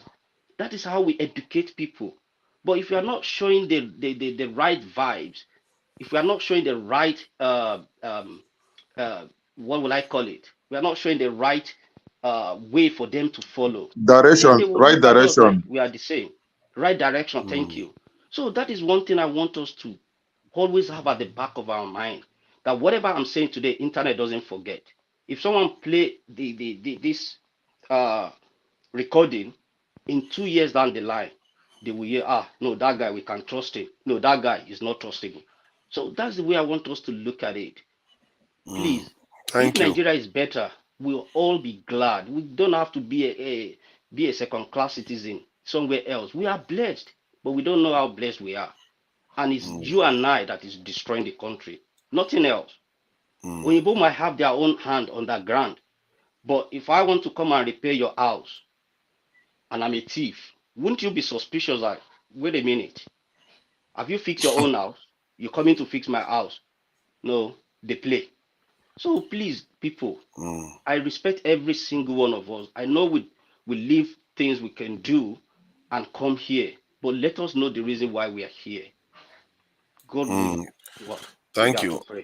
That family dynamics one is a serious one, where they want public servants to enrich the family, and we had a discussion about it yesterday. And we're even pushing for death penalty for corruption, and maybe family members could be dragged in if they find that they are also culpable in encouraging their members to that are in public office to steal money. There are countries that actually do that. So who wanted? I think if your man wanted to say My something, but turn. she's out now. Yeah, It's yeah, my go ahead, turn, go ahead. boss. Yeah, Ferrari, go ahead. Yeah. Again, when we come here, I agree with what Wale just said. When we come here, we should be totally focused on solution. And that debacle that just happened of the argument devolving into the Obi camp and the Showore camp was totally uncalled for. Now, what we needed to do was that if a compromise cannot happen between them based on principle, that's okay. So the next question then is, what is the way forward? If you belong to that movement, Obi, what are your way forward? If you belong to Showore, what are your way forward? But I want to stick with this issue of numbers. Right now, we only have 2% of enlightened Nigerians who wants to go in the right direction. How do we get this 2% to grab the other 8%? We can't grab all of them. That's an impossibility. I'm a pragmatic person. But we can grab 4. So again, I'm going to go back to Ovie. Ovie made a good analysis of who are the power brokers right now. Who were the power brokers in the military era? Now, if Ovie can repeat that presentation, then we can analyze and see which of those power brokers can we win over, or can we approach. That's the 2% of us who are thinking in the right direction. Which of them are amenable? And if we can approach them, what can they provide for us in order to move this country forward? People, if you are in Obi camp, let me say this, and you think playing the same game with the same political actors is going to give you result, I will say good luck with that. Keep deceiving yourself. If you're with the Showore camp and you believe being so principled and non-compromising is going to give you the solution, I will say good luck with that. Keep doing it. It's going to be years. It's not going to get anywhere. I'm focused on the 2% who knows the right direction.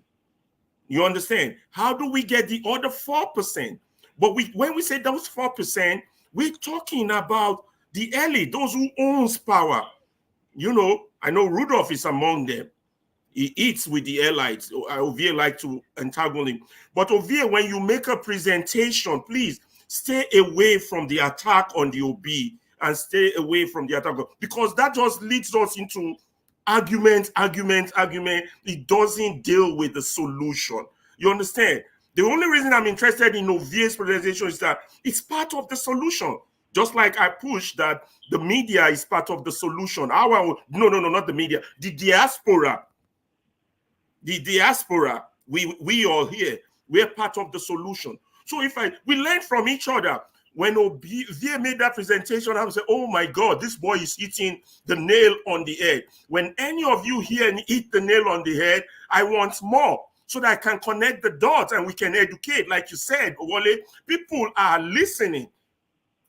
We might not be the solution, but whoever is listening might be the solution, and we might provide that link. So let's elevate our discussion to a higher level. Stay away from individualism. Stay away from ego. Stay away from attack. Stay away from trying to just win an argument for the sake of winning an argument. It's not helping us. Come up with solution. Counter the solution with more reasonable count. Okay, your solution seems to have loopholes here and there. How do we fix those loopholes? This is how intelligent people talk. Now, we are Black people. We are at the bottom of the feeding ladder. Some people already thinking a lizard is not the same as an alligator. Both have said that in apartheid. We don't have to prove them right that we Black people are not capable of solving our own problem. The West is not going to solve it for us. The West is not. We have to solve it ourselves. And solution only comes from intelligent discussion. Focus on solutions. Stay away from, this is my group. I belong to Arsenal. I belong to Manchester United. We're not going to get anywhere with this. This solution needs everybody on board, from the Kanu to the Mayegun to the Showore to the, even if we are not on board, what do we in the diaspora lay down that others can pick up in this relay race that we are running? It's a relay race. We got to pass on the baton. When we drop the baton, we're not going anywhere. That's all I have to. Ovie, please, and share with, I could then connect and then we could move on. You shouldn't be passing the mic to some other person, please. You have made your point. Thank you very much. Everybody I'm probably not passing the mic. You see, you just made it about ego. We're talking about solution now. I said just you talked about Ovie. About yourself. I'm not the moderator. I'm not in charge. How is it about me? I'm talking about handing it to some other person. My comment is a part A. There's a part B to that comment which Ovie possessed. I'm only asking him to put a part B in, and here you are. You just threw in ego. I just said you shouldn't pass the mic to some other person. What is the ego about it? Fuck it up. Change the topic. Ferrari, thank you. I think it's probably Ovie's turn actually. Hold on. Okay, I think you have already spoken. Ovie hasn't spoken since you spoke. And if Bumi wants to say something, she can say something. But Ovie, please go ahead. Yeah, let's Bumi go so that maybe she will use her. Okay, Ferrari, thank you so much. Hold on. Wait now. No, Ovie can go. Ovie can go. All right. Ferrari, you talk about 2% of us. When you say 2% of us, you have to actually also classify those 2%. How many of those enlightened 2% or conscious 2% that you're talking about belong to the 1%ers? And how many of them belong to the 10%ers? I said that to say the 1%ers have a say a lot because they are the billionaires. In the game of power or politics, if you want me to use that word, there are two currencies, the votes and money. And we all know money buys everything, including the vote, right? So we have to be very careful who we bring in our mix. When I mean we in our mix now, I'm talking about those who see it feels that there's something wrong with this power structure and it needs to be brought down. That is where Showore belongs to. And when he's saying that he cannot work with people like Obi, it is because he is seen to be as part of that power structure. And again, let me be clear. I'm not the first person to insult. I would like instead obedient, but I will be the first person to respond if you bring it up. Now, what Ferrari is trying to let me analyze here is that in terms of every society, down to the family, the nuclear family, we get power structure. Who have a say? Who is in charge of this? Who is in charge of this? And it depends on how big and on what is at stake in this society that determines those people who run things, right? In the context of Nigeria, we are rich in resources. The only one that we are taking advantage of is oil. Every billionaire, everybody in Nigeria is connected to oil money, directly or indirectly. Unless there's anybody out there or there's any sector out there who is producing something out of his or our intelligence, maybe we can excuse the artist, right? But every other person in Nigeria is connected to oil.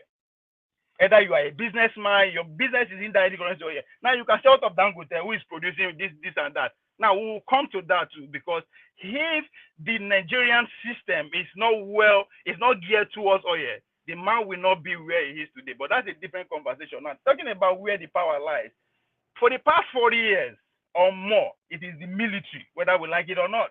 When they come power from local government to the top, now them and their ally, they don't control the absolute power.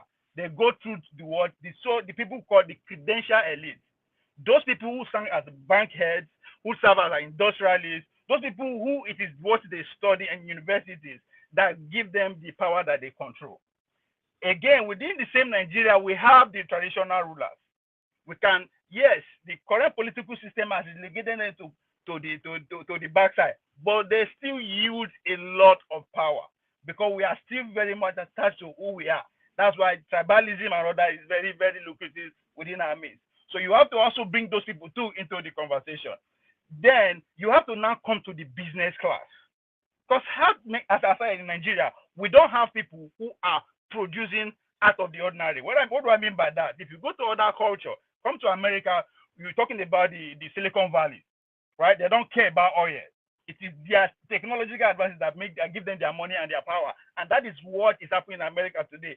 The old money come from Chevron and all that, and the new money from the Silicon Valley, right? The ideology crashes. So in Nigeria, we don't have that yet. Even the technical sector that are propping up, the big boys don't carry them. In talking about the current minister of technology, now one of the brightest guy that is making wave without necessarily being connected to oil directly or indirectly, but they don't absorb them already. So what am I trying to say? Once you order the business class, so they cannot operate single-handedly.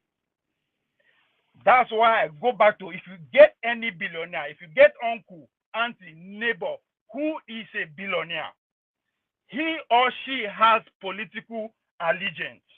He said that he's supporting one person or political party directly, or he's supporting one. He cannot afford to just say, no, I will be quiet. If he decides to be quiet, they will come after him. Now, talking about for the first time that I know in my lifetime, the military elite don't lose that number one spot of controlling power. Thanks to Tinubu. Why do I say that? If you look at this election cycle, when the person like Obasanjo returned from London, if you remember when they go London, go do their Kokore meeting, he returned from London, he went straight to Mina. When he went to Mina, he came out and said they have an agenda. Immediately, what is this other general name again? BM, KJ will know who I'm talking about. BM also got an interview, said that, yes, Obasanjo, you might have an agenda, we have an election. That is where you know that there's power within the military hierarchy, right? They went through, in this election, their main candidate is Atiku and Obi. Now, if you look at how Tinubu did it, Tinubu, knowing that, yes, the military elite are not with him, how did he go? He went through the business elite, who, in a way, you can say that these are the guys who were born either after the Civil War. Because the military elite were the one that fought the Civil War, wrote the constitution from the political parties. So you can smell how powerful these people are. So Tinubu has to go through the different routes. Since there's a roadblock there already, they were so strong to the point that even their boys in Asun Rock were working hand in hand with the credential elite led by who? Emefiele, to make sure Tinubu didn't get it. But Tinubu had to go with his boys. And you can see already, Elumelu.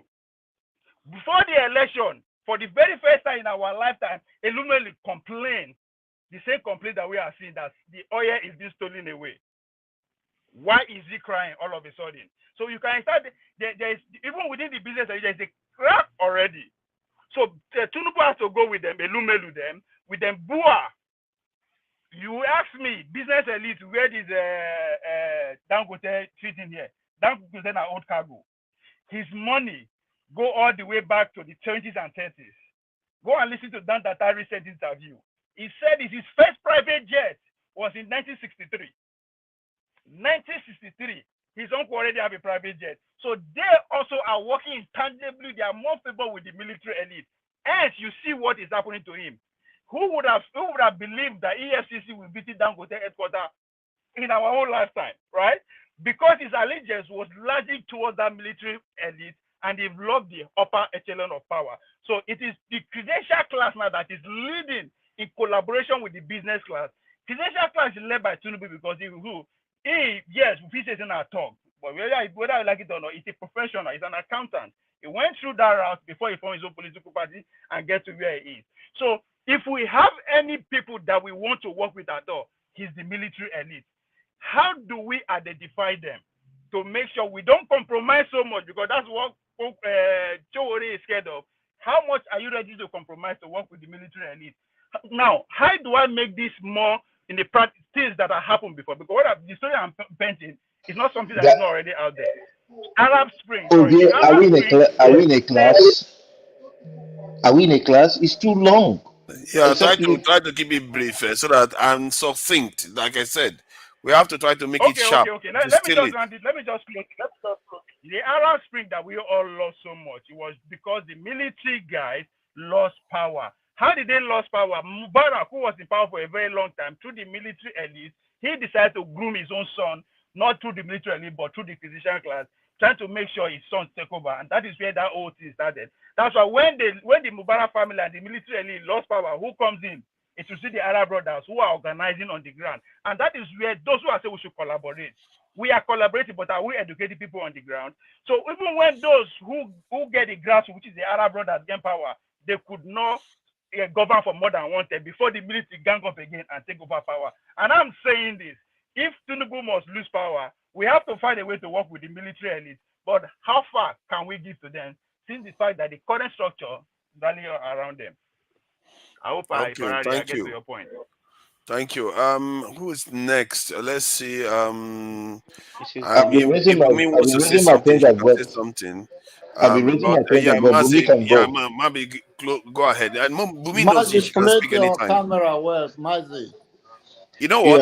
I'm just gonna allow the conversations flow, and whenever Bumi wants to speak, she has priority. You all are aware of it, so let's not break that. I'll allow the conversation flow because I think everybody has had one say at least. So please go ahead. Yeah. So my own thing is first and foremost, Ovie, thank you for what you said. But it's just that we are, when I say we, I'm also a Nigerian. We don't listen, because if we listen as adults, just like Wale said, there are other people who are not on the platform, who are probably in the comment section or even on their own listening and all that kind of a thing.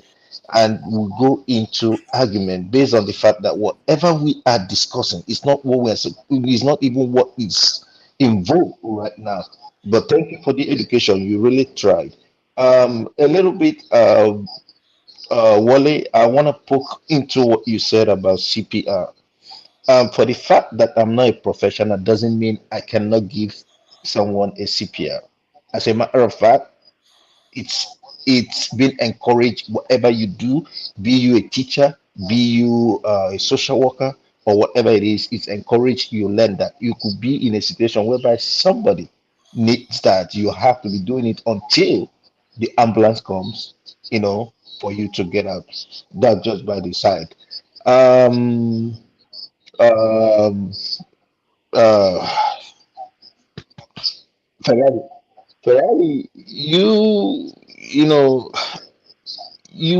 make bold statements. For me, when I say bold statement, it's kind of like, yes, you are saying things which are reasonable, but try to also avoid, I think what forefathers were trying to say some time ago was that he was thinking that you were calling upon Ovie to take after you. It's not that he was trying to attack you and all that kind of a thing. So for me, I felt that you should have allowed that go and let's not keep arguing. Guys, please, we are adults here. Argument is good, but it's not always all the time that we should be arguing. Thank you. Thank you. I appreciate that. Who is next? Jonaba, please go ahead. And let me bring Righteous Man in so he can speak. I will stay in the backstage, just monitor people. Let's just be polite with each other and regulate ourselves. Okay. My statement goes to Wale and Ferrari. I want you guys to understand that KJ is here, is a journalist. There is no bad news when it comes to media. And I want you to understand that whenever we mention people's name, there are thousands and millions are watching. So it's another way, whether you are talking about the person you like, whether it's sorry, whether it's yourself or somebody else. In fact, like I said, in media, there is no bad or good. In fact, even the most thing that you think people don't want to pay attention to, that is what you use to get attention. So I want you to know that. And the solution cannot come on this platform like we can just say, okay, this is what we're going to do. But then one of the things you have emphasized that I'm talking about Ferrari, that I believe that we can do is the media, of having to convey a message, because it's as powerful tools that anybody can use, whether in the time past or in the current. And still, it still has to go behind the scene for us to do it. It's not something you want to say, oh, Janaba, do this and do that. So it's still here that we talk about issue, no matter how he make us, whether he makes sense to you or not, or to somebody else. This is how media work, and I think you understand that. You are a teacher, so I understand where you are coming from. But I'm trying to say that you said there's first solution. That solution, you already hit it, and it has to be done behind the scene. There is no way you can come and tell me this is what we're going to do. This is what we're going to do. Even those people that are planning on election, have you ever seen who is here that say I was there that day, or I saw these people driving? Or some journalists can dip into it and see that, okay, this is where people are gathering. This is the next person that will become the president. There are people who, unfortunately, we don't want to hear that, but there are people who make that decision, right? And we want to break that chain. And it's still by public opinion, create awareness. The only thing that when thief is taking your goods, the only way why you shout to Lole is because you want people attention to come to it. So maybe even if they take it from you, other strong person can grab it from them, or bring that public awareness to that person, or he let go. So that is the momentum through the media platform, whether on this platform or the one you suggested. Any other thing we are talking here, we are all just trying to keep ourselves going. I like my younger boy submission, Ove. You are a very tall man. Why do you look small in that car? So because now small car, I don't get money to buy big car. Okay, so I understand that perfectly, but that is the way we should look at it. And there's no time wasting here. Every time, people's time are very unique. I want to let Righteous Man, before he sleep on Benwo Yam, to talk, since I have to let him go.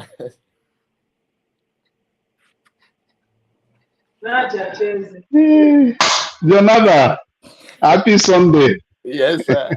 Same to you. In fact, Benue has the best yam in Africa, if not in the world. I think we are missing something, you know. I've challenged you that you should attract foreign investors. Can I ask us a question if I don't mind? Now that when these guys don't rally around in the name of working together, what are we ready to do? Are we ready to go with the flow, or we are going to form rebel? Because that is what is await us, our future. If the OBs and the Konkosons at Atiku are planning to work together to promote Atiku, are we going to go with them, or what are we going to do? Because that's the reality that is coming before us. That's my question. Okay, you said they want to come out who? No, the articles, the OBs, whatever, the talk is already going on there. There's a need for them to work together, the opposition political parties, so that they will feel promoted to Nubu. So I am saying that us, the followers, or if we are not followers, what are we going to do? Are we going to go with the flow, what they are planning to do, or are we going to form our own rebel and see if we can give them run for their money, or any other suggestion anyway? Because as things goes now, we are going to see a class of people that will be on one side to fight the foreign government. So where are we? Where is our stand? I'm just asking. Yes. Okay, good evening. Happy New Year. What is the outcome of Iowa Republican convention or whatever about Trump? Tomorrow. Okay, tomorrow. Please, I need an update from you, because I'm very, very interested in that Iowa this thing. Please. Righteous man, if you don't mind me telling you, you and KJ, the farmers are saying that they're not going to vote your candidate, Trump. Okay, they're leaving him for DeSantis. We talk about where we want to go. Are we going to go with the articles, or we are going to run away? Hold on, OJ, hold on. DeSantis is going nowhere. DeSantis is going nowhere. He will soon. I think he doesn't have the financial capacity now. President. You be your next Who? president. Who? Look at here now. Look at here. Trump, right?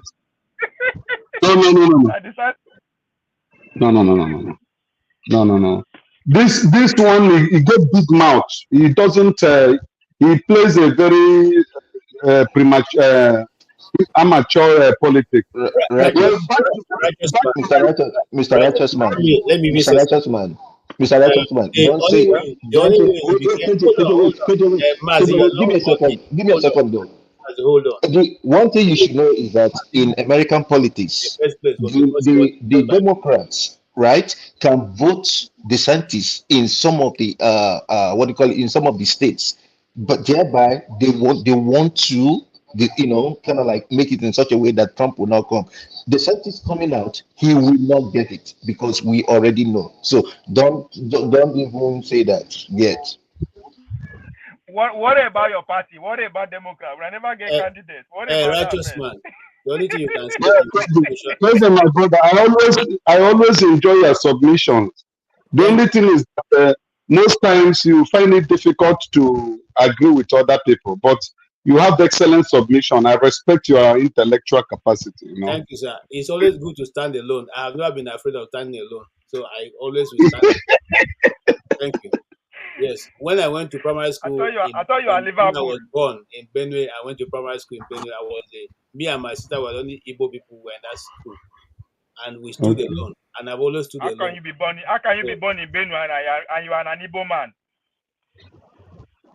You are born in Benue. You are from Benue. Okay. You know what Jego said yesterday? Jego said he doesn't understand their submissions. You have something again to do, okay? It doesn't matter. You don't have to understand me. You know, it's okay. I don't have any problem with that. Your speaker KJ a little bit. Sorry. You can talk louder, yeah. Yes, I'm saying that I mean I'm not afraid of standing alone, and I don't really, it doesn't bother me as long as I'm on principle, and what I'm saying is true to my heart and my God. I'm okay with that. I mean, I don't have to be friends with everybody, and it's okay for me. You know, all I'm simply saying concerning my Mazi who called me. I know that Mazi Prince just wanted to pull my leg, but let me tell you something, my brother. It's only time that will tell. You know, every relative will come to nuts in the next 1-2 weeks, and we know what's going to be. Nobody can say, you know, the only thing we are sure of in this life is that the sun will rise tomorrow and the night will come. That's the only thing that is assured in life. Even life itself is not assured. So I with that, I try to do everything. That most times when I have to give an opinion, I give what I think I will stand by. Even the next 20, 30 years, you can use my look. In my community, my father doesn't own much, but whenever we pass, they say that man, his father is a straight person. What he says is the way it is. That's the only thing he left us with, and I'm not ready to tell that away. So if you ask my opinion, I give it to you without any qualms. Okay. If you don't want a true opinion, not ask me. Okay. But if you want something that is true, ask me. And like I keep saying, John Abba, I stand with you, and I still standing with you. If Nigeria will put money on development of Plateau and Benue on agriculture, we will not have a problem with food. Because in Benue, even behind your backyard, the yam that you cut the head and throw away, back after some time, you see that it has grown already and sprout. And if you leave it, it will produce. That's how far. So why should we be complaining of food? You know? KJ, and I know you know if Jonathan had never made such submission. I was the one who challenged Jonathan to attract foreign investors into Benue State, so that you know I've been to Benue. I know much about Benue. The mango, the cashew, the oranges, the guavas, all manner of fruits grows there. They don't need fertilizer to farm in Benue State. The man I serve, you may know him. Bishop David Ame, he was the first Methodist bishop of the Northern region. So I'm one of his sons, you know. So I lived in Benue, I understand Benue, and whenever I talk about Benue yam, people will think that I'm just making a caricature, a joke. I'm very serious. It's the best type of yam in Africa. It's just that Even with the vast land they have there, we don't need the oil. Benue and Plateau is enough to serve West Africa as far as food is concerned. But Jonaba has been in America for how many years now? Only God knows. And he has never attracted any foreign investor. And all these things are wasting there. Every time Jonaba will come here and speak grammar and tell us histories. But he has never brought anything to benefit. This is how the majority try to suppress the voice of minority all the time, even on this platform. And it's not going to happen because I have a registered farm in Benue, and I can give you the name. So I noticed that farm, and if Nigerians solve the food issue, half of our Nigerian problem is gone. Even the forefathers of our country, the first thing they came up with was to have that region farm so that we can sustain ourselves. And that is still what I believe could have solved our problem before the Otta farm was converted, and we don't want to go there today. So you don't marginalize me on this platform and to bring that theory that I do not talk about Benue stuff. I do not. That is one of the the thing that I don't want you to say. I mean, you can say it, but I will counter you if I'm here. Yes, I'm interested in our poo food, and Benue yam and every other thing are good. I was even against the former Minister of Agriculture, who he did not do nothing for Benue, rather he buy few cows. So Andrew, so I understand. He was importing grasses that the cows were eating. He was importing. You know, so I do, and I know you guys love Benue yam. Benue yam is helping you very well. You don't look like you are in Nigeria. You come in direct to your bedroom, in your own living room. Your wife even serve you in your own bed, which is keeping you going to come to the Rudolph show. Keep it up. Jesus Christ. All right. Thank you. Let's allow Masca to join the conversation, because if left for him, he will just be quiet. But I've not said anything about our discussion. I've not said it.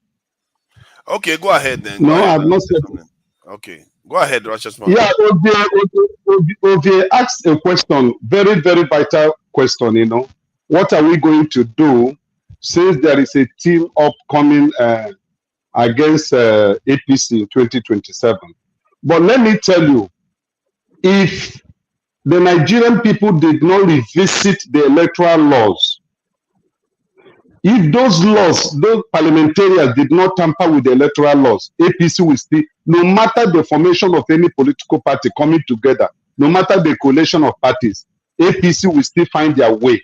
The only thing that will stop them is for the change of the electoral laws. That electoral laws that says that the person who is complaining must prove. The onion is left for him to prove that the election was rigged. Either he won or it was rigged. That thing should be amended. And the transmitting of result electronically, if they do not go back to that electoral law, 2027, no matter the coalition that is formed, APC will still find their way. That's my submission. I think it's Masca now. Masca. Yeah, it's Masca. It's Masca now. Yeah, Masca is frozen. Okay, it's frozen. Okay. Masca, when you return, Jonaba, you are the coordinator now. When I don't see father, I'm a senior citizen here. So you have to yeah, I guess so. Yeah, thank you, Jonaba. That's what leaders do. They step up without even. I didn't imagine they step up. Exactly. Stop waiting for me. Step up. Stop waiting for me. Masca, if you are still there, go ahead.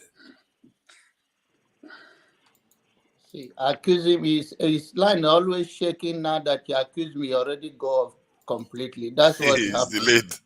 Yeah, he's been there all this while. Only when he wants to talk, that's when this happens. Okay, the Blackstone, welcome. Yeah, let's allow the Blackstone chime in. I think you wanted to go back to the topic. Bumi, I don't trust Bumi. Bumi is becoming an agent. Pick up. Okay, you want to say something, Bumi? Yeah, I wanted to say something. Good evening, everyone. I mostly came in because you guys pointed out you guys are comparing the Mandela situation to like the Shore situation. And I wanted to point out something that I think it's a bit unfair, or I don't think it's an equal comparison to compare South Africa of that time to the Nigeria of present day.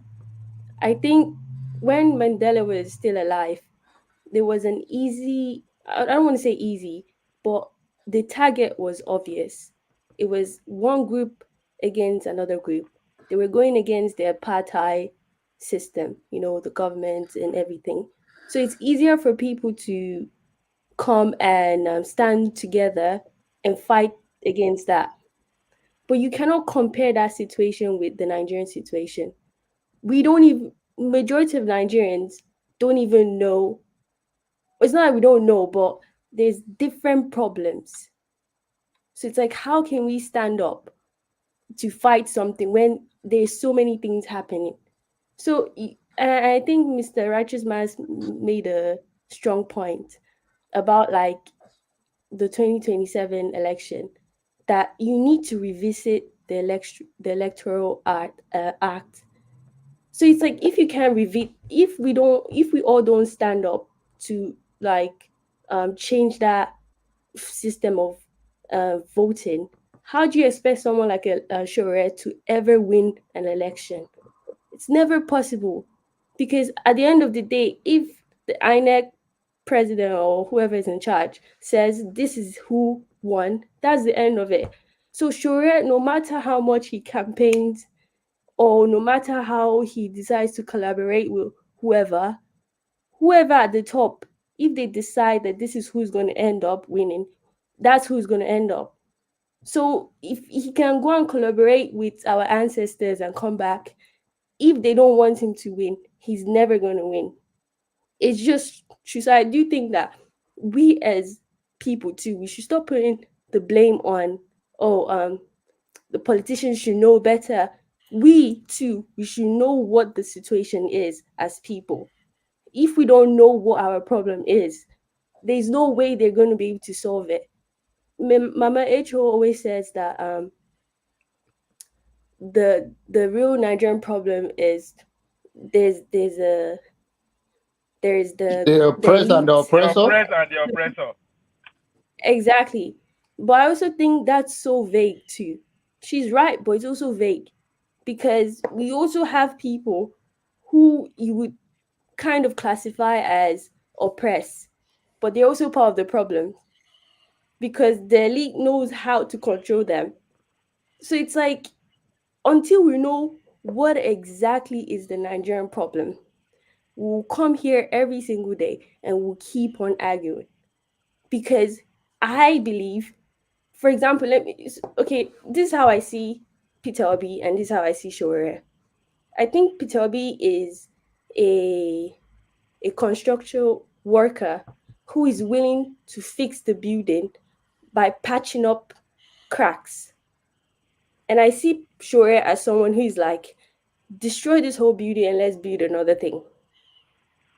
And it's like, if it depends on the design. If I don't like the design, I will never go for a Peter Obi.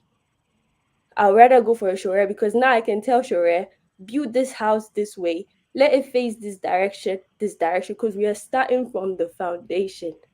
But Peter Obi is like, I'm going to try and fix this house and build something from something that's already existing.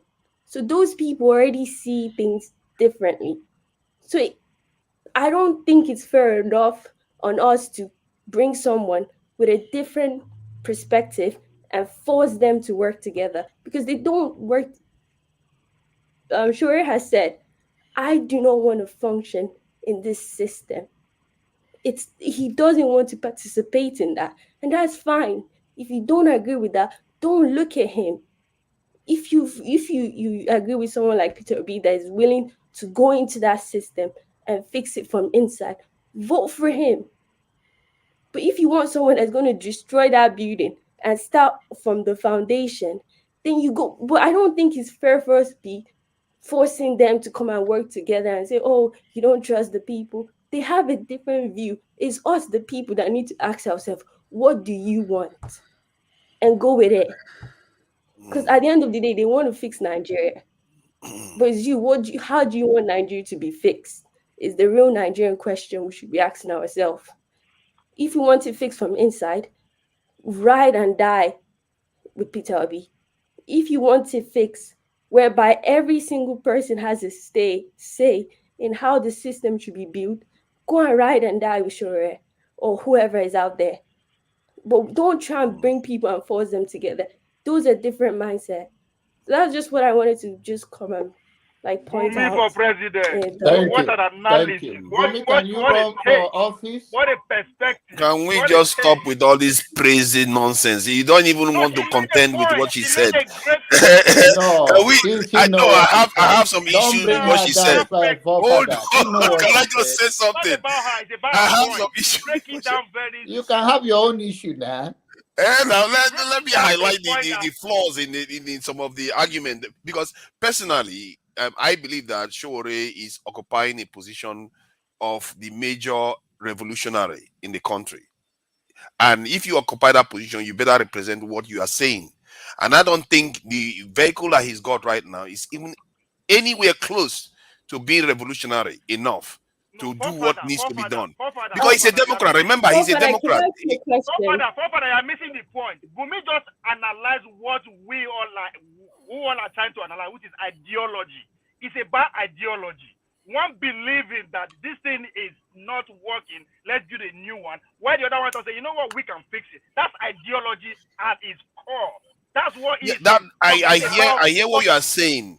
Even ideologies are not silly.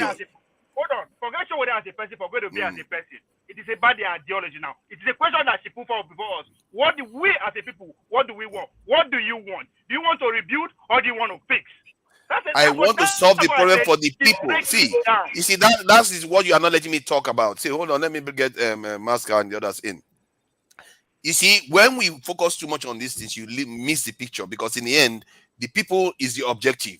Forget about your ideology. Forget about anything else. Even like people like Lenin, when they go into office, he modified the Karl Marx's ideology. He said there's a sense of urgency here. He didn't say, "Oh, well, let's do it by the ideology and just remain sitting back because ideology. The people have to come to me." That's not how it works. That's what Popi stands for, remodifying, and that's what Bumi is saying. We are talking. We're not talking about Peter Obi. We are talking about Showore in the main discussion we're having. We are talking about solution.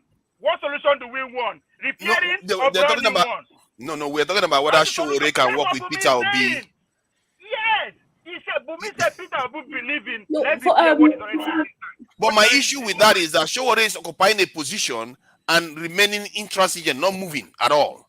But you have a choice. If you have a choice, what about you? If you have a but choice, the people are suffering. It means that he has to make way. He has to make way for a replacement. You now. No, I agree with you on that. He's not stopping anybody. Who do you want to follow? These are two different people. Who do you want to follow? Then I will advocate for a new one to emerge, because what he's doing is fine. That is fine. That is what Bumi said. Fair he point. Said whether you go with him or go with anybody we want, and any idea that one of support. See, you know what they call gatekeeping? You know what they call gatekeeping? It's like some people. You don't let me talk now. This is solution, and she has put the solution before you. Choose one. It's not as easy. You like that. You like that because you know that was going to stagnate us. We will never win against the Kabals that way. You guys should have allowed forefathers to finish talking by now. No. You see that? No, forefather never stop talking. Steph, you can talk. Forefather will not stop. I think that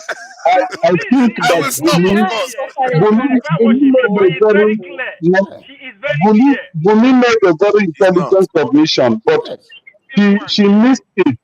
Obi said, "I will destroy the old system not to repair. Obi never said, I will repair. He said he will destroy the old system. That is our own view of seeing it. That is our own view of seeing it. So it's okay for what you say. Let's move to somebody else. It's an ideology. Yes. Beyond Can I say something? Master is here. Can we let her say her piece, please?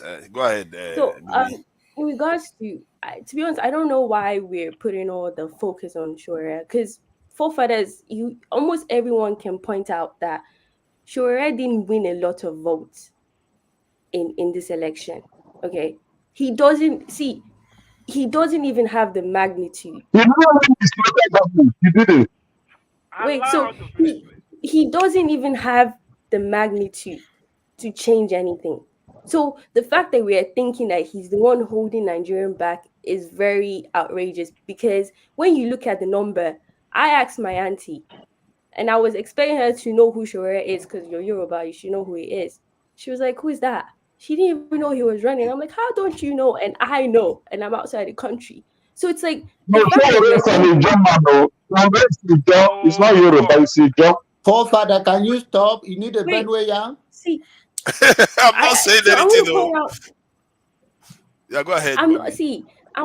Sorry, that just man, please. I'm sorry. The person holding Nigeria back is not Shore, but it's us. We need to decide. See, I like Shore, and if I would be Shore, but I need to understand I cannot force Shore to go and meet Peter Obi, because I also like Peter Obi, but I have to think about what kind of solution I want. But I understand what Forefathers is saying in terms of like, people are dying in Nigeria. It's not a joke. Like, the Nigerian situation is getting worse and worse. So we don't have the luxury to take our time. And that's why we as Nigerians need to sit up. And it's easier for me to say because obviously I'm in the diaspora. Things are harder in Nigeria. But it's up to the people to decide what solution do we want, and we have to ride and die on it. If it's the Peter Obi solution, go full on it. You cannot go and be saying, oh, what if I deep to Atiku or I deep to... It's like, if you believe it's Peter Obi, ride or die with him. And if you think it's Shore, you have to ride or die with him. But we cannot be going up and down, because at the end of the day, the true power does belong to us, the people. The government has, they have all this control. They have the control of the military. So obviously it's scary. But at the end of the day, the true power does belong to the people. And we have to decide what direction we want to go to. But if you're going to say that the real problem in Nigeria is Shore, that's a lie. Because if you look at the election numbers, Shore did not hold anybody back. All of the numbers went to Tinubu, Peter Obi, Atiku, maybe Kwankwaso, and all the rest. It didn't go to him. So we need to decide and stop putting on him. It's us. We voted for those people. I get your argument regarding Shore not being responsible for the fate of people. It's just that a lot of people put a lot of hope in him, and when people look at this thing, people be Shore, they feel like you guys should just slap your head together, put your personal and ideological stuff aside, do it for us. That's what people feel. Can I ask you a question? Can I ask you a question? But what they believe on is what we I think Masker needs to speak. Masker needs to speak. Yeah, it's only please don't ask the question. He's back now. Yeah, would allow me. Yeah, Masker, please go ahead. Yeah. All right, thank you and good evening, everybody. Once again, well done, Bumi. I would want to start from where the discussion is at right now at the moment. I think Bumi has a point. The truth is that the whole idea about democracy is options, choices, and ideological divides. So what she's putting on the table is that as a people, Shore given Nigerians an ideological choice. So yes, maybe I also will agree with forefathers that the issue at this moment is really not about choice, it's an existential issue. So whatever ideology we're talking about, we need to put it behind and deal with the existential issue we're having. But I think, having said that, she has a very solid point. It's important that we understand that there will be need for ideological differences, or else everything just go back to the same place, which takes me back to the point I came on to just make. I think we are focusing too much on players. Righteous Man made a very important point. Forget about who is agreeing with who. What is really important for us is that on that election day, there has to be some sort of semblance of accountability and some sort of, what word will I use now? Reality, let's put it that way. The numbers add up. We must find a way to make sure that on election day add up. It does not matter who we vote for, who we like, who we don't like, but the numbers, what people vote for, should be realistic. We should see it on ground. And I therefore will go to the point forefather make, that I think the responsibility of all of us to begin to conscientize people to sit down and think, how do we checkmate rigging on that election day? I had suggested at some point, even these diaspora people, the first thing people can do, put some sort of technology together and then put the infrastructure on ground on that election day. Let there be alternate numbers. This is not government numbers. This is not INEC numbers. This is not APC numbers. This is not PDP numbers. This is not EU numbers, but this is Nigeria in diaspora numbers. Let's say a civil society number. Something that you can actually say, okay, but INEC is saying this, but this is what we are seeing. It doesn't add up. That's one. Second, I think on that election day, people need to take responsibility. There are two responsibilities. Go and vote, but also stay there and make sure that in your polling center, things are done properly and you have to transpire there. What at the end of the day were the election results? That's all I wanted to say. It's not too much to do with the contestants. If the system is not okay, we're still gonna end up in the same place. Thank you. God bless you. God bless you. God bless you. Oh yeah. When I talk, then you I'll like go. to pleasantries. Let's allow the Blackstone to say something now. But I've been here long enough. If everybody's talk, then I will step out. Then you guys can just carry on talking. Because if I don't, then Blackstone will never say anything. Please, let's let him say. Then you can go ahead and talk. Okay? Because Blackstone hasn't said anything at all. Please go ahead, the Blackstone. Okay, let's stop going. Let's stop. All right then. Okay, so then I will let you guys can just self-regulate. I'm not going to moderate for a while anymore. No, don't go anywhere. Sit down there. It's a job. Oh, you are worried. You are worried. You are worried. They are going to bamboozle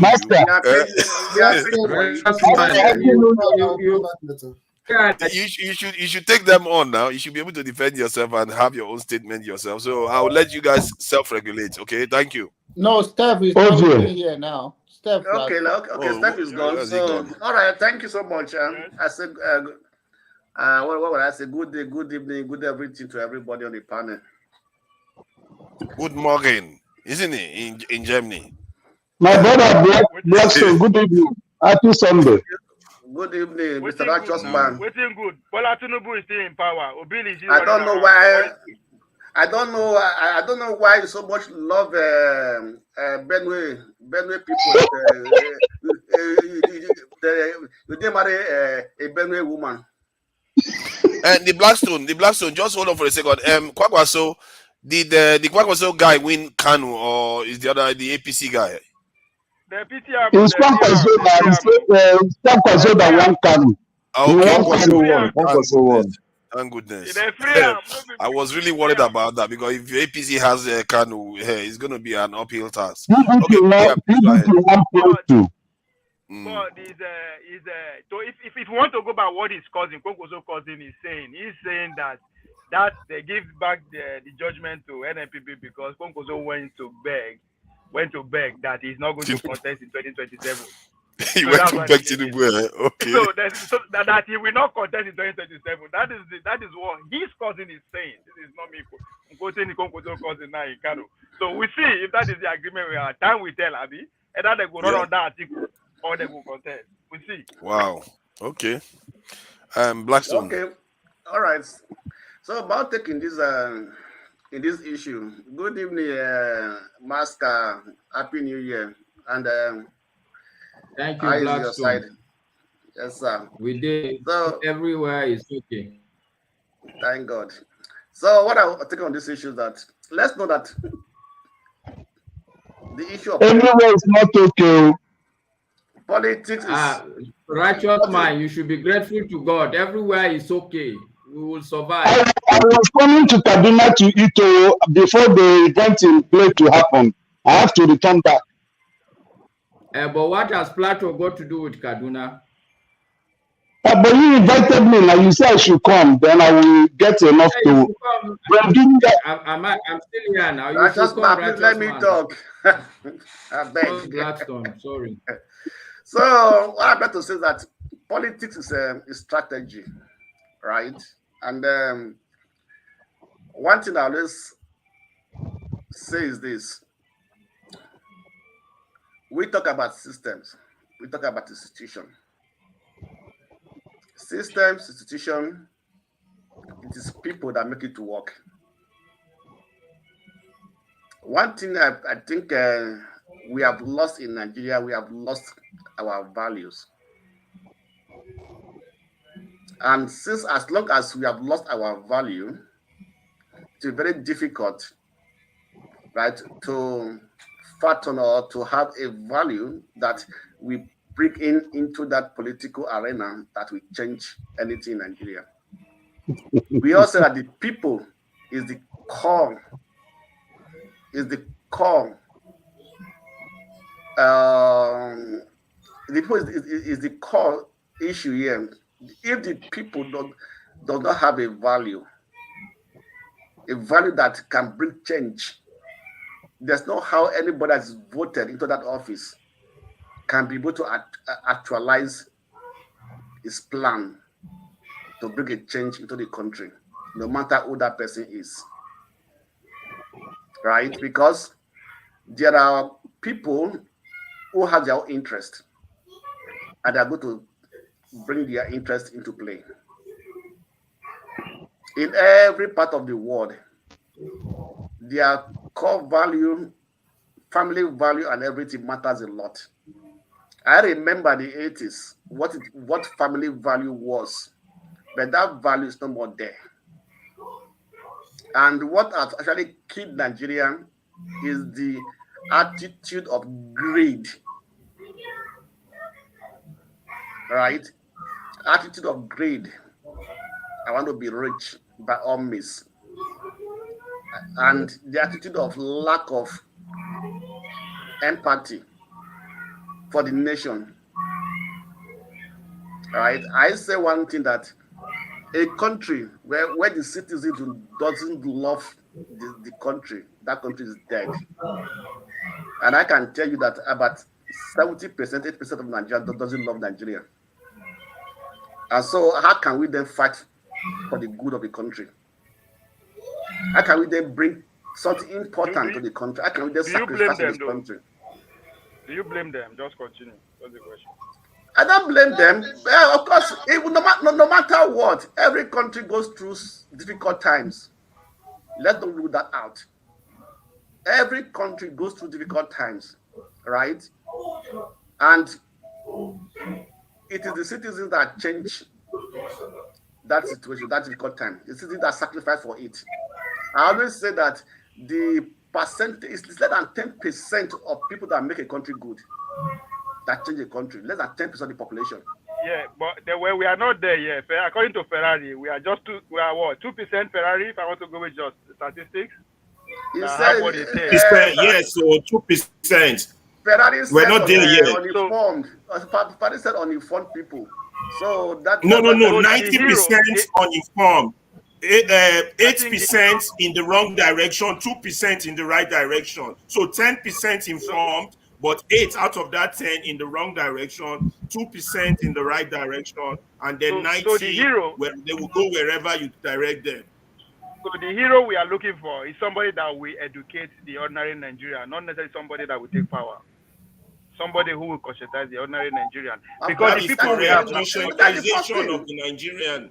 That is the first thing. Let me tell you something. Nigerians know what to do. Nigerians know what to do because they have lost faith in the system. They have lost faith in the country. It is like I cannot disagree with you that they know what to do. I don't mean to interrupt you. Ferrari, don't disagree with you. I like it because he said we don't have stake. Now that's where those who have stake are the elite I was trying to analyze. So let's identify them and go after them because they have stake. We don't have stake. But we need somebody to rally us around to go after those people.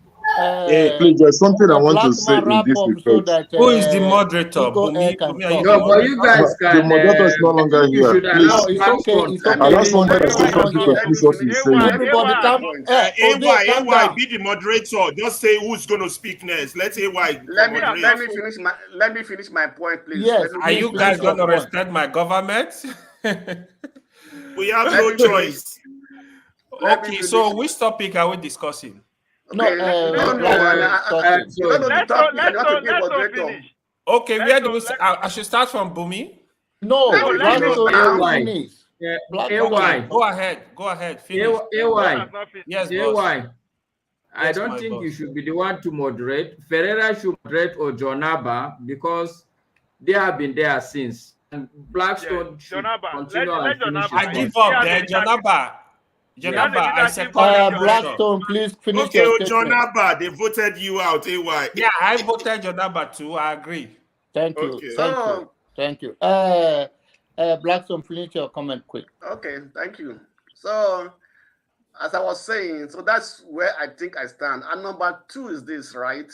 Like I've been saying it in this platform, that the first thing that is necessary to be done before 2027 election is to change the electoral law, just like Mr. said, right? And we have the time. And also, even though if we change the electoral law, right, we Tinubu sign to it. So at the end of the day, let everybody be on deck to fight for amendment to the electoral law and remove all the loopholes that they use in the last election.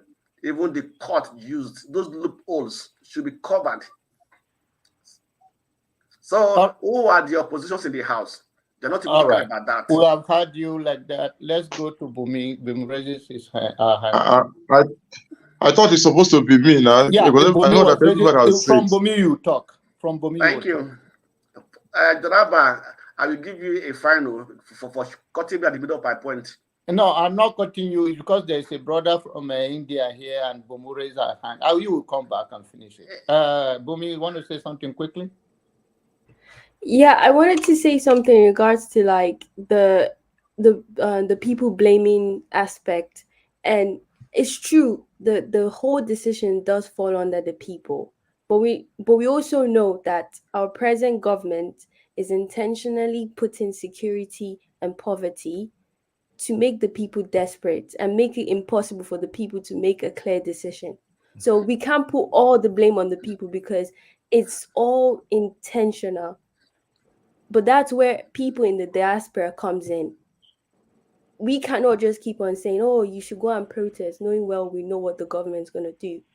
So we in the diaspora need to know how we can play a hand in those decision making, because we are also the people. But now we are the people that we are not presently under the government. The people in Nigeria are under the government. We don't need to be scared that someone's going to come and shoot us.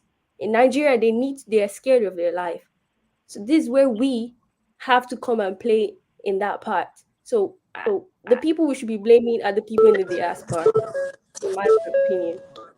Thank you. Igor, Bumi, I support you 100%. Bumi, thank you. Thank you, Janava. So what I'm trying to say in effect is that we in this platform have a serious role to play toward this Nigeria state of nations that we are facing too much problem. What am I trying to say in effect is that this platform now, before Rudolph zoom off, he said something that before weekend we are going to have Labour Party chairman to be in this platform, that everybody can ask questions Then secondly, Natasha. These are people that in the government. And when we have such a people in the government, we stand like a Rofai Hosseini of Arise News to ask them some certain questions that will make them to know that there are people that are holding them accountable over whatever thing they said. Now, through our own voice in this platform, we're able to tell them what we have in our minds concerning the state of Nigeria, concerning the condition of Nigeria. Because that's the only platform they can hear us directly and ask them questions. We have what is called interactions, one-on-one interactions. Now, because what I believe in this life is whatever thing is said to somebody, it enters that person's ears. And when it enters that person's ears, it settles in their minds. So we'll be able to talk to them in that form and tell them that this is, we in diaspora, this is what we don't like. And this is what we like. But if you can be able to follow this way, we're able to give you 100% support. Now, they will understand that we are trying to give them support towards the areas we are looking for, because we are looking for a solution to save this country out of the evil cabals that hold this country captive.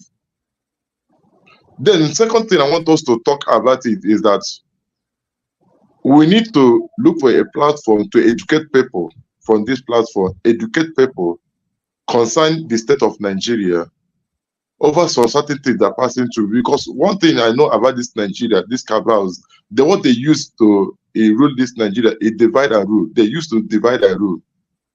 How do I mean by divide and rule? They will come with religions, they will come with ethnicity, they will come with a different platform. And when they bring it, they bring disintegration among every one of us here. And when they bring it, we begin to fight each other. So we need to use this platform to educate our brothers and sisters who are in Nigeria and ask them to understand that do not allow these people to use so and so thing to create confusion, create problem between you and I. That we are one, we are looking towards one direction to save this country.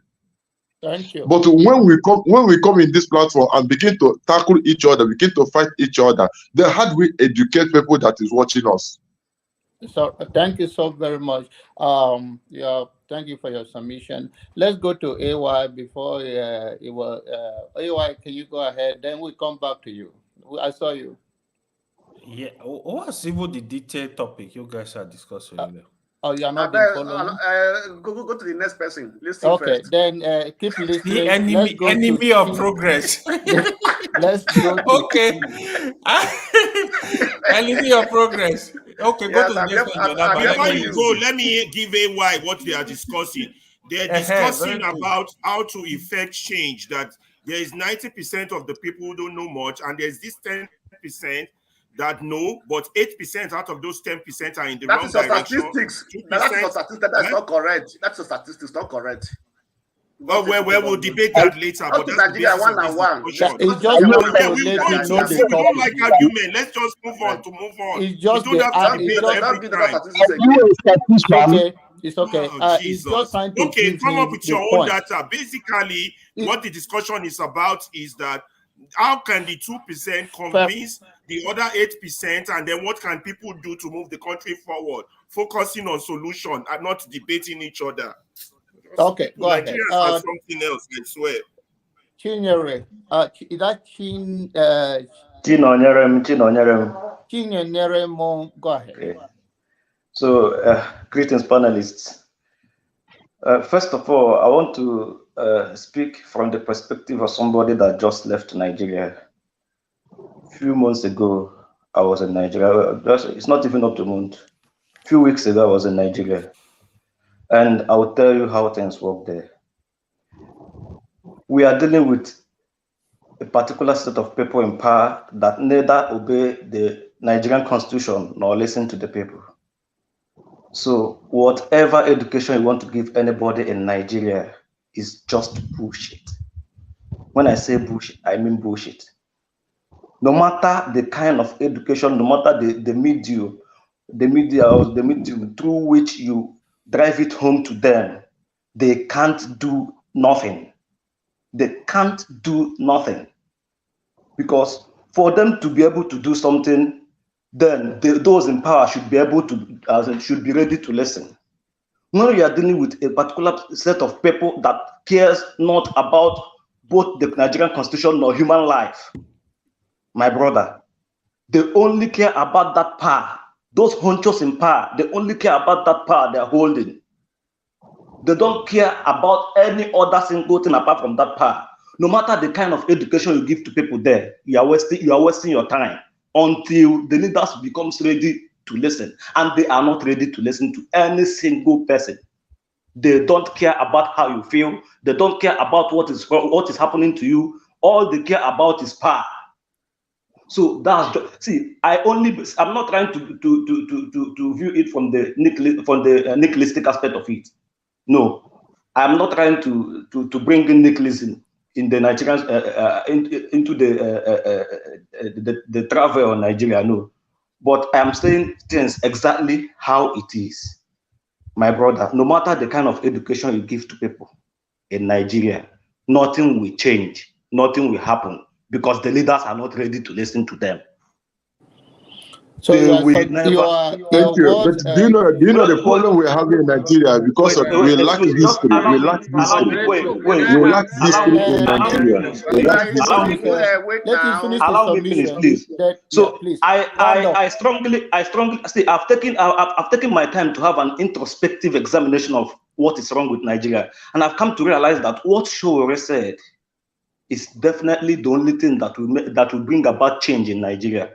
And that is that the policies and the behavior of our leaders will lead as we make people erupt one day.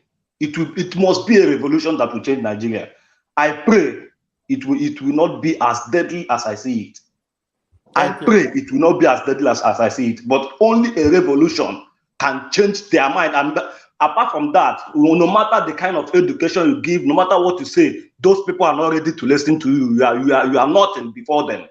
That's just even if you want a revolution, hope is not a plan. You still have to plan for it. That's what we are talking about. Now let me tell you something. You can't see the revolution that will happen in Nigeria. Wait, listen, Ferrari. The revolution that will happen in Nigeria will not be planned. People will get to their lowest low.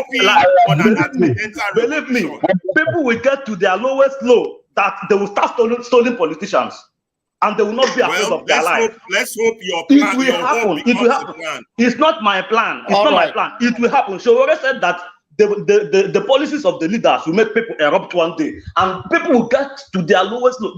They will push people beyond their breaking point, and they will bounce back. Please, there is nothing you can say. There is nothing you can say to people. There is no education you can give to people. The politicians are not ready to listen to any single soul. I agree with you. What if I tell you that if you push Nigerians to the wall, they will dig a hole in that wall? What if I tell you that? They have not really gotten to their limit. Okay, thank you for your submission. Can you turn your mic off now? Thank you so very much. Righteous man, then I'll come to Wale. Yeah, this my very young brother made a very good submission, and with the other brother that spoke before him, you know, Ferrari made a very clever submission, but sometimes the problem I'm having with Ferrari is that I don't know whether he wants to superimpose his thought and wishes, you know, upon people. He wouldn't want to listen to see from the other angle whatever anybody is bringing on the table. That's just what, but he's very intelligent man. He brings his submission very fantastic, but he doesn't create room for listening to another person and seeing a point from what that person is submitting. The Nigerian issue, thank God for that brother that just spoke. You see, we that are right here in Nigeria, we are in a very better position to tell you people what is happening and solution to the problem. Those of you in diaspora, the only thing you are doing that is good is that you are sending money to your family members and relations. Outside it, I disagree with you, righteous man. So speak for yourself. I am in Nigeria, and I don't agree that we in Nigeria are the right people that have a solution. I'm just putting record straight. That speak for yourself. I don't agree with you. I differ with you on that. It's okay. Your mic work when you come to interject now. Yeah, your mic has not been working. Go ahead, righteous man. We nominated you for this position, John Abba. Vote him out. Vote him out. Let's see pitching. We will vote AY next election. It's AY I'm voting for. So back to what I was saying. You see, let the truth be told.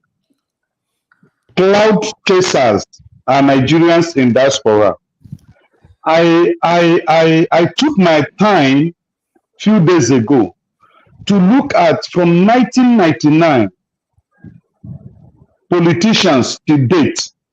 I can give you authoritative data that 65% of Nigerians from diaspora have come back to Nigeria to contest the election, and they have contributed to the downwardness of this country. You see, when Nigerians are in abroad, they learn the good grammars there. They learn the good phonetics.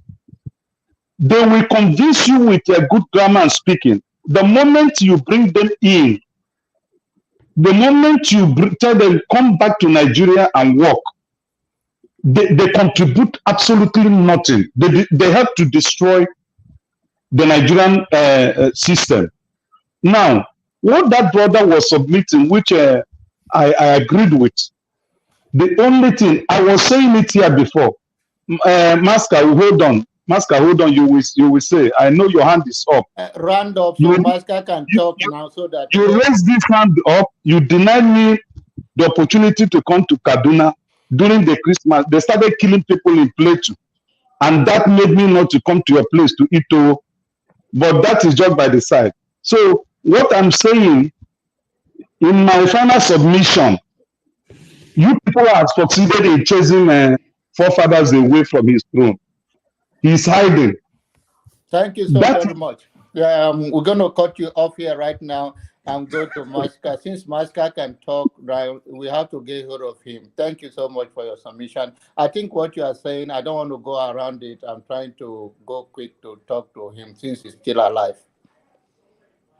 Go ahead, Maska. Okay. I just want to say that righteous man's position is a bit flawed, because that you see the problem very clearly and you understand the problem doesn't mean that you are in the right frame of mind to propose solutions. My reason is very simple.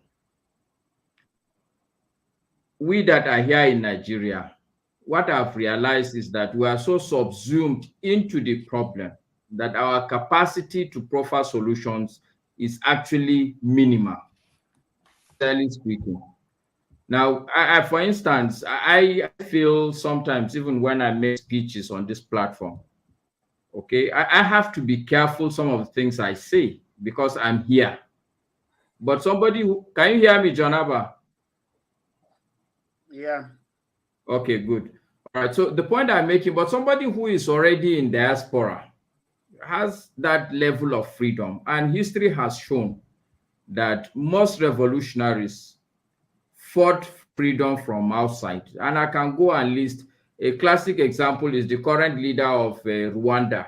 They didn't fight from within Rwanda. They came from outside. Okay, so there's that history also. So I'm saying that we should be careful that we Nigerians that are in Nigeria to assume that we are the only one that can solve the problem. So I just want to put that.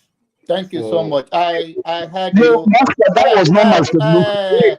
Right, you cannot. I have the. Please, you guys calm down. You will come so and talk. I just want to put down. Thank you so much. Thank you. I thank you so much, Forefather.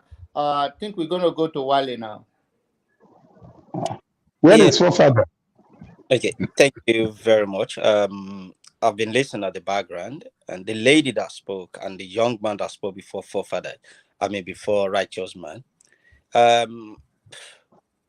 When you talk about leaders, I think he's using his phone. Okay. Am I back? Yeah, you are back. Hello? You are back. You are here. We can hear you. Am I still here? I think he's using his phone, and can you we hear can me? hear you. Can you hear Yeah, us? I can hear you. Go ahead. All right. Turn off and come back. Am I in? Yeah.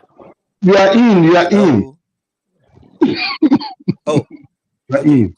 Sorry, it's just I can't hear myself. I don't know if I'm speaking. Anyway, let me see what I have to say. I'm not sure if you can all hear me. The gentleman that spoke before, Righteous Man, talked about how Nigerians are not going to listen, how education is not going to work. The question I was going to ask, although I don't like to interrupt, is who are these people? Who are these leaders? Who are these followers? How did this leader get to where they are? Are they not from you and I? Are they not part of us? So the people that are suffering, are they not our family members? Are they not our relatives? So let's think of, yes, the suffering is there. What is the solution? If we haven't tried and we said they're not going to listen, then what is the next solution there? So let's try our own bit. Let's try the education. It's now left to, whoever wants to take it, who doesn't want to take it. But if we haven't tried and we said it's not going to work, then we are more or less complacent with the status quo. So that is on one side. Okay. Then the other thing I observed was the lady that came on board. I know the moderators are trying to encourage ladies or young people to come on board, speak their own whatever, however perspective they have. And we should allow that. We shouldn't kind of push people away. It's not easy for people to come on the screen and talk. Some people don't have the confidence. But saying that, let everybody hear their own opinion, their perspective. And then that is where people like John Alba, AY, everybody on the platform will be able to pick one or two things, educate ourselves. So by then, we start to wake people up in a way.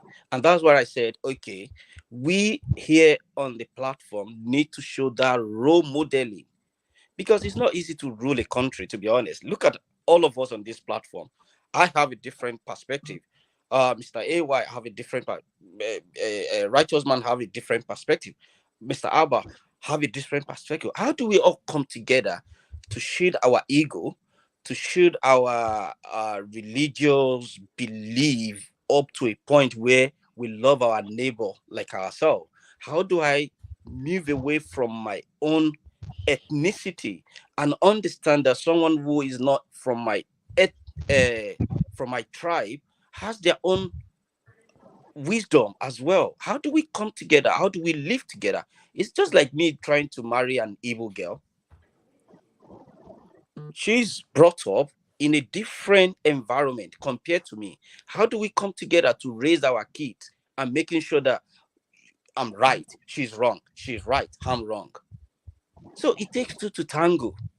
But we need to understand that if we want peace to reign, if we want to move forward, we need to kind of ask ourselves a very critical question. What I'm doing to Mr. AY, is it the right thing? Would I be happy if it's done to me? Or am I being selfish?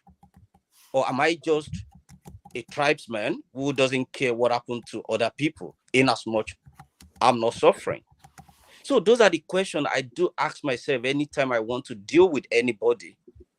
But then I will be very, very observant to see that, are you actually thinking the same way? I have a choice. If Mr. AY or Mr. Alba want to do something to me that I don't like, I have the exit. But if I don't say my mind and just be part of that evil, it's just a matter of time before the evil will come and haunt me. So that is one area. I just want us to keep thinking in that direction if we really want These are peace. evil people that are trying to get me. When we look at the young people with the knowledge they have in terms of other things, we need to bring them on board. They need to come and say to us, okay, if BAM decide to do something, the technology that is evolving every day, these young people, they are very, very intelligent. And that's why you see some of them going into Yahoo or going into Big Brother or entertainment. They are very clever. Let me provide our solution. They don't really have time to be ranting and discuss. They just want to find a way to make their own life better. But we can educate and orientate them I think you have, in a way. So that's just my submission. I'm listening to everyone. It's good. Let me provide solution. Thank you so very much. I think I want to talk about that young man that talked, and I know he cannot hear us, but the young man was saying that Nigerians have not been pressed enough, that when he get to a level, the reaction will come without anybody between the rock and the hard place. But Ferrari to be honest, I'm not sure if... Okay. Ferrari was saying that that even if Nigeria is pressed to the wall, they will dig a hole instead of facing the problem, if I understand him correctly. So I think that is what is going on here. Let me say something, Jonaba. Sorry. Let me just say something. Go ahead. In all this, we are just talking about things like that. We that in diaspora, right? We are talking about solution. What solution are we provide? Well, are we profile? What solution are we put on the table? Exactly. What we have said. Let me finish. The Blackstone. Wait, let me finish. Allow him to finish. Jonathan, allow him to finish. Let me just finish. I moderate here. Don't interrupt me. Yes, sorry. Let me finish. What I want to say for me, this is the what first of all we should do. We should fight for diaspora voting. That has been on the table for a very long time. And we are here talking about finding a solution, but we're not talking about what to do. We should fight for diaspora voting. That's the first thing. We must participate. We must be a part of the voting process in Nigeria. So let's start from somewhere. We are talking about solution. There are things we should put on the table. Start from somewhere there, and then they go home. It's a part of the voting process. When we are having the right to vote, then we have a voice. For now, we don't have a voice. I don't think we can be able to educate anybody in Nigeria. People don't have no food to eat, who are suffering. What are we going to give to them? That we what are you going to give them? Mute yourself, forefather, righteous man. Mute yourself. So what are we going to tell them? People that are suffering to find food to eat. I don't want to tell them. So let's fight for our own rights first of all. That's the first thing. Let's fight for diaspora voting. Let's present the bill has been in the House. It has not been passed. That bill can be raised up. You can talk to every legislator. Let them pull out that bill. Let them go for it and let them pass it. Then we can vote who we have to vote for in next election. And so after you vote, they rig it and then what? Listen, no. We don't need your vote in diaspora. We don't need your vote in your country. Okay, now the Blackstone. Listen. We are talking about, like, I think we should be understanding that certain things that we are all saying, people are listening around the world. Your submission was a nice submission about looking for diaspora's vote. But we are also saying that in the system where we need an outlet to create awareness. You are not a politician and you are not there. And so if you are not there, you are not part of the insider, it's hard for you to make any change. Remember that the Nigerian politicians we are talking about, they are the lawmakers who put what is not there. So we are saying, okay, what we're going to do is that anybody can champion the cause of, okay, how do we start it, mobilizing the people, educating the people, and have insider who can vote. And we have tried it, and I think the LP tried it.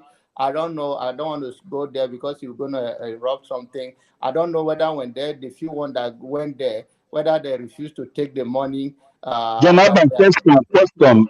Please, I want to ask you a question, Jonathan. Please. Go ahead. Please, with all due respect, can anybody in this platform tell Nigerians and the whole world what the diaspora Nigerians contributed towards the last election?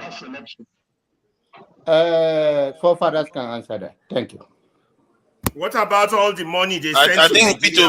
most of P2B's campaign, What about all the dollars they are sending you are into not aware Nigeria? of the money? Yeah, I'm surprised. I'm surprised. I mean, the type of question we ask sometimes. Ferrari, I think forefather have been disingenuous. Because I'm sorry to be calling forefathers. I mean righteous man. Righteous man have said on this platform over and over that for Nigerian things to change, the diaspora have a lot to do with it. I don't know why he come up with the percentage of 60-something% now at the diaspora problem, and he can say he have a system that he never shows, that the statistic that he never mentioned even one person's name.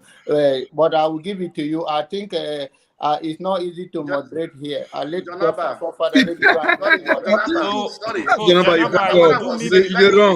do me PDP. Go ahead. No, go ahead. Blackstone. You are the one that Blackstone to do me PDP. Okay, AY, go ahead, please. AY, let me clarify myself. Please hold on. Excuse me. Let me clarify myself. Right.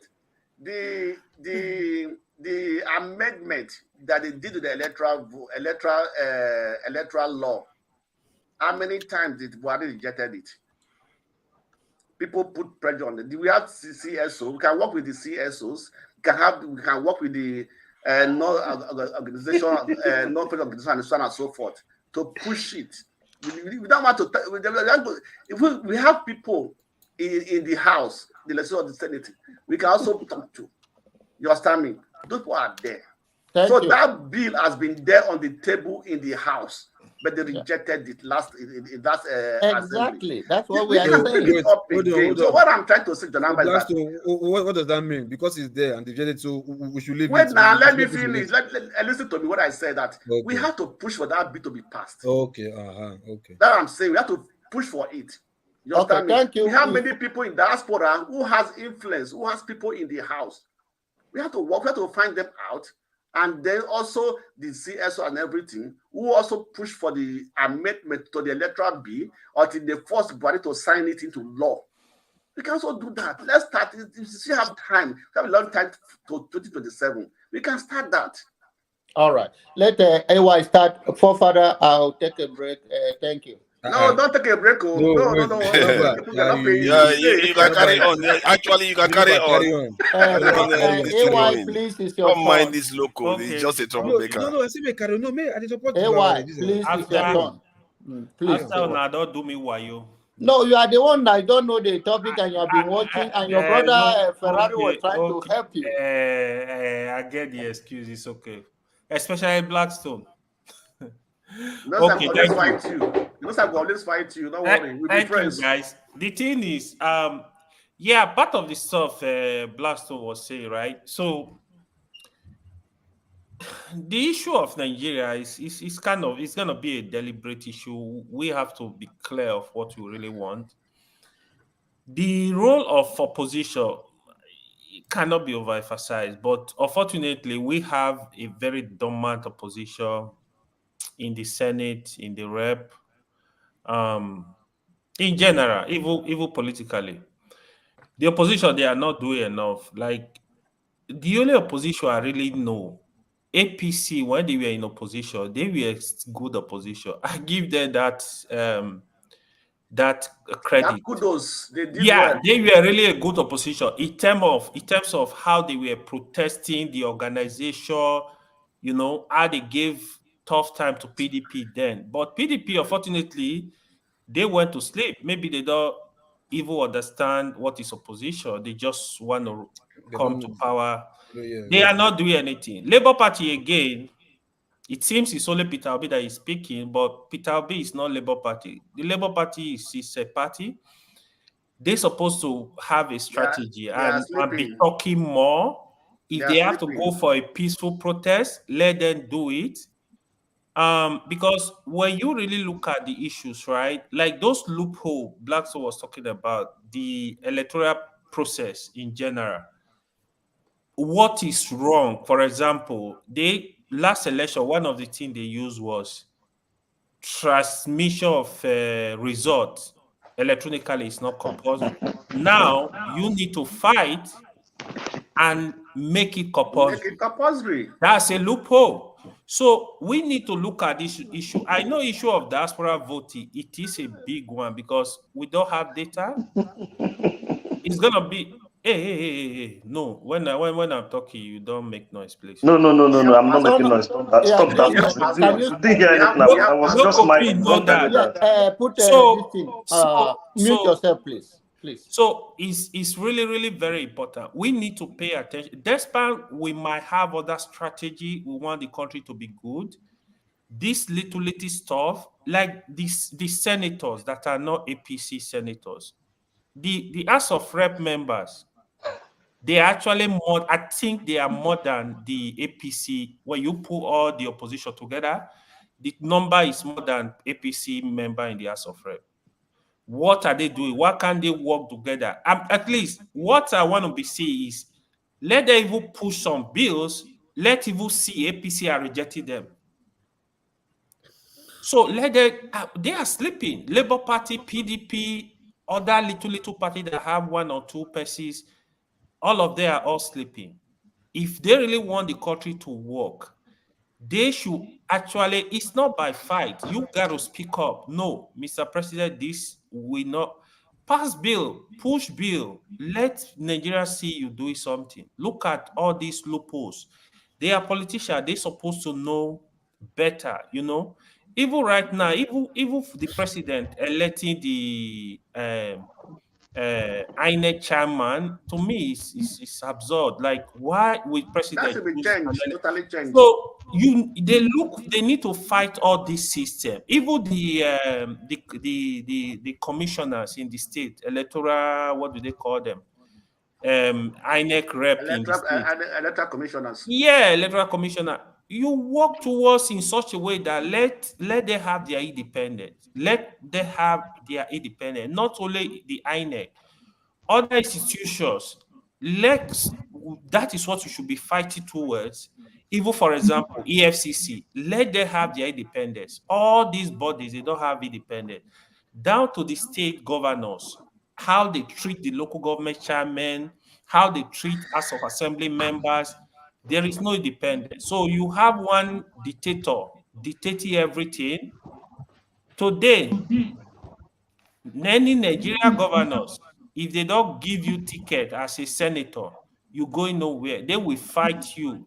They are the people, they want to control everything in the state, you know. So also what we see in the federal. So if we can look for these issues, these loopholes, these issues we have and try to be resolving them gradually, I think we could be making a lot of progress. To me, it's a lot of progress. Instead of us looking at everything and just trash everything, we might have other ways to. Because if for example, if you fix the electoral system, you will see in no time we will start actually Nigerians will have the power to elect their leaders. But what we currently have now, most times, electoral malpractices, people that you are not voted for, they are in power, a lot of issues from federal to state, you know. If we keep doing this, we're going nowhere. Yeah. Thank you. Thank you for your submission. Thank you, Mr. Janamba. Thank you, AY. Thank you for your submission. Maska, you want to say something before I go to Loco and Tone? I've got Loco, don't come again. Yeah, I just wanted to do a lot of pushback on Righteous Man. You know, he also said that 65% of the people that came from diaspora created problems. I still also want to disagree, because there is a lot of example of people that came from diaspora. They sorted out some of the bigger issues the country. A good example is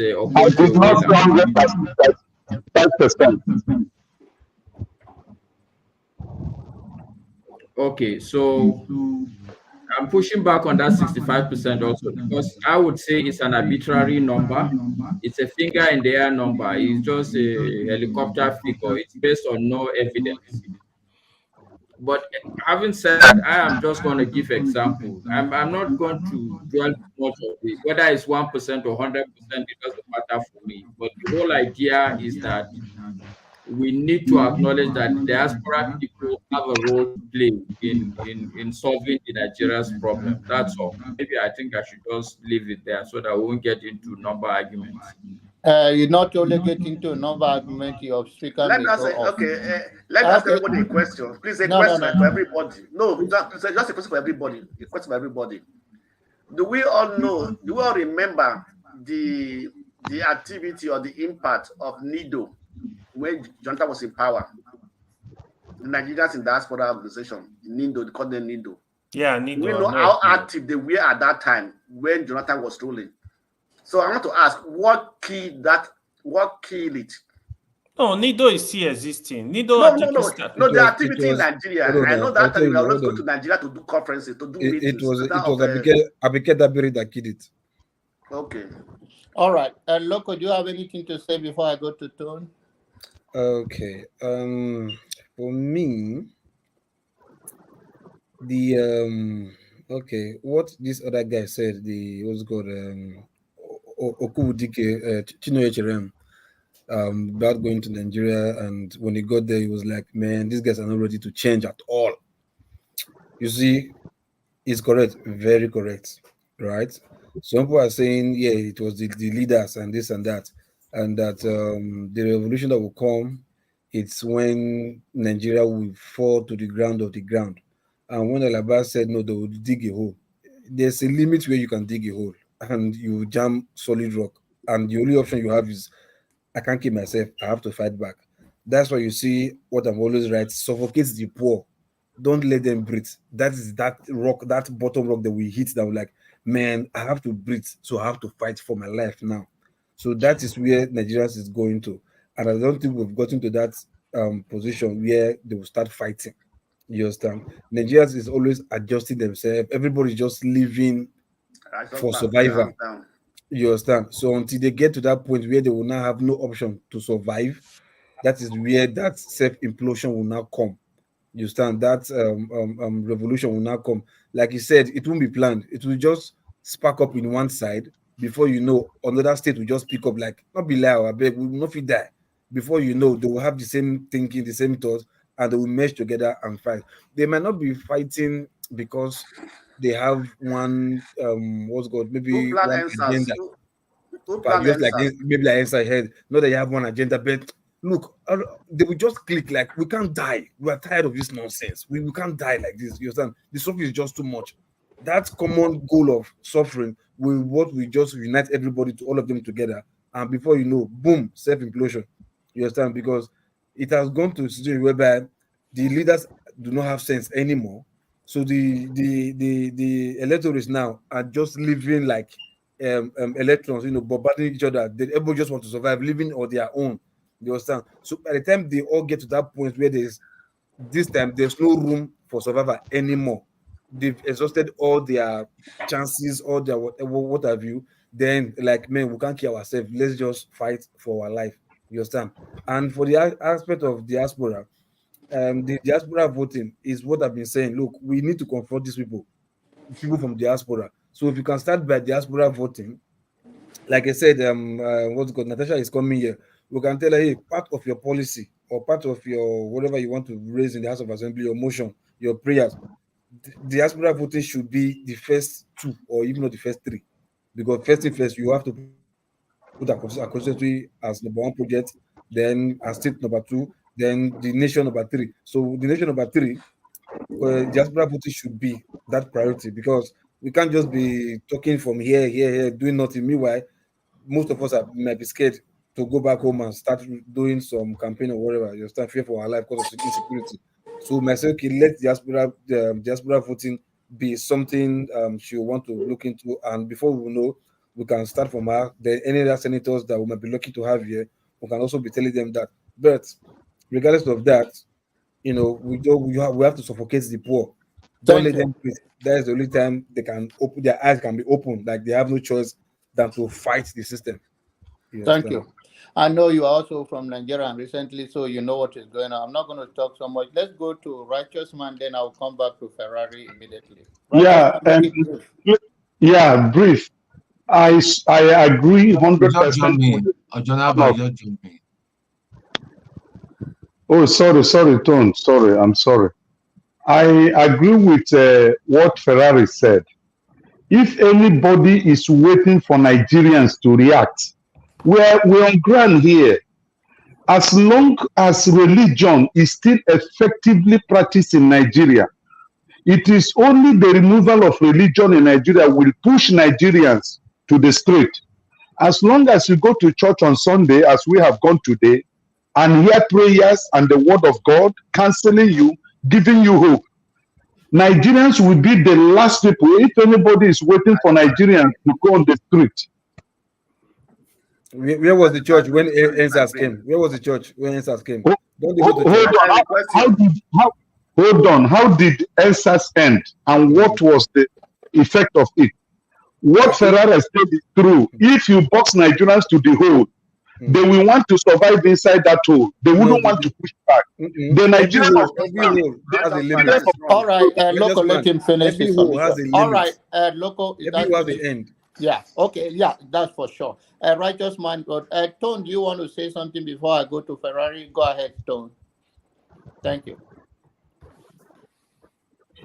Okay. Hi, good evening. Hi, Masca. Happy New Year. Right. Happy New Year, Tone.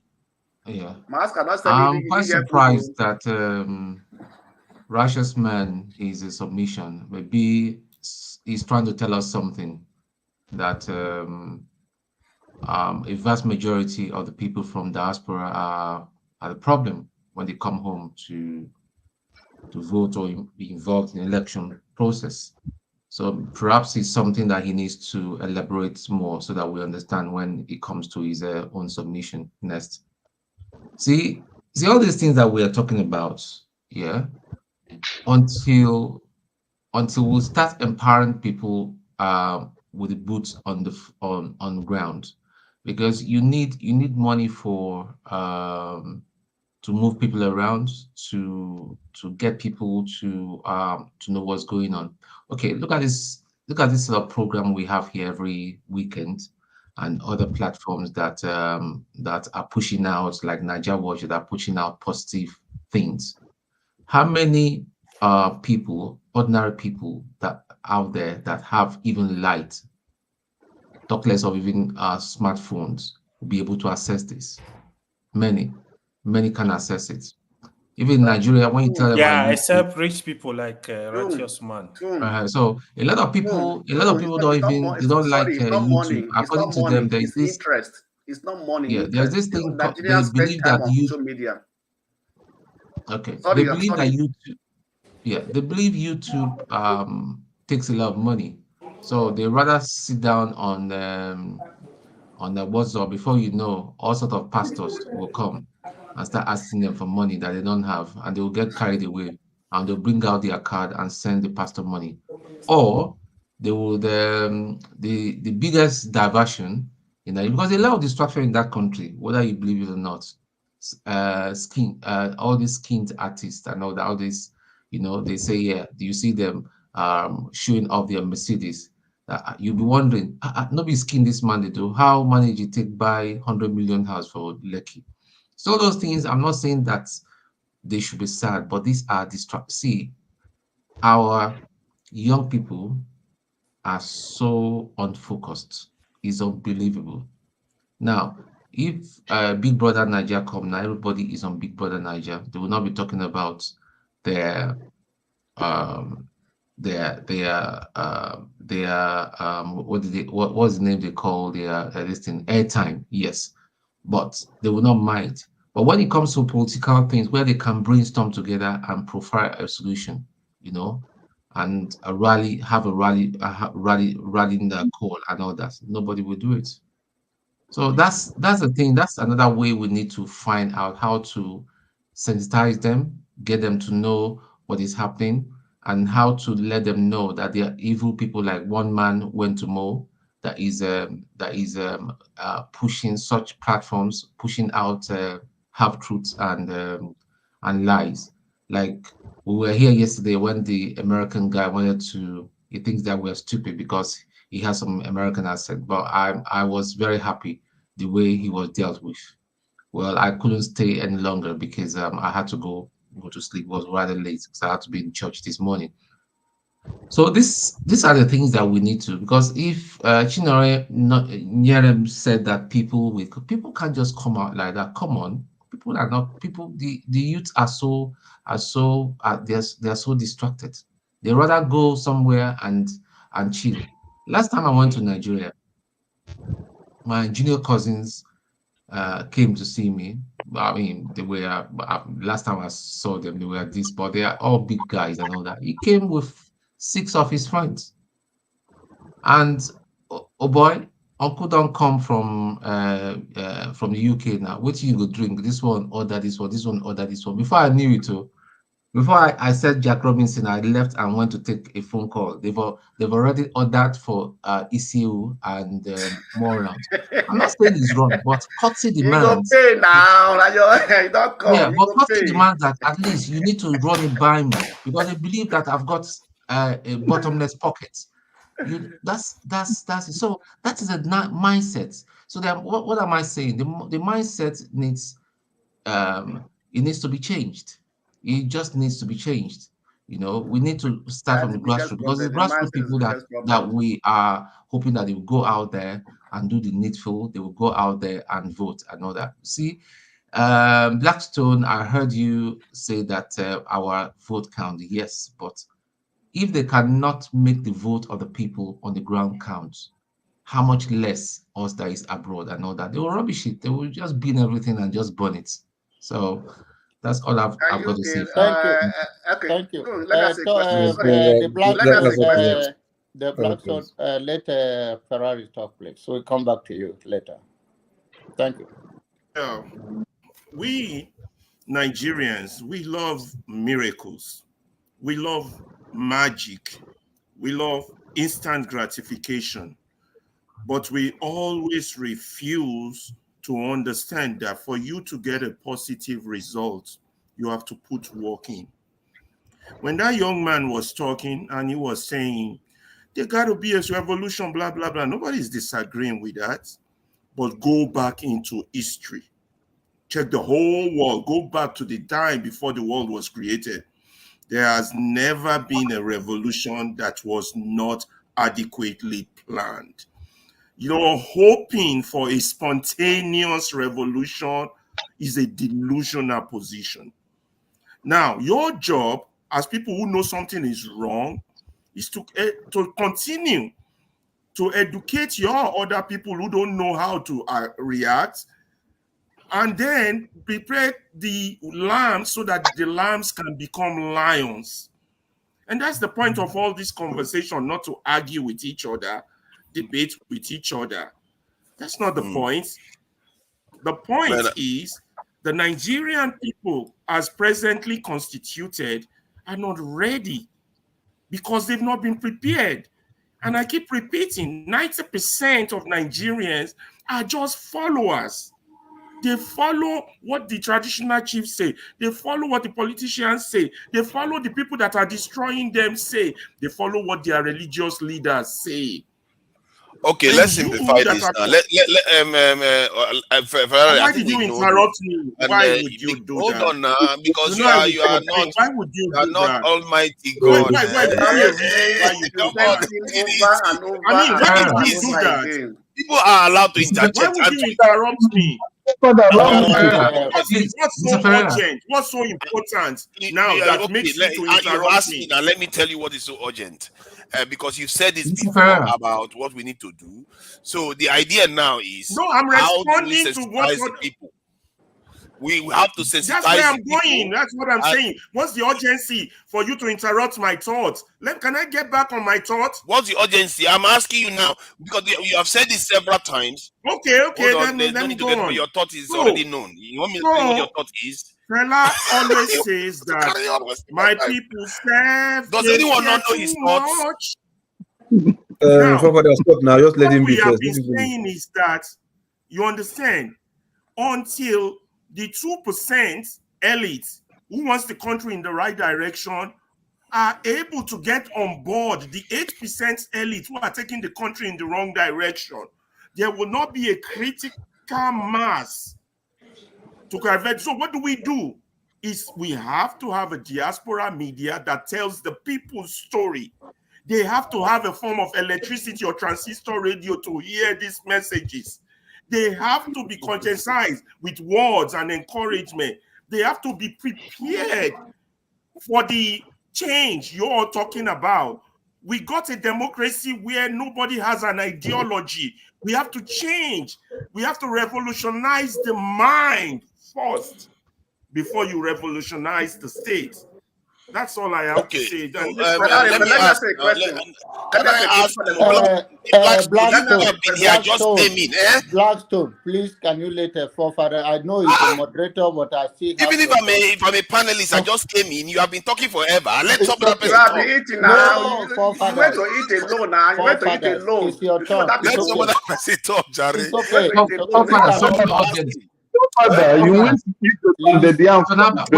Wait. Righteous man, wait.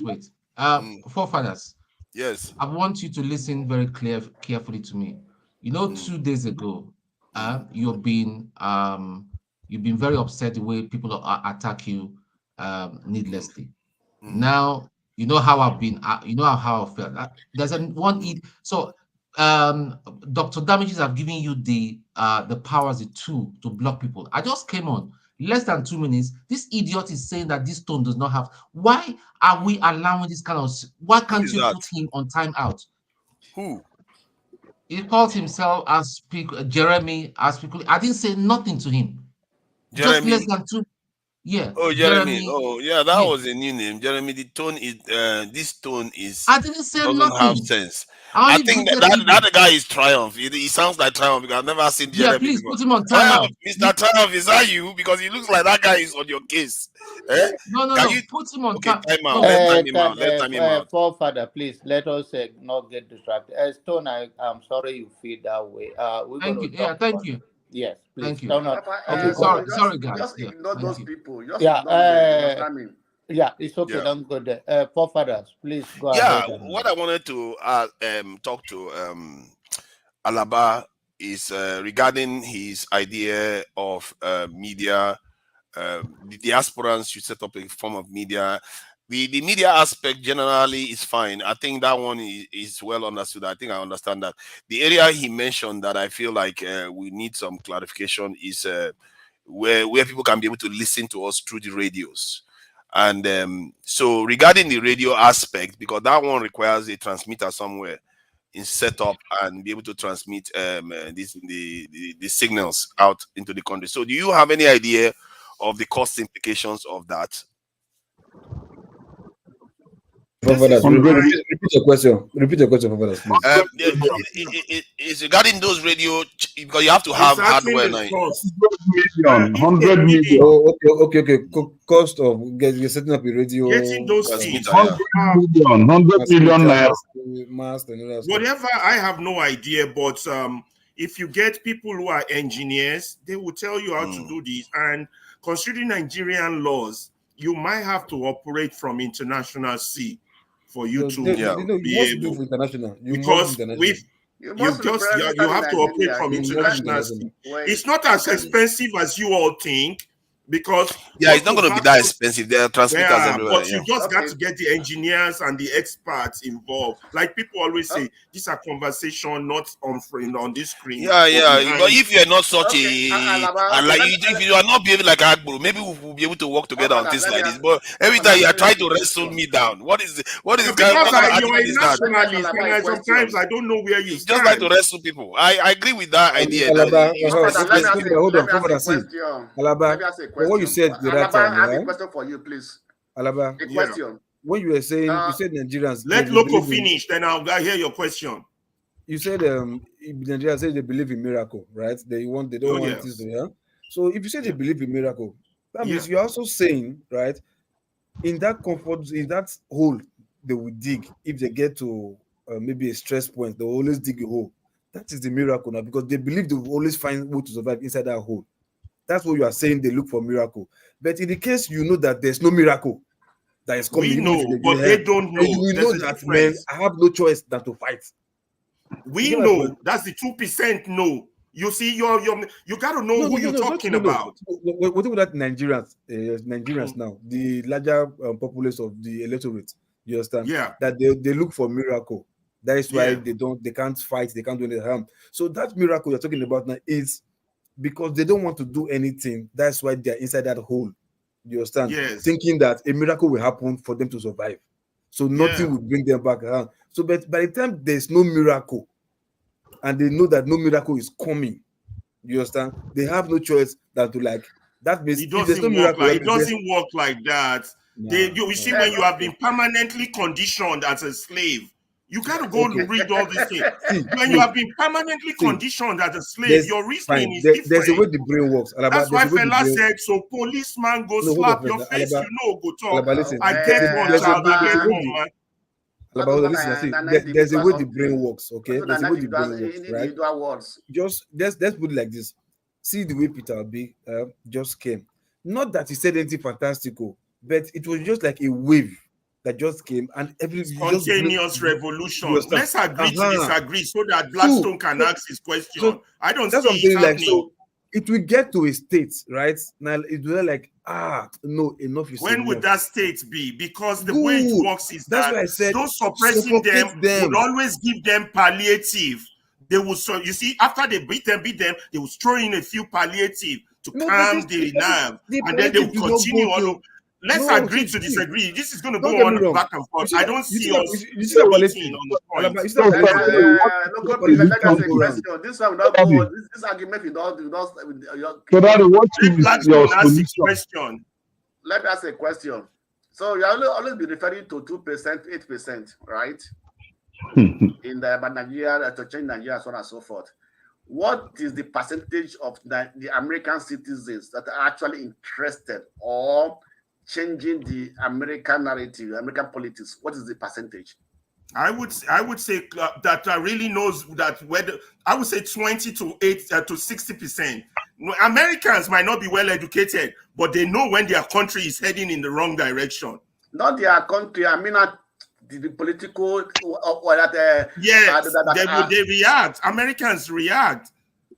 They know.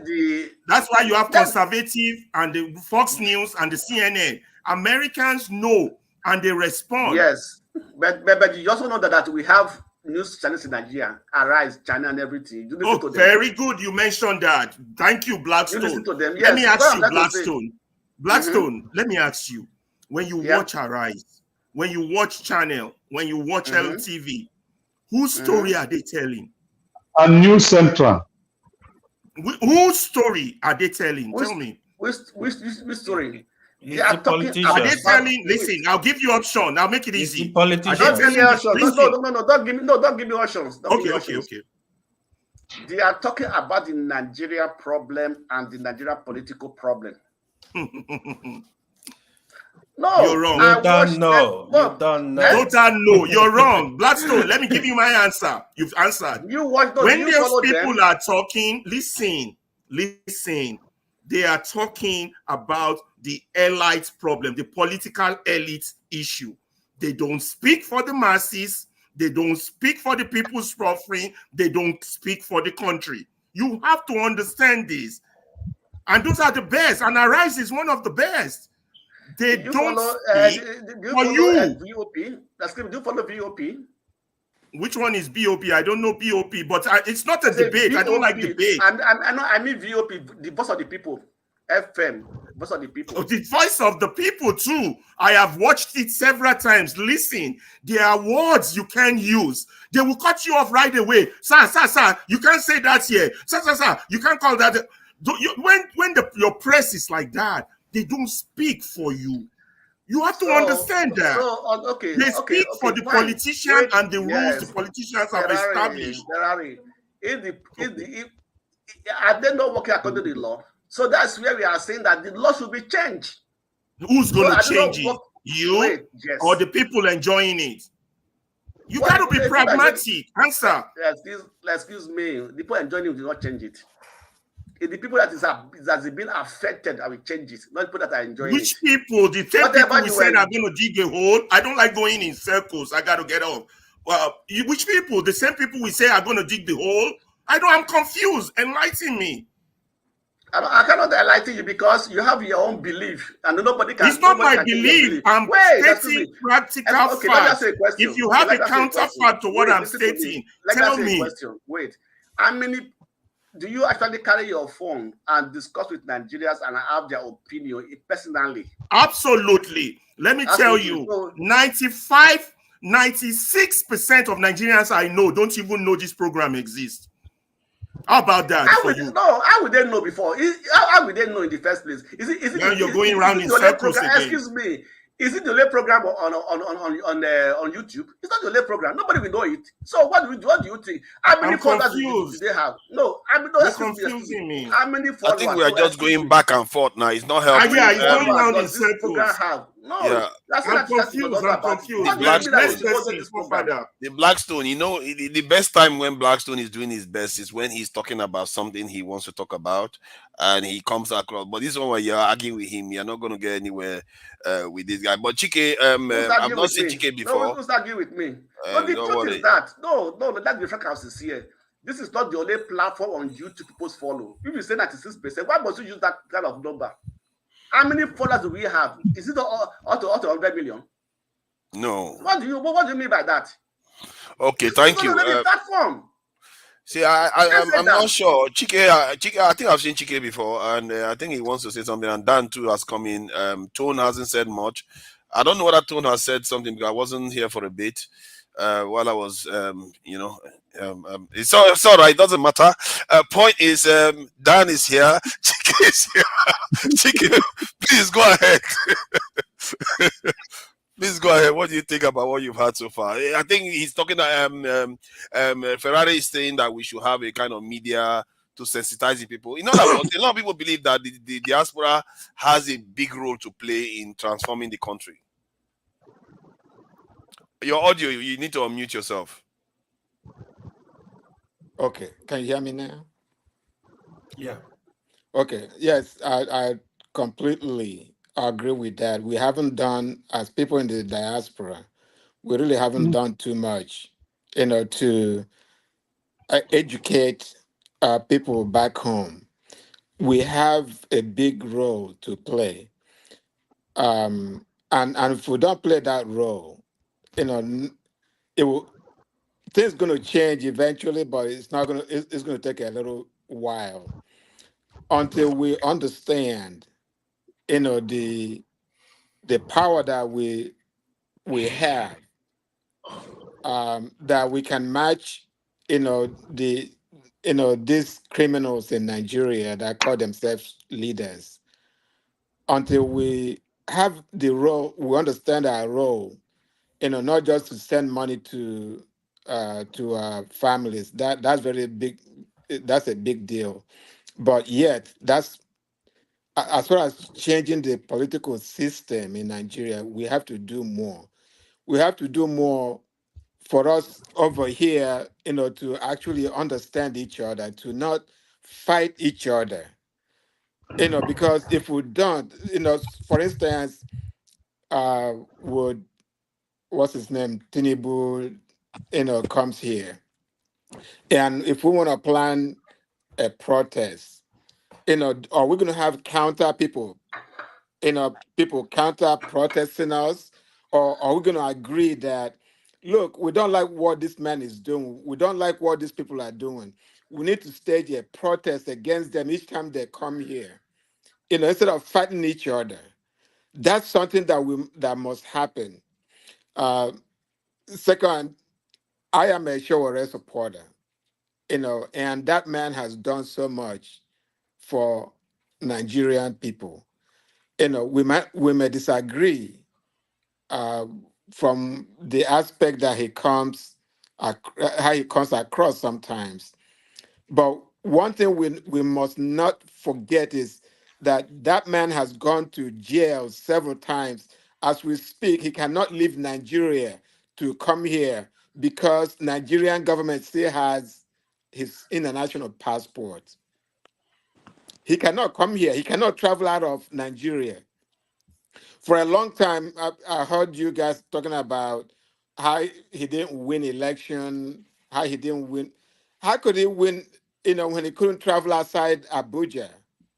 How could he win? So let's be fair. Let's be fair to Showore.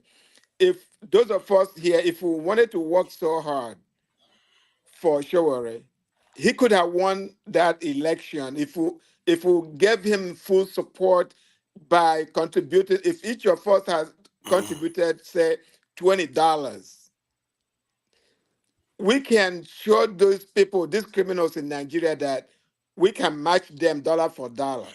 I see. Let me ask you this. You see, because Yes, there's sir. this guy that's in prison right But now. hold on, but he was giving money before in the last 2019 election, and they accused him of Is he embezzling local? money. Is he local? Is he local? Now I'm I just want telling to you, ask question, and he wants to ask question on top of no, my I'm not question. asking. No, hold on, I'm not asking. I'm just telling him that 2019, right? Money was donated to for Showore's and whatever campaign. I said if everybody contributed $20, I'm not talking about how many. I was part of his campaign, so I know what you're talking about. How much was that compared to the number of us here that The point I wanted to add to it before you can mismanage more. Loco jumped on top of my question. Loco, the trouble you are looking for, the day I'll catch you, you see this thing that this boy is looking is anytime I want to ask question, he jumps on top of it. Leave my question alone. See, the question I wanted to ask was there's this guy in prison in Israel. Is Baguti. I think it's something Baguti, a Palestinian. If he ran for election, he has to be. He's not even governed before. If he ran for election, he would win the election, maybe even from jail. But that should tell you what I'm perceiving there is that popularity of a candidate transcends whether he gets money or not. And we still are missing the point. The reason why Showore is not winning is not because people want people that are corrupt. It's because he's not connected with the people with his message. He himself hasn't. If he has, it doesn't matter where they jail him. He will be a president in waiting. Why do you think they didn't release Abiola from prison? Because they knew the people were behind Abiola if he came out. And if Showore was popular enough, and I think that's the work Showore needs to do if he wants to win, he needs to connect with the people, not expecting the people to come to him.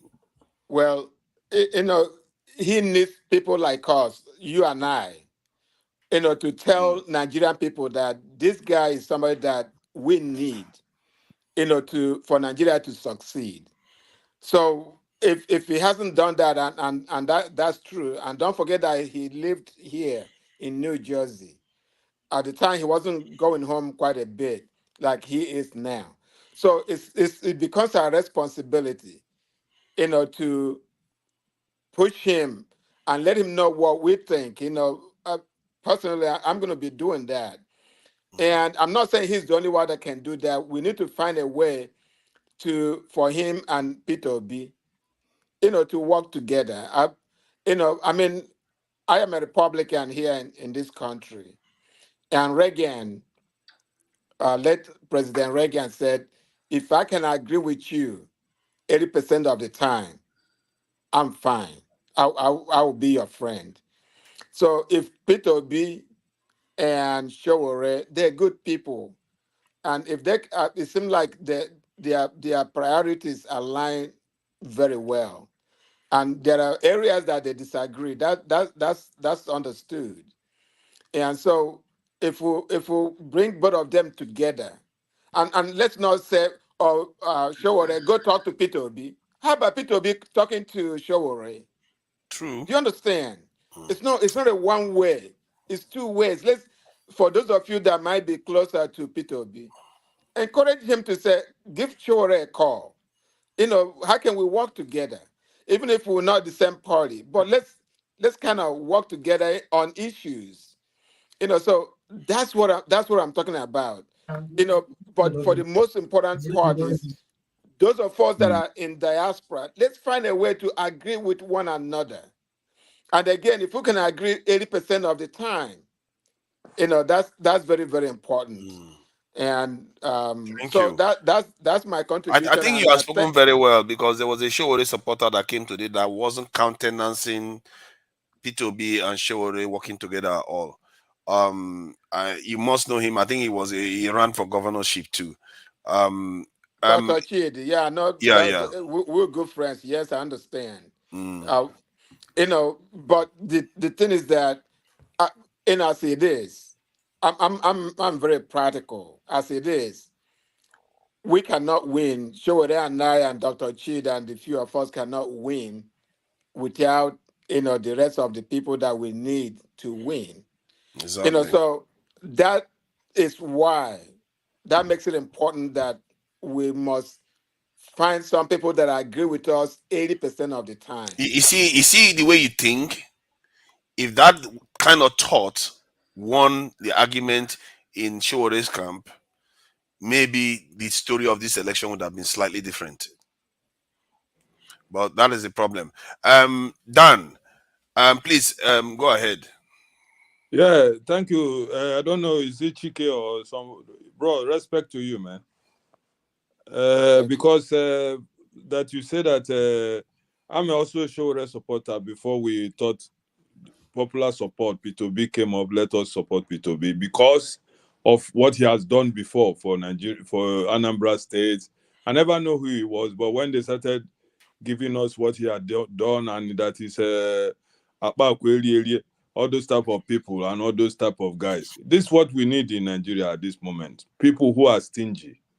Not stingy in the sense that you cannot help, but at least you don't waste, And I wish this your thought today will get to Showore and P2B, because it's high time they get together and so that people will now really back them. Because for P2B, for me, I said it yesterday, he's a coward, because I don't know why he don't want to risk the prison. Showore, you said he should have been in prison. They shot him the other day on the leg.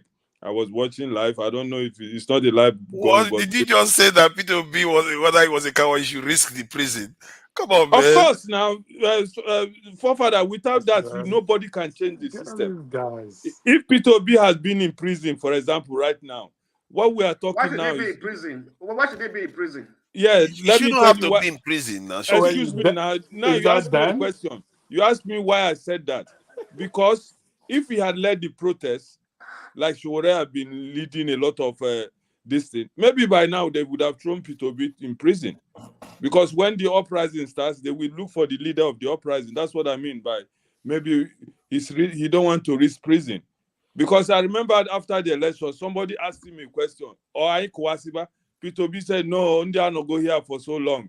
Oh, my okay, get you and that statement really got me angry because for those who don't speak, for those of you who don't speak, wait now, for those of you who don't speak Igbo, I'm saying that they asked him, do we start destroying? That means, in another sense, revolution. P2B said, no. These people have been here for long. We use style to remove them. And that is capital no. Foul. You cannot remove those people, Tinubu and co, from that system without somebody sharing blood or one of our leaders going to prison. I thought P2B would have stood up strong because he got overwhelming popularity and support from all Nigerians. Even he was winning in all military barracks, to tell you that those with guns were behind him. So what Chike said, I really hold on to that because I'm a 100% Showore supporter.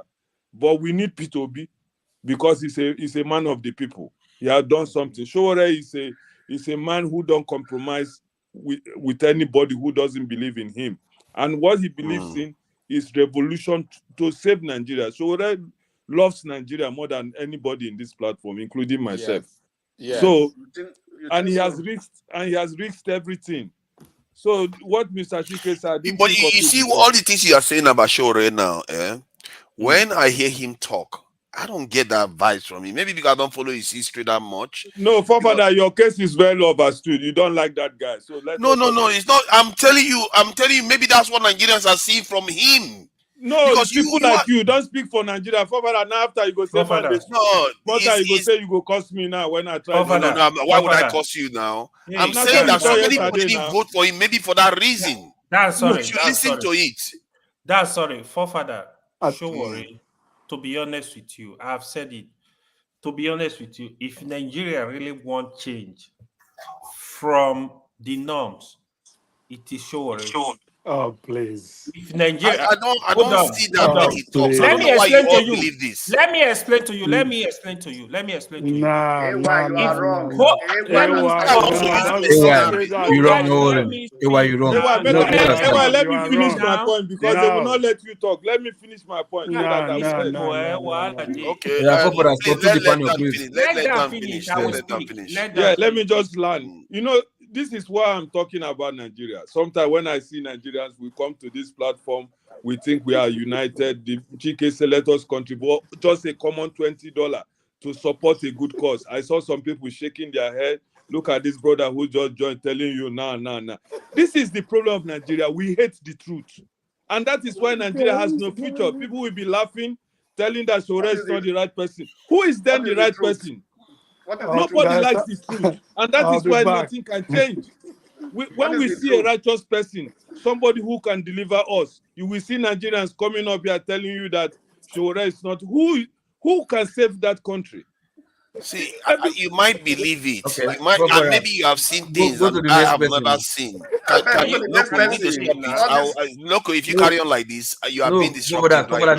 Listen. You are being disruptive right now. You need to stop it. You are not the moderator. Let me tell you one thing. You are not the moderator. You know that, don't you? I'm not moderating now.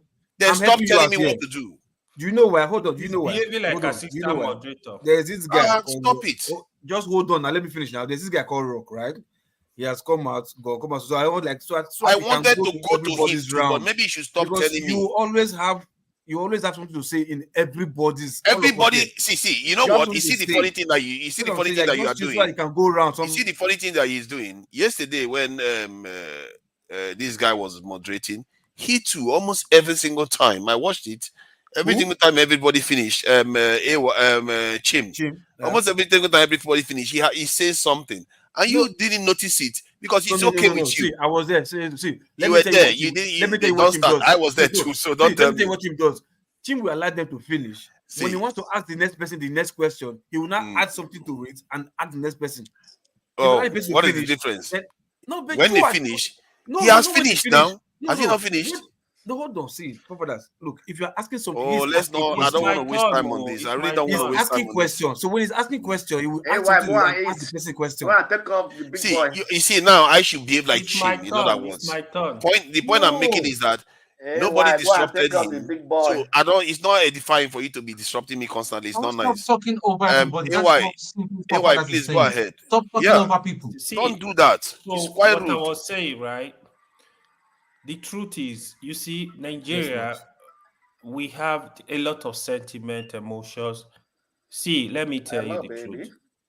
If you go to, if you trace history of Showore from Unilag, Showore has always been in the part of the people.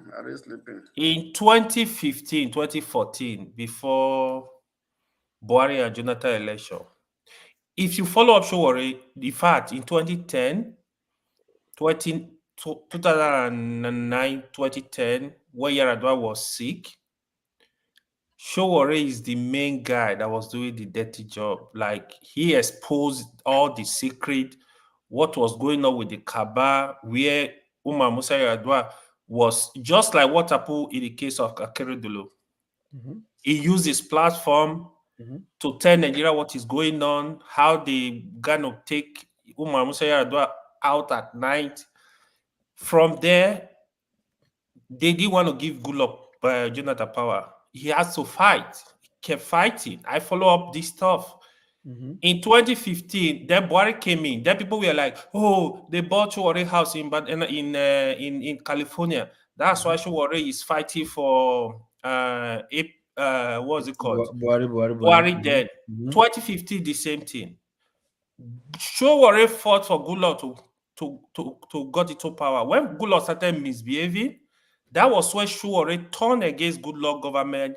He was exposing the corruption, what was going on. Then Buhari, of course, the APC got opportunity. Buhari came into office. Showore never stopped. When Buhari government, when they started misbehaving, Showore was doing the same thing. He was exposing the corruption. He was telling Nigeria what is going on. Then Buhari government, they arrested him. They charged him to. They restricted him to Abuja, which is the problem he has been passing through. But to be honest, you might not like Showore. Anybody might not like Showore. Showore deserve a lot of credit from Nigerians. Yes, he deserves. And hold on. It does. When it comes to leadership, I think this is where Forefather is getting two things mixed up. Showore can sometimes behave like a student union leader, even right now. I also have problem with that. I think he needs to really stick to issue and try to leave petty things and try to be very presidential. Probably Nigeria will listen to him. I don't have any reason to tell you Showore is corrupt. I don't. If anybody have evidence, you should bring it up, because what really happened in last election, because of how things were. I mean, Peter Obi had history that people like, his humility. He was a state governor, at least better than average Nigeria governor. And he was saying the right things. He was saying the right things. So Nigeria, they bought into his thinking, his agenda, right? That was why you saw a lot of Nigeria actually supported Peter Obi. So when you look at the game, was more like Tinubu, Atiku, Peter Obi. Now who? Showore was not having that number. You know, Nigeria now fed. Even I know a lot of Showore supporters. Okay, you know what? This vote, instead of wasting the vote, let's give it to Peter Obi. Let's see if he can come in. If you are discriminating, if you are saying anything bad about Showore, Showore is a good guy. I don't even have problem with Showore. If you really want, what I said, if you really want the change, it is Showore. I start by what I said. Peter Obi somehow is part of the status quo. You can't deny Peter Obi is not part of PDP.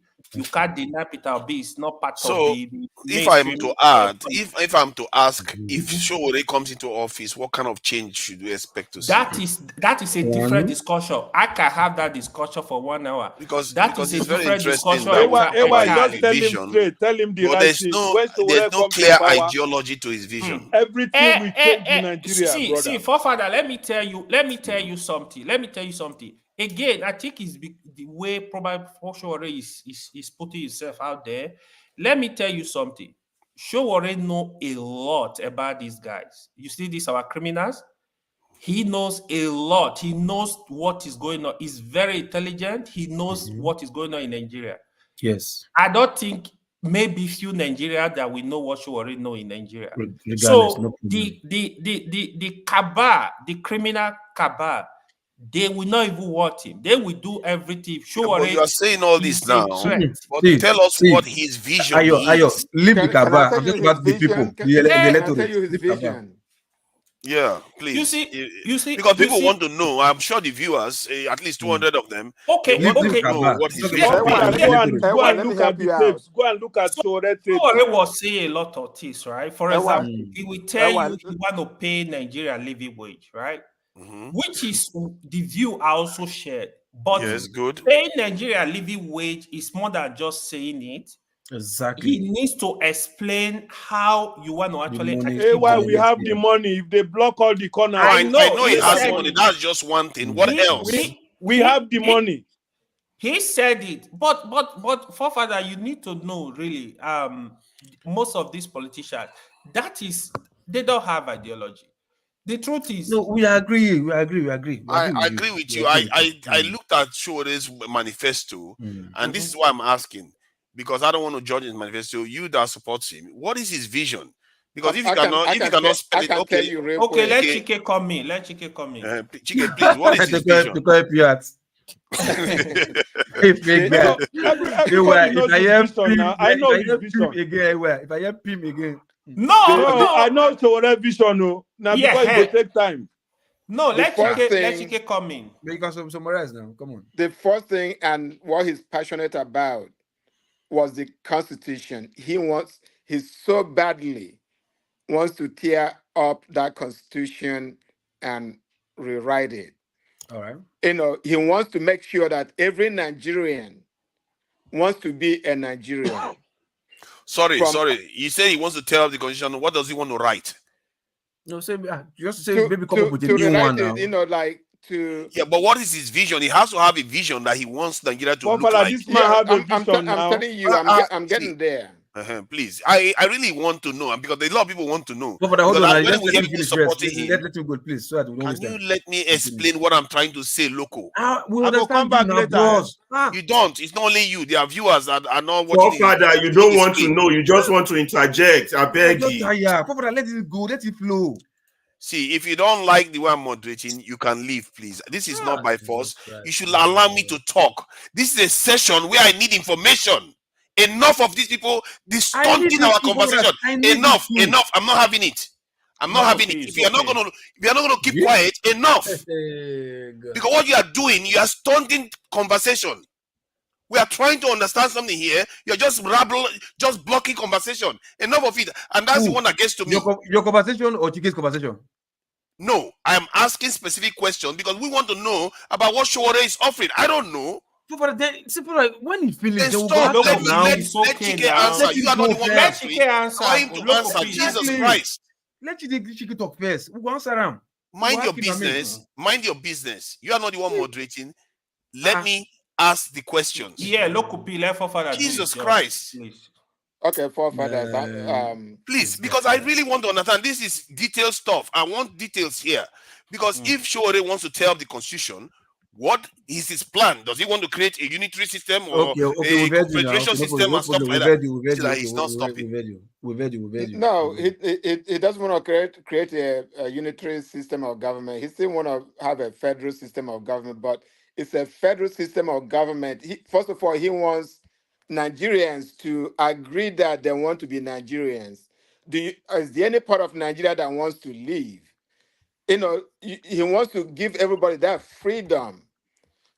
If you want to be part of Nigeria, instead of being IPOB or Duduwa or anything else, if that's your choice, you can leave. But he wants a stronger Nigeria. He wants Nigerians to write Nigerian Constitution, not the copy and paste. And this is his words, not the copy and paste from America to they call Nigerian Constitution, even though they left some American ideals in it. So he wants Nigerians to rewrite our own Constitution. Let it be organic. Thank you. Yeah.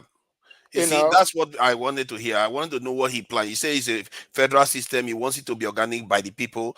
That is something I want to know, because just say he's going to rip up the old Constitution doesn't tell me that. So absolutely. Please go ahead. And he wants to make sure that all these people that have stolen and that's what when I think about Peter B, I love Peter B really good. I think he's going to make a good president. But the difference between him and Sowore will not let these people that have stolen Nigerian money go free. It's not going to let them go scot-free. Every one of them, he will probe them. He will make sure that they pay up all this money that they have stolen, because it is so unfair. It's so wicked that we let these people steal so much that people are suffering, and we just let them get away with it. And Sowore will not give a hoot who it is, whether his father, his mother, his brother, who stole money from Nigeria, will cough it out and will pay for it.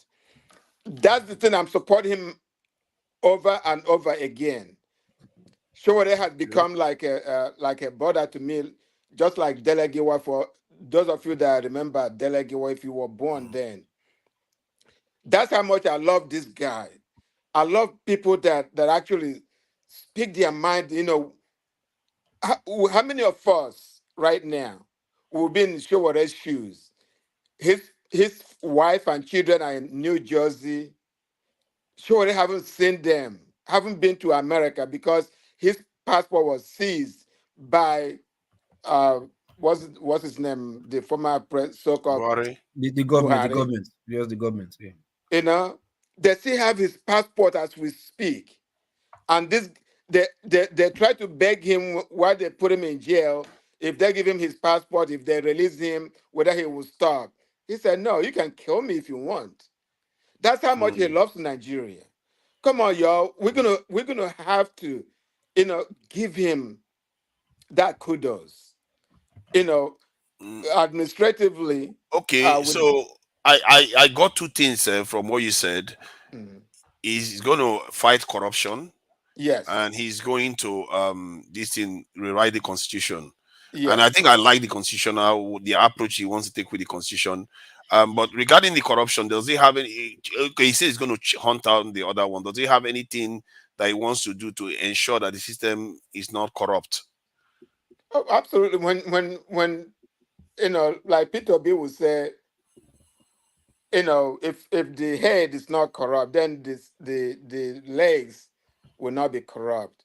So if he's probing these people, which will be the first time that somebody is actually probing, these people, and he spoke about having one, instead of having Senate and House of Representatives, let's have one. Let's make the government lean instead of all this bloated, system of government. Nigeria is not that big. We're not making that money. We're looking at America, because they have two legislators. Yeah. If we have one legislator and we make it even not full-time but part-time legislators, that we can do that. We have to make it come from us, not copying the whole thing from America and run it like, and we don't know how to run it like that. That's what he says that I really like. And okay, maybe thank you. I agree. I think let me move to the economic aspect then, since you have covered Can anybody also speak? Can anybody also speak? Please? Okay, of course, another person can speak. Tone, you can go ahead. Okay, thank you. Okay, Chike is still there.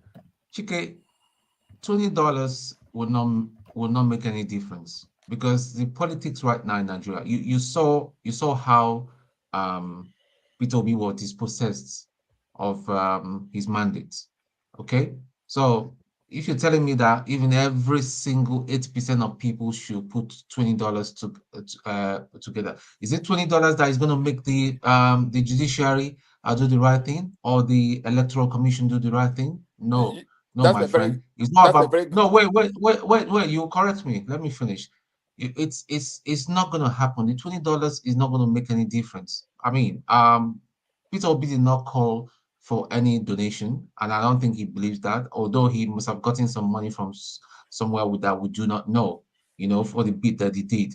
See, Showore is one guy I respect to some extent, but lately, it seems to me that he has positioned, he's talking from a place of jealousy without even knowing it. Because it's like Peter Obi is like Peter Obi has taken the shine out of his popularity, and the way he talks, and he doesn't even know. I'm not saying he's a bad person. Don't I still respect him. I still respect and salute his courage. Okay, I wish every young person in Nigeria would be fearless as him, and that's the only way you can confront these people.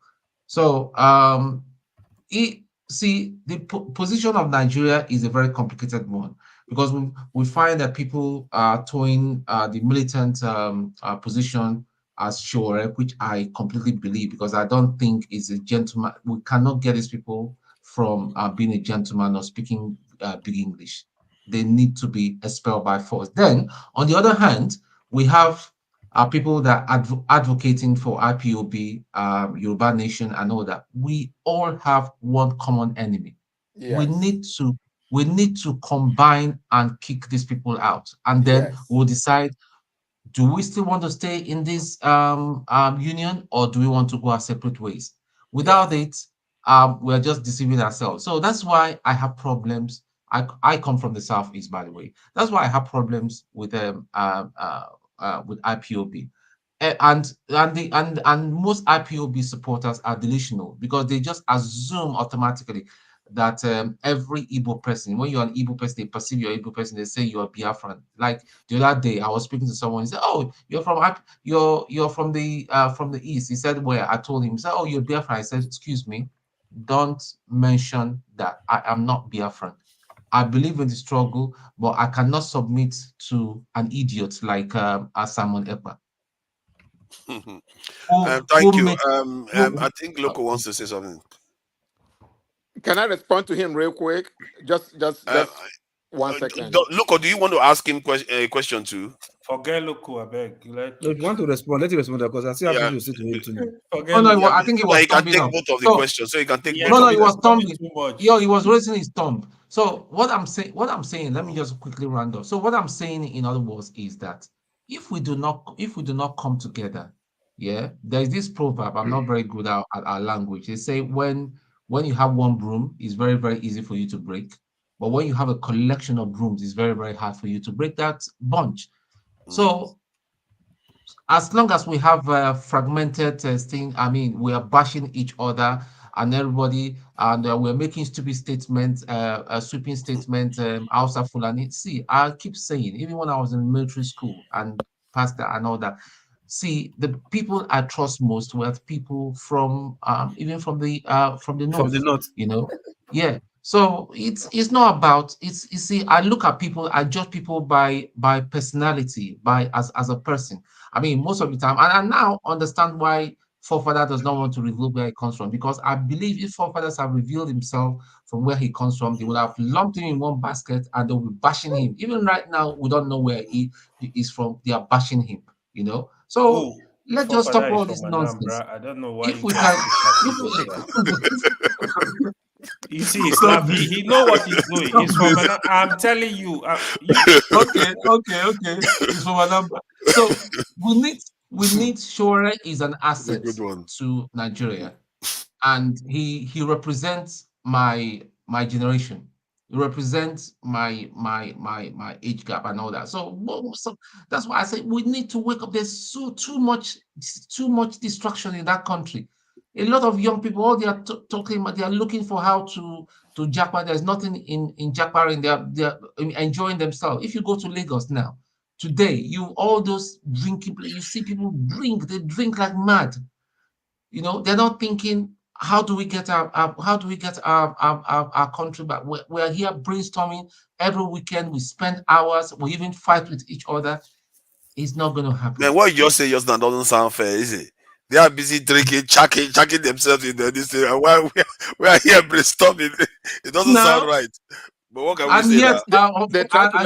Precious man would tell me that we have not been contributing to this thing. I think the reason why I was talking to Chike was because he was answering questions. So technically, he was like somebody that we are like a guest, really, because he was giving us information about Shore. It says he believes he can. Maybe he has been with him now, so maybe speaking to him. So he can as well say one or two things, you know, like one or two thoughts from Shore. Today is Loco P Day, man. It's what I wanted to sit down. What I was really saying, right? Look, like you said, be patient with Loco P. You know, Loco P doesn't disturb. Today is his day, man. The way he can go ahead, Loco P. Go ahead. I don't beg for you. I don't beg for you. Thank you, sir. So, like I was saying, right? Look, Shore, right? I don't have anything against him. Right from time, I just felt, look, an activist cannot be a good president. For me, I've always believed that anyway. That is one. But I may not have the proof or facts, but I just feel an activist cannot be a good president. You can, yes, you know, mobilize, waking up the people, as in wake them up, tell them what they're supposed to know, and all that. But to start leading them up front, you can't succeed, you understand? Because you always have this arrogant way of, you know, doing things. That's you're a rebel. You rebel against a bad system. You understand? And being a rebel and also give you a power, you may become something else, but I don't think it will end well. But Don't get me wrong. Showore, what he's doing, excellent. Telling the people how it's supposed to be. We're supposed to be doing this, supposed to be doing that. Then you are now like energizing the people, motivating them, giving them morale to like, yeah, we really want this change. You understand? Excellent asset, like I said. You understand? But when it comes to leadership, AY have said most good things about him. Yeah, he's supposed to be like, yeah, everybody agree. But when it comes to okay, now I want to be that pilot to drive. You understand? I think that is where he is lacking. Like you said, Peter Obi was just keeping quiet. He wasn't shouting, making noise with his crunchy voice, but he was reading the right notes. He was behaving like a leader, carrying himself, presenting himself. When it comes to interview, calms down, say what he wants to say. But if you interview somebody like Showore, I remember one time, 2019, when he's got this interview with was it either Kachuku, this Ibe Kachuku brother, or Kisley Mogalu, one of them. I watched that interview. If you see the way Showore was fooling himself, talking, ask you questions, the guy will answer. You're just bashing the guy. Talk about the issue. You understand? You are bashing the guy. Like you're like one of them. Look at you don't know what you're saying. Like you're talking as if you don't have sense. Like on live TV. Meanwhile, they're asking you questions with another presidential candidate. Either Kachuku or one of them. You understand? And you just like you can see now you are showing your Jaguda now in interview. You can't even be civil. So if you're a leader, so to speak, and somebody just like, oh, okay, maybe just mistake bureaucracy, you might end up even carrying on shoot the person, like, what's wrong with you? And this, Loco, let me tell you why I'm sorry to cut you off. I know when Showore answers questions like that, it's when they ask, why can't you go be a local government chairman before you become? No, not that one. He is bashing the answer that somebody else gave, another presidential candidate. Local P, can I interject a little? Sorry? Can I interject a little? So, let me, what you are saying now, that is why I said why I shared my views about Showore. I don't want people to come here because you supported Peter Obi or you supported Tinubu. No. Hold on. I don't want somebody to come here. Then you are now bashing Showore is criminal, is this, is that. No, that guy is not criminal. Hold on. That is what you are saying now. Exactly the reason I said leadership. If you are talking of leadership, it is a different ballgame. We can have that discussion. In terms of that, I will give a lot of credit to Peter Obi. Peter Obi has the temperament to run a country. He has the knowledge as well. Showore is a good guy. He has the knowledge. And Showore's style is just different. Yeah, it might cause a lot of crisis before the country is going to settle because Showore will not budge. He will deal with a lot of people. So the fear on Showore part, if you tell, for example, this Kaba, for example, if you put Showore and Peter Obi on a ballot, you tell this Kaba, who are you going to support? Kaba should go with Peter Obi. I can tell you for free. Because they fear Showore. They will fear Showore. I'll tell you, sometimes when it's a lot of discussion. When a man has power, you never can tell how you can wield his power. You never can tell because power corrupts and power corrupts absolutely. I mean, Peter Obi has demonstrated it. He was a governor. You understand? That's the thing about Peter Obi. Yeah, you can give that credit. It was removed twice. He was removed twice, and he came back fighting, and he went back. So Nigerian governors, they have a lot of power. They have a lot of power. Because he's talking calm doesn't mean he's not rugged. You understand? Yeah, the style is different. He's a gentleman. Peter Obi exactly, but that doesn't mean it doesn't have the punch to punch anybody. He's a gentleman. You're gonna so like I said, Showore, excellent guy. Like I said, he's not a criminal. Nobody has found him wanting in anything. He has done a lot. Yes, that's why I wanted to ask that question when Chidi was here earlier on. I was like, look, Showore, why can't you ask yourself, what is that thing that happened? Although your excuse for him was like in 2019, he was in jail most times, so he didn't have time to campaign.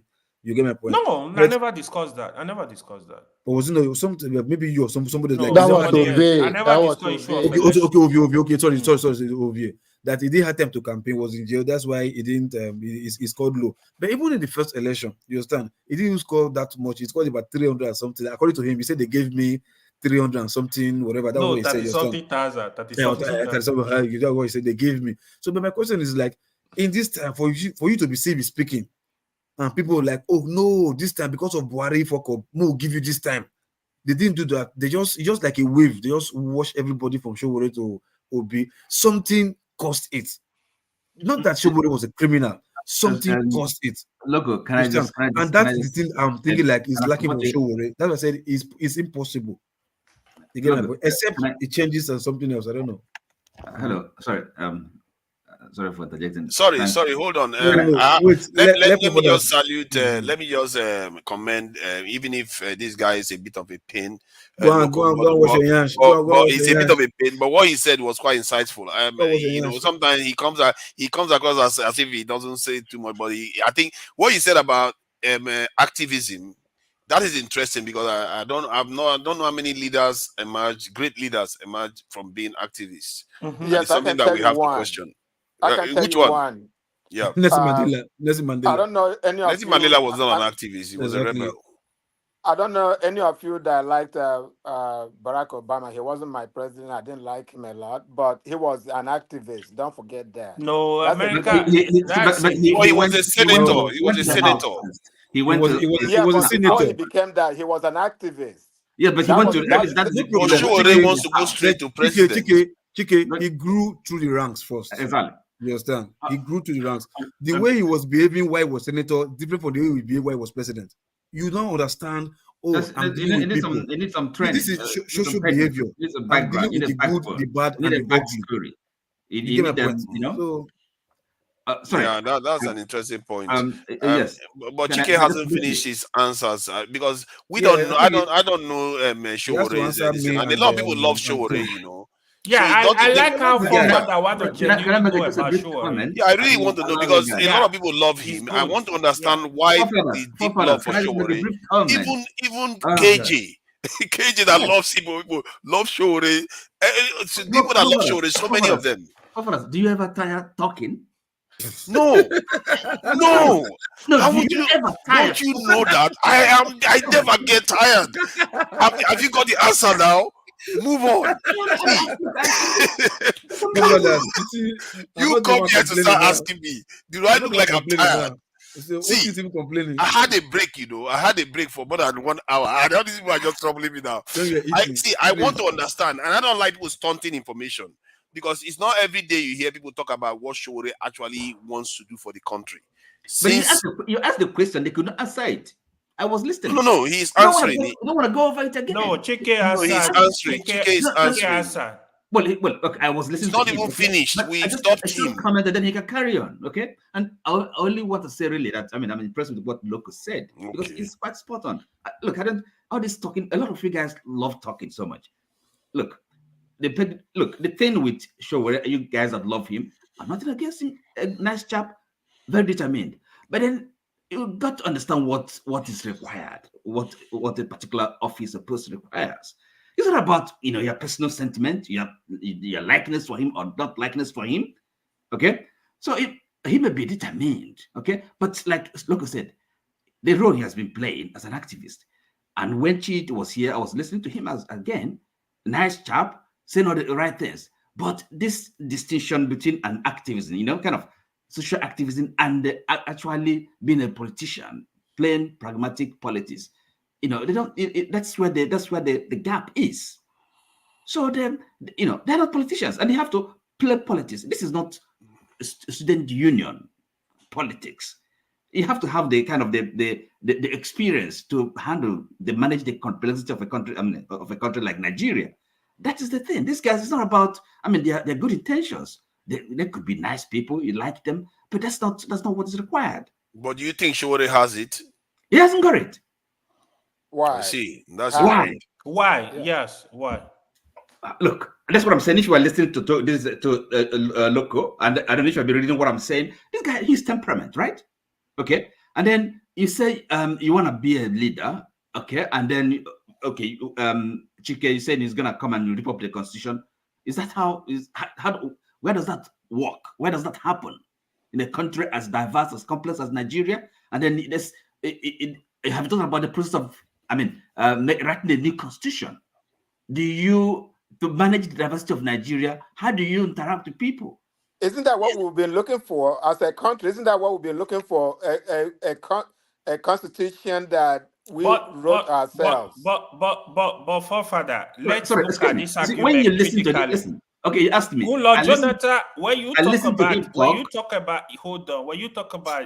talk about people, somebody that have that humility, gentleness, Jonathan, I will even I will take him up higher than Peter Obi. Excuse me.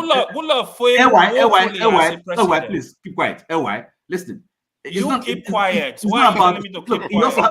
You got to be intelligent as well. You think you are intelligent? You think you know anything? I'm not just myself. come here I'm to talking about look. I'm not talking about myself, but for you to be a president, right?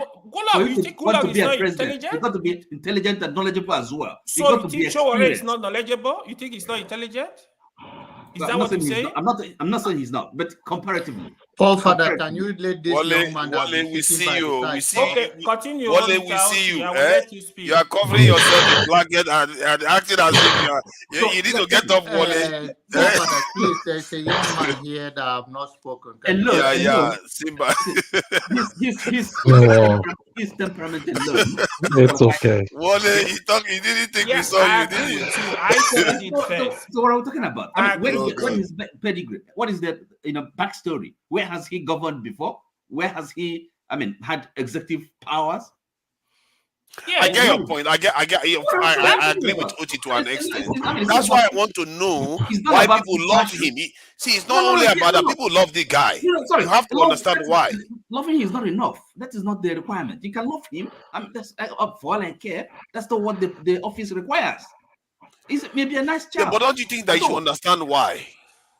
You're asking me that question. It's not for me to answer, but I'm telling you that you should know what the office. Can I just say something quickly? Yes, please go ahead. Please go ahead, Simba.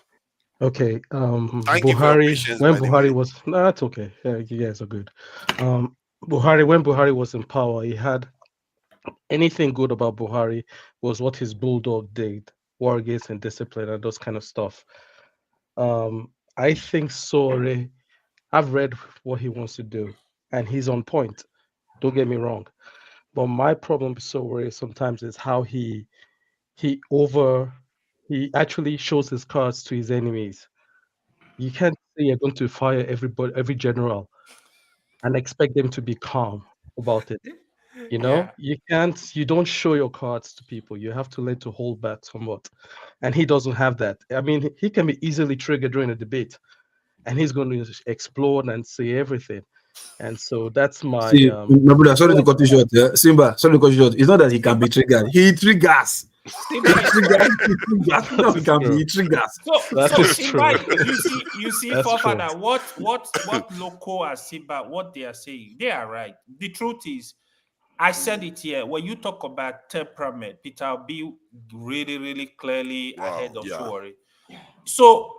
But what I don't want, the only thing I disagree when people were speaking this afternoon, when you call Showore, he removed Gulab Jonathan, he did this, he's a criminal. Now that's just crap. Showore he has done a lot to Nigeria, a lot. When I mean a lot, they can say the people can say but yes, that doesn't mean he can work him and Peter Obi. Peter Obi can look for a way to work with Showore, to be honest.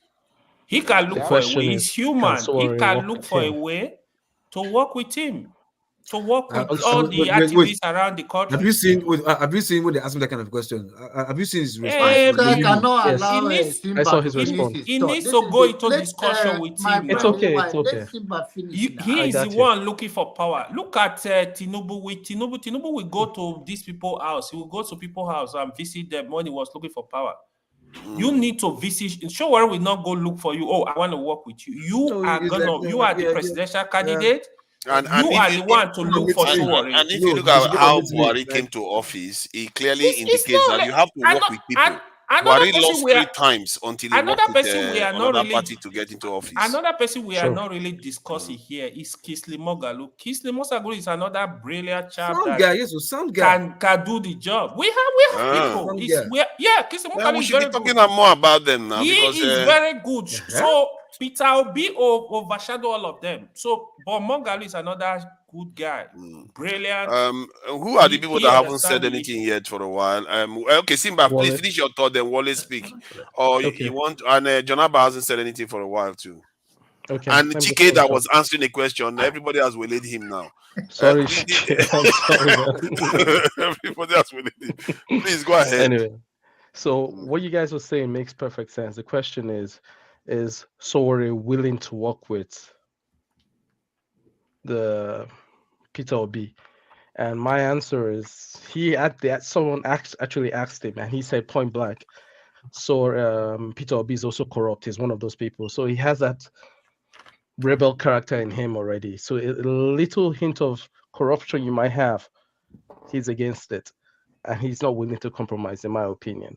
If No, he's he willing, never said Peter Obi was corrupt. Let me correct that. He's living in a fantasy land. He said it was part of the old system. I think that was exactly. So he never said Peter Obi was. He didn't say he's corrupt, but he just gave that emphasis.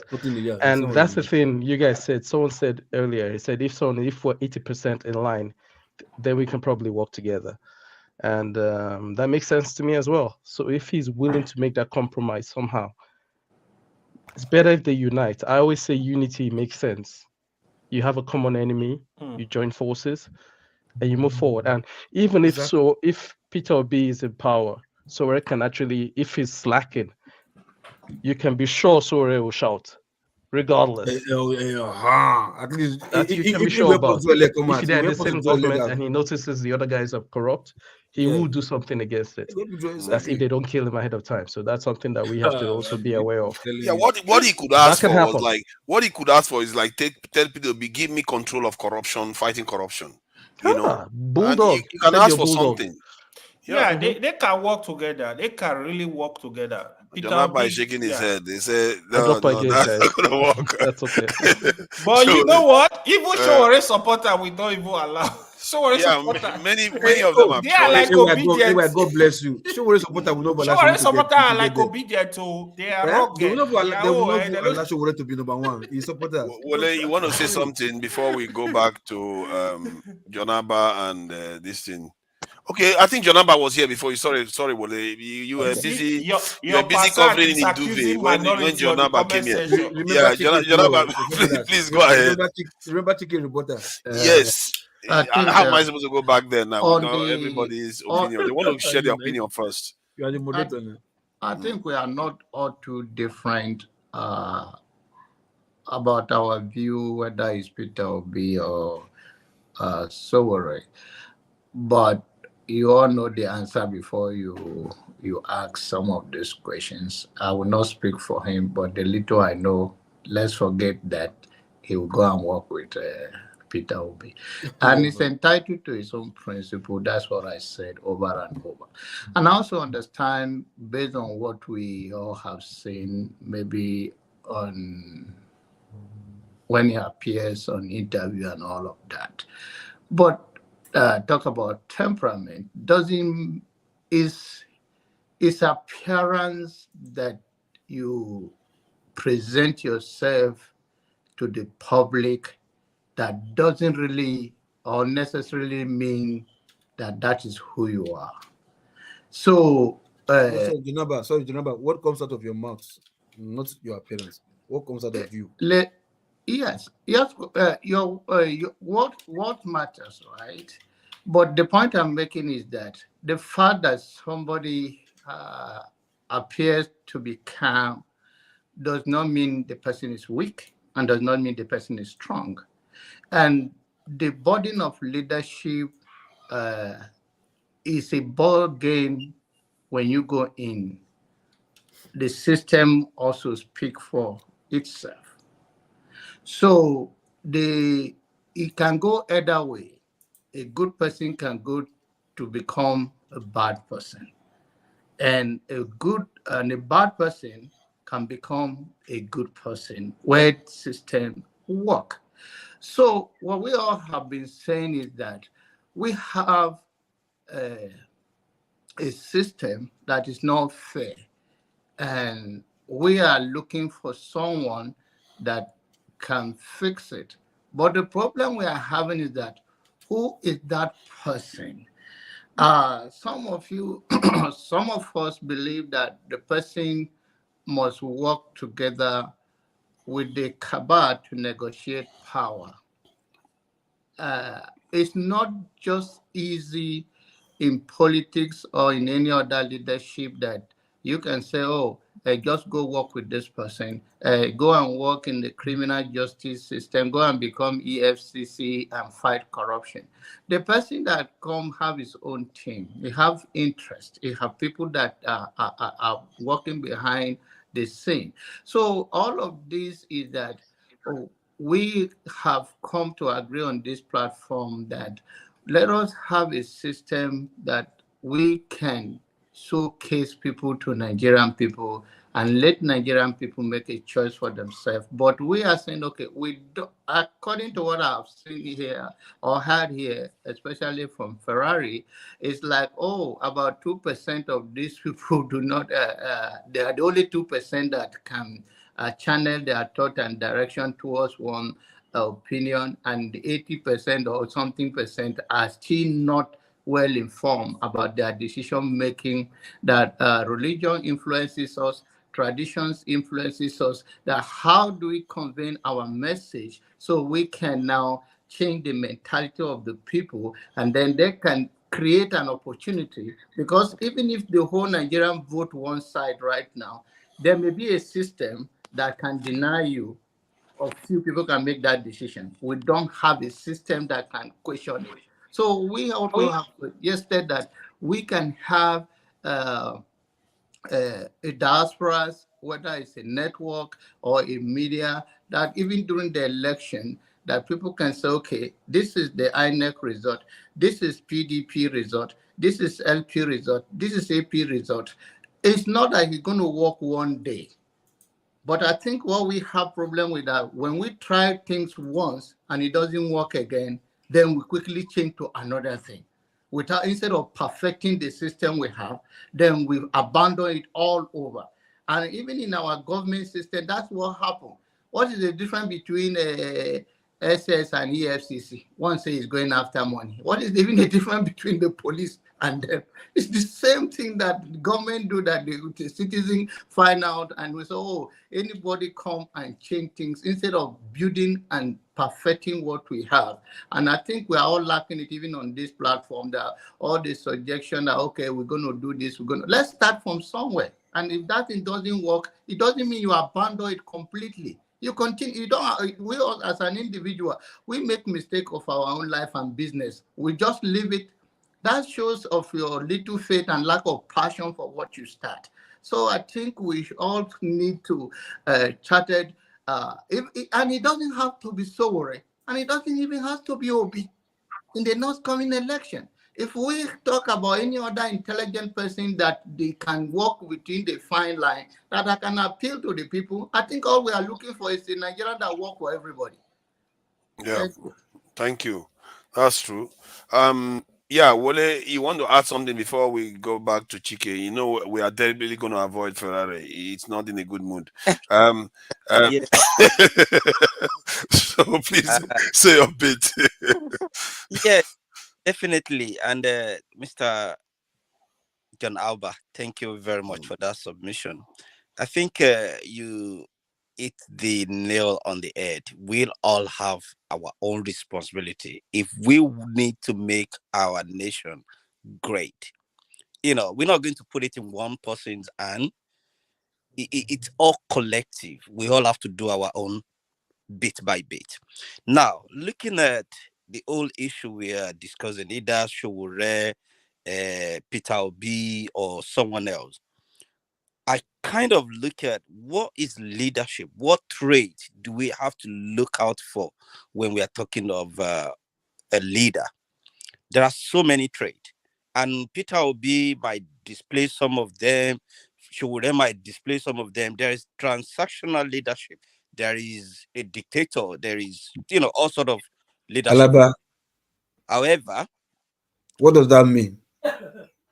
Transactional. It's like if you. What does which one? What he said? No, what you did a couple of minutes ago. What was that supposed to mean? Oh, telling Madame that I'm still thinking about her. That it's not all for you boys. So then you don't have to you don't have to let all of us feel that we don't have. Okay. What's that supposed to mean? I thought the question is for me. I'm just okay. No, so Wale, it's not you. No, Fafara, this is an aberration now. What's that supposed to mean? I didn't hear what he said. Sorry. Is it said? It's act. Action is act. Who said what? I didn't see that. Sorry. You didn't see that? No. See, look, by the power conferred in me, Alaba, if you try it again, don't worry. Today is Sunday. Your sins are forgiven. If I did do that, they won't let me stay here. They will drag me away. I'm sorry, Wole. I'm sorry. Continue. If I can quickly make my submission and then we can continue. I think one of two things we are lacking when it comes to choosing our leaders is this accountability and transparency. If we hold our leaders accountable for their action and inaction, then I think, if anybody steals and this is the punishment, maybe that would be a deterrent to others from stealing. And if you want to come in and say, this is what I'm going to do, you make the promise, be transparent with it, don't hide anything. But do we have this quality in most of the leaders we are choosing? Probably maybe the answer is no. So we need to work on that. That is one thing. If anybody is going to be a leader, are you ready to be accountable for this, and this? And are you ready to be transparent with your dealings? Tell people the truth. If this is what you can do, tell them you can do it. Don't promise what you cannot do because you want people to vote for you. Anyway, so that is one part. And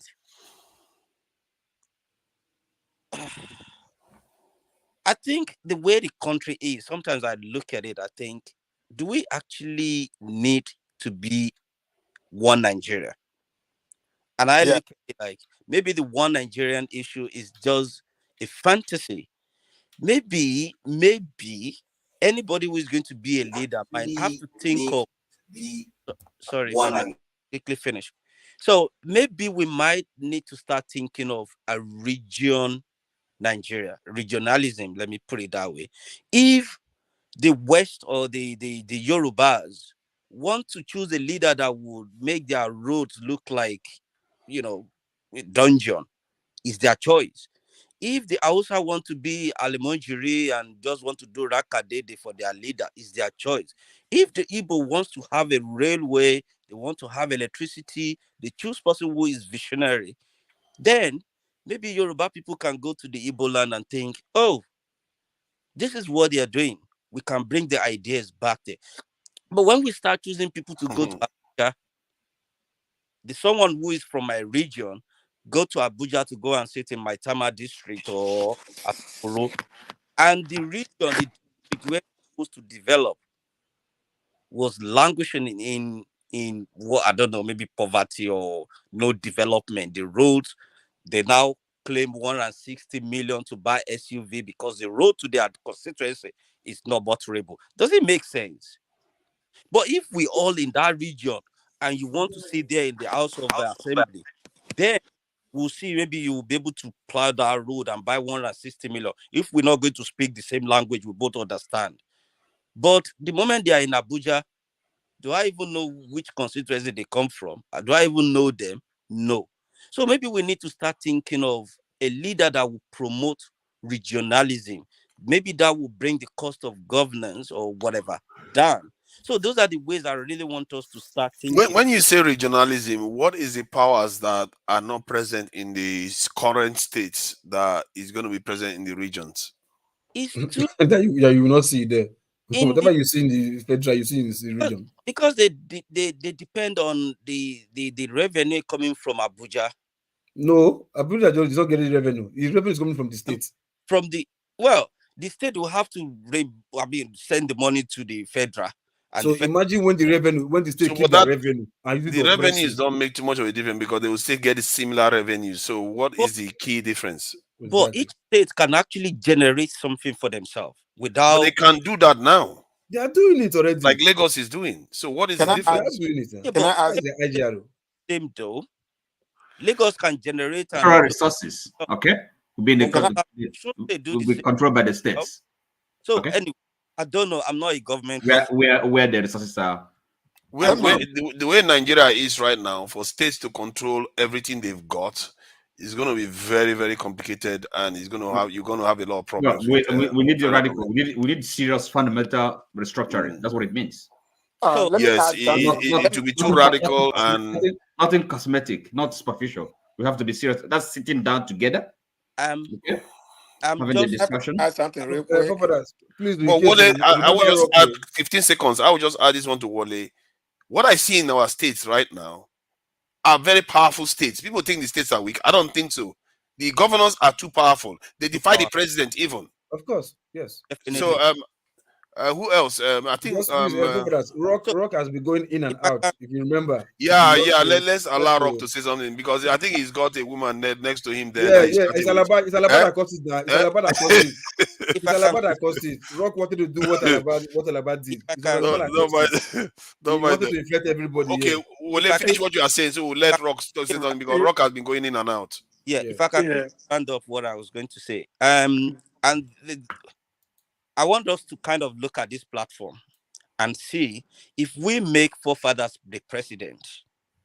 Why do you keep saying that? I think you've done that twice today. Are you trying to kill me or something? Okay. What is that? Don't do that, please. Okay. I take that back. If we make Mr. Alba a president, Mr. John Alba, if we make him the president on this platform, how do you think? I'll be back, guys. How do you think it's? You're going away with your woman again. All these people, they can't even hold on for a second. But it's okay. Finish what you are saying. Okay, if we make Mr. John Alba the president of this platform, Mr. John Alba, how do you think it's easy to govern the number of us here without you hitting some of us, or without you looking at what we can do? And I would say this to everyone. I love movie that much. I love movie that give me senses. I was watching this Rebel Moon recently. Something happened. They come from all these terrorists or whatever. They come from another planet to come and to right.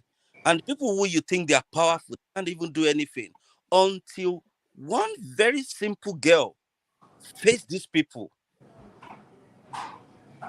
If anybody have the chance, you can. I've seen it. And when they start looking for who are going to face these people, they have to go to different places, and they find people who are powerful, who challenge monsters. They don't just pick people and say, "Oh, because you can talk very well." They look for those. But do you notice the Sabi, you refuse to say you cannot be the president. Now me then they ask. Now me be the president. I was trying to ask a question. That in the film, do you notice that the source of the where the girl came from is exactly where the so-called people came from too? And this is in a way like a P2B analogy here. Because the source of P2B is from the source of where the so-called corrupt people come from. It doesn't often, that is where the downfall of those people comes from. People have to separate from there, that understand the system and take it down. So, forefathers, thank you very much. If anybody have interest, you can watch it. But Mr. John Alba, answer that question, please. I would take Ferrari down. The first thing I would do. He has his own usefulness, though. And yeah, of course. No, I'm just kidding. The issue is that is it the kind of government we have right now in Nigeria? It needs total restructure in a very, very aggressive way. And if you access the power, but the problem I'm having is that you are now giving me like now I am the president of Nigeria right now. If I will give you that scenario is that who did I leave that will not take me down? That is my own question. Because I may do something to the best interest of the masses, but how long will I stay? Because our system is that we betray ourselves. It's a bigger thing than we see. And power it's not just because you are a president. People put you there, whether you like it or not. In Nigeria, I don't want to say certain things. It's not like somebody is being magical about anything.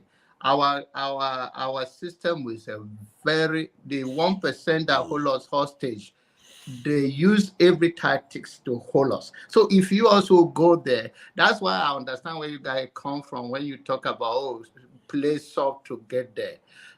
It's a lot of compromise. And I was so not disappointed, but I was so surprised when when that guy says that a lot of things go down. And forefather will say, tell me, I know they bury cow, but human being, are you kidding me? Even local government chairman people die in Nigeria. Exactly, that's true. That's true, actually. So it's not exactly new. Yeah. So it's a brutal thing. So right now in Nigeria, even if you make me God of Nigeria, I don't want to be. Yeah. Why not? No, because you take a radical approach to turn it. The mentality of Nigerians on the street, even when you are doing the right thing. Let me tell you one scenario. I don't know. I'll tell you this story. I went to Nigeria.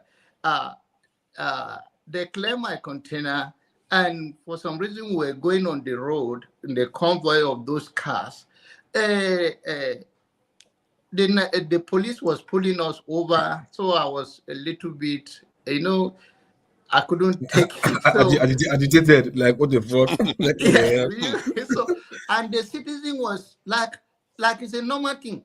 Why give the from lower jaw?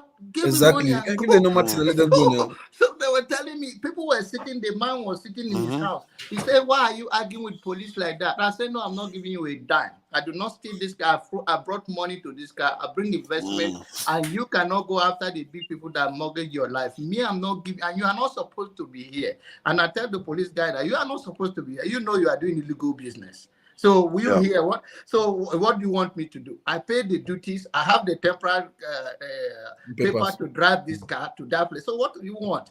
Nigerian people got and say no. I said no. I'm not giving him money. So I'm to tell you the mentality of ordinary Nigeria that is crazy. So and of course they let me go. They know I have my right. They let me go. The inspector in charge of the road tell the guy, it's a sergeant. He said, anything that happened to you on your own, because I was coming from strength and I was not ready to look at anybody's face that begging me. And I said, we are living. I'm not giving you a dime. Not that I don't have. I said, for what? I said, but I was even almost give up because of the people coming and say, oh God, you are blocking the road. But me, my strategy is to block the road. I don't want to park outside the road. Block the road. You convince everybody. Bring attention to it. So my strategy is no. Nobody. So later the crowd was too much. The police have to run away. How long ago was this and where again?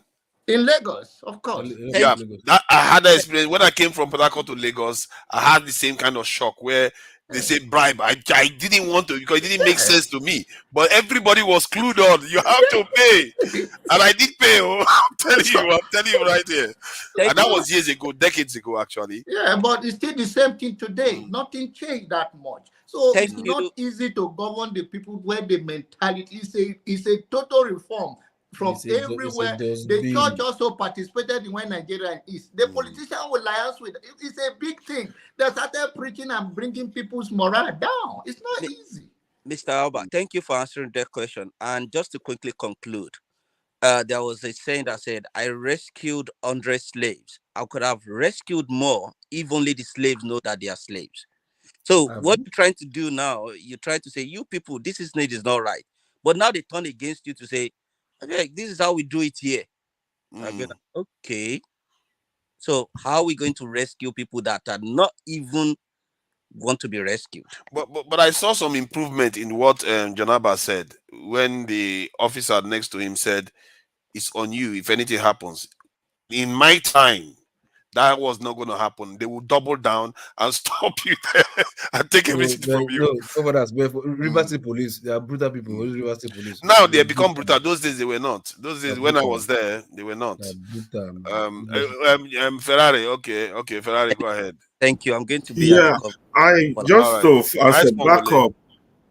As a backup to what Abba said, look, apart from all the other ones we're talking about, media this, orientation this, education that, and all that, in all honesty also, for that country to change, to have an orientation, and I'm not talking about going out politically fighting and marching, we need the cooperation of the religious leaders. It's too bad that most of them are embedded in it. If you look at the struggle in America, particularly the civil rights struggle, it was majorly championed by the religious leaders, the Martin Luther. Well, actually, there was a lot of Baptist preachers that were against Martin Luther King. If you know the stories very well, a lot of Baptist leaders were against. It's a tussle. It's a war. It's a battle of wars. And then on the Muslim side, you have the Nation of Islam involved in the struggle, although they have their own internal fracas. So, and also when you go back again to South Africa, you have the likes of Desmond Tutu and all that. Nigerians are extremely religious people. It doesn't mean they are righteous, but they are very religious. So as those of you are thinking, those of us who are thinking of changing Nigeria, it's a movement. It has to be a movement. It's not going to just happen overnight, guys. We have to form partnership, no matter how we hate each other. So I'm surprised the likes of Obi, Showore, and the rest have not formed strong partnership with most religious leaders, because you do need them to get political power, whether you like it or not. And in this case, you might have to lay down the rules and say, look, we're just not only interested in political power, we are interested in reorientation of the people. That reorientation can come through the churches, through the mosque. You know, you see this political, if a military guy takes over now, this are hypothetical. If I take over now as a military guy, cool, maybe I'm lucky. I would get in touch with all the political leaders, I mean religious leaders, and let them that you got to use the truth in your book to reorientate the people. That this is the direction we want to go. We don't want to go the old way. So those things matter. This is Hydra-headed. The solution is Hydra-headed. Let nobody fool you. You know, it's Ferreira, sorry, please, sorry, I'm very sorry, please.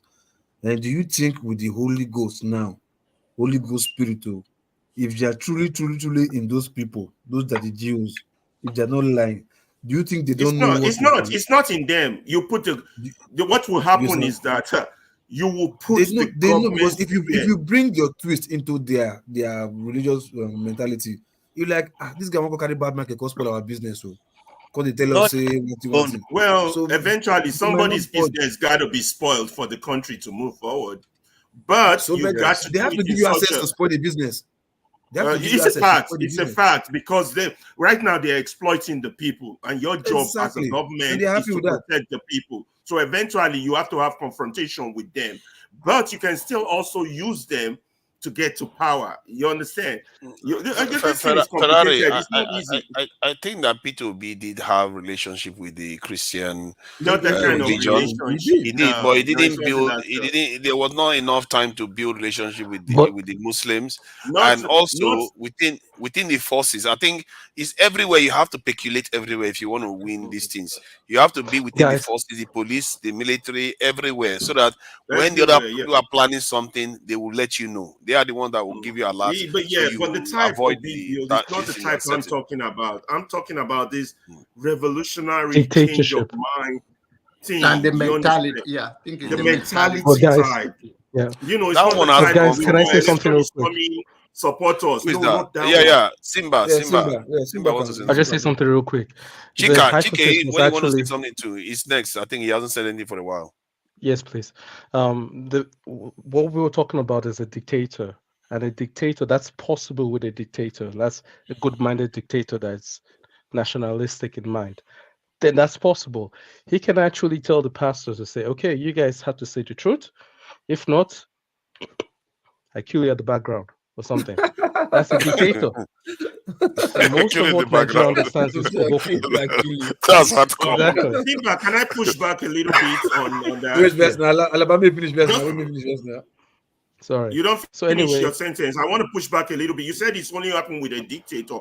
I'm saying no, not really. It depends on the political skill of those who want to change the system. You understand? You know see, why? those are the part of We are even alliance. saying before I you get to understand the fully what you're power, we saying. are even talking Before you about get the to power. mentality to get to the power to Yes, preach sir. to the people, to give them their self-esteem, and all this one can make them. So we are not talking about if I become a president. Before you It's become like, a yeah, president, which is mean it still has to be through the voting the voting ballot. It's a system. two Yeah. different things. If I come into the office and I want to change the Already, mentality, I then can I'll do go it. after the people. It's a different thing. Yeah, I think different we thing. have Yeah, it. exactly. Before you I get know to where you guys are power, coming from, you're but right, Abba. Yeah. Simba, have you finished? No, Yeah, not yet. guys, I was just about to go to the point. But so generally, the reason why I'm saying this, and we have a phobia against dictatorship, but I have to explain. Most of the Western world was developed based on that same ideology. Yeah, of course. Yeah. A monarchy or whatever. So when do you have the infrastructure and infrastructure in place, and the industry, and people learn to have that maintenance culture, then you step back and let democracy flourish. Democracy cannot be injected in the country; it has to come out organically. And That is state quite true. structure in there. And But you know that's what I all like have to about say. what you said? There are examples of it. You see that in South Korea, you see that in Singapore, you see that in many countries that are democracies now. Your best friend, loco. Even in best US. friend, Don't mind him, leave you. him now. Leave him now. Chike hasn't said anything for a while, and Sorry. he was trying to give us information about some of the Nice policies meeting you of guys. I have to leave Shore. now. Sorry. Cheers, Thank you guys. for coming in. It's No nice to problem. see Oh you. my God. It's always nice. I appreciate your Thank you. presence. Cheers, man. Remember to join us whenever you have time, eh? Yes, sir. It's always good to Will have do. you. All Bye, right. guys. Bye. Yeah, Chike, Yeah, I'm going to Chike comment on. sorry. Let me just say something about what you are quite. It looks like you're a very good political mind. No wonder you are in the Republican Party. So please tell us more about Shore. Why people love Shore so much? Well, other than that, somebody was talking about getting into government on a kind of a false pretense, and Showere and myself, I do not believe in false, building a foundation on a false pretense. That's not right. Yeah. For instance, or taking over a political system, a political government, as a military person, I don't believe in that. Showore does not believe in that, which is most of the reason I was supporting him, even though he's a firm guy. When he makes a decision, you're not going to worry about, oh, is that for real? Is that what he's going to do? Does he really believe in? And that I have, he and I, there are other areas that I really disagree with him. Once again, if you believe with somebody 80% of the time, then the 20% is not that bad. So sure, it is somebody that if you go into a war, he's a warrior. You want him behind you because he speaks with honesty. You're not going to wonder whether when he becomes president, is he really going to do what he says he will do? Okay. So that's, some people just want to say anything just to become president or something like that. But the time that I've known him, the guy is such an honest person. If he tells you he's not going to do it, he's not going to do it. Not that, of course, it's not that he wouldn't change a thing, because the reason why you become a president and the reason why you have people that work with you is for them to convince you that, the road you're going is not the right road to go. And you should be able to be flexible. And that's the kind of person that I see him, become. You think he's flexible? Yes, yes, he is. But you also have to convince him that, for instance, he and I were debating. I'm not going to say arguing. We're debating about marijuana. He wants to make marijuana as one of the Exports.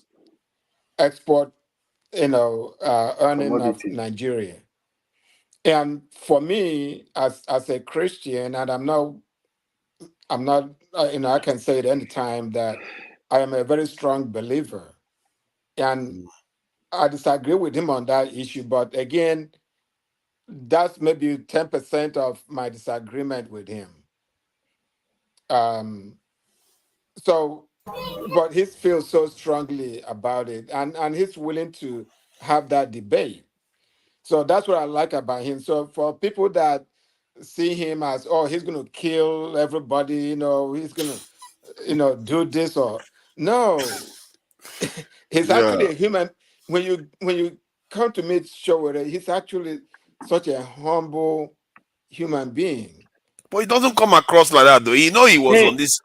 on this show once, and one of the issues I had with his policy was that mercenary policy that he said he was going to use mercenaries to secure the country.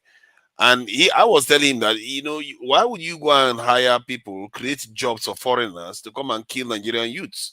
That why are you not looking to recruit Nigerian youths that don't have a job, train them and have them defend the country? He was like, oh no, he doesn't trust them. He doesn't trust our military. Then he went on to call our military mercenaries. And what I found there was that you want to hire mercenaries. I want to call our Nigerian military mercenaries. That kind of thinking seems a little bit clumsy for me. And you're about to run a state, and you are talking about security in these terms. You see what I mean? That's Yes, what I found problematic.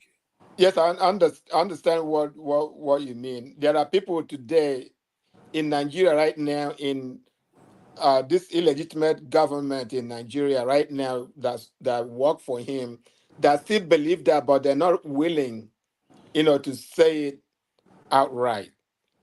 But you have a guy in Showore who can at least say what he's thinking. Would he do it? He's going to have people like me or other people around him that's also going to say, I don't think so. I don't think that's the right way to go. But even if he suggests that, somebody can do something in anger, because look at this family that six members of the family were Kidnapped, yeah. abducted. How many people get killed before we do something? If you have to go outside to get people that will help us, if you give all the money to the military and they're not doing it, and you have to do something. If you have to get somebody outside to get it done, so be it. But it's not something you do all the time. So that's something that you can't blame him for saying something like that, because we all get frustrated. How is it that our military went and bombed a whole village and killing that many people, and somebody will blame him for saying, if I have to go get mercenaries to wipe them out, those people that are doing committing the heinous crimes against people. We have Nigerians, living in Nigerian place, outside their homes. What can you do something? If I'm Tinubu right now, I have to do something radical. Come on, y'all. If you were in his This type of pictures drives me mad whenever I see exactly. it's just I don't know how is it that our men and government officials don't react, because for me Exactly. it's tiring. You can't believe, for me, you see this all the time. You see our women crying all over. There are, what they call the white woman's tears in the West. When the white woman cries, the white man acts, so he doesn't Yes. waste time. But we watch our women lament and lament. We just leave it. Forefathers. I understand when Shore came, and even before he came, because your issue has been on security, and you are not different from what he says. Your own idea is that you can hire Nigerian to do that. His own understanding of the system, the corruption in the system, that is what is going on right now. Where are our military? So when people speak from pain, of course, he was dead by the military during Abacha and the rest of that, locked up. People died by his side. His friends and family that protested with him. And then you look at what is going on in the middle belt right now. And you see, and you wonder, in a state like Benue State, we have a camp in where people are adopted from their own home or get killed, or they run to a camp to live. Where is the military? Where is the where? They don't have the people. They refuse to recruit. Okay, no, they do. Where's the money? They're the one that money is there. Do you hear one day, regardless, the one we have so far, whether it's a soldier, whether it's the army or the police, where are they? The one we have right now, who are they protecting? They are protecting the elite. So when somebody say, okay, if I need be to get this situation in order, they speak value and volume, and I understand where you are coming from. But we are having that, we are talking about mentality that somebody will be want to. How many people do you think Nigerian you don't want to join police or soldier? They even have to bribe to say you want to serve your country, and if you get in there, you have to buy your own uniform from the senior officer that's supposed to give it to you. So automatically you're being compromised. Your family have to do everything to send you there. It makes no sense. We really need a training and we need a genuine dialogue. So when people like so come and say that, they are saying it from experience. And if you go to Nigeria right now, and you yourself right now, there are places even forget the middle bed, even in Abuja or even in Lagos, and you don't feel safe. Yes, I know that in Abuja, where some people complain that they don't feel very safe there. Yeah. So, but from my calculation here, 50,000 soldiers, you pay each of them, let's say corporals that you use for most of all the insurgency, 100,000, which is higher than what they are paid now. It's just about 5 billion naira, and the money they are using to renovate some of the buildings that they are doing is well more than that. And it tells you that our priority is, they will say we don't have the money, but the money is there. Nigeria is losing $50 billion of GDP every year because of insecurity. Tell me what other investment you can invest in security that will give you that kind of return. There's no other economic investment you can do. But yet, this is our leaders refuse to do the right thing. Allow our girls to be kidnapped, our women. They are marrying bandits. Bandits are impregnating girls, and they are paying money to bandits in some parts of Nigeria. It's ridiculous. And IDP camps are everywhere, and these people don't see any urgency. It's almost as if, it looks like they are making money from it now. They are taking money from the UN, they're taking money from Red Cross. They've turned into a stupid industry, a perverted industry where they are just making money instead of them to look at sending the people back home so that they can start going to their farms and doing when I was in Abuja, they were selling yam in the market. And then there are these girls that go around carrying yam on their head. You'll be surprised how cheap those yams are. But now all that is gone. All that sorts of food for a lot of people is gone because nobody's farming anymore. So there's so many aspects to this economy that is being damaged by insecurity that most of us don't even perceive. And these our leaders simply refuse. And this is why I keep saying, we just like Alaba is saying that we should pursue media.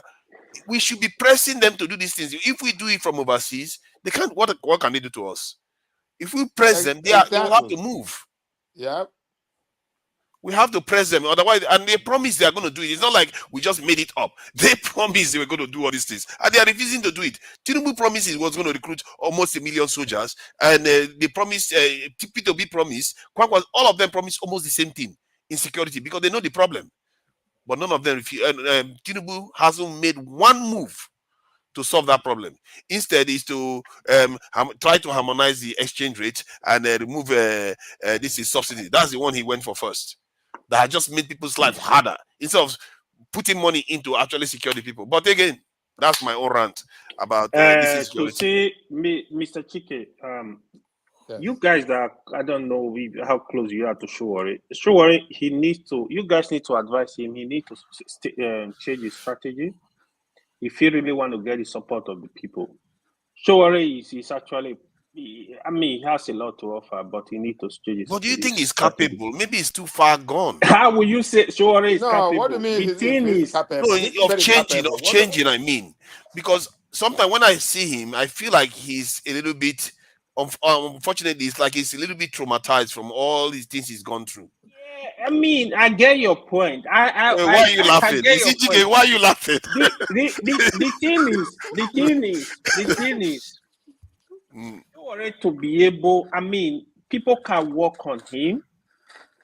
He needs, like, to me, it's not, in terms of president, he's not really coming as that material. For now, I think, like 2023, Peter Obi was definitely the best option. But Showore, don't rule him out. I give him a lot of credit.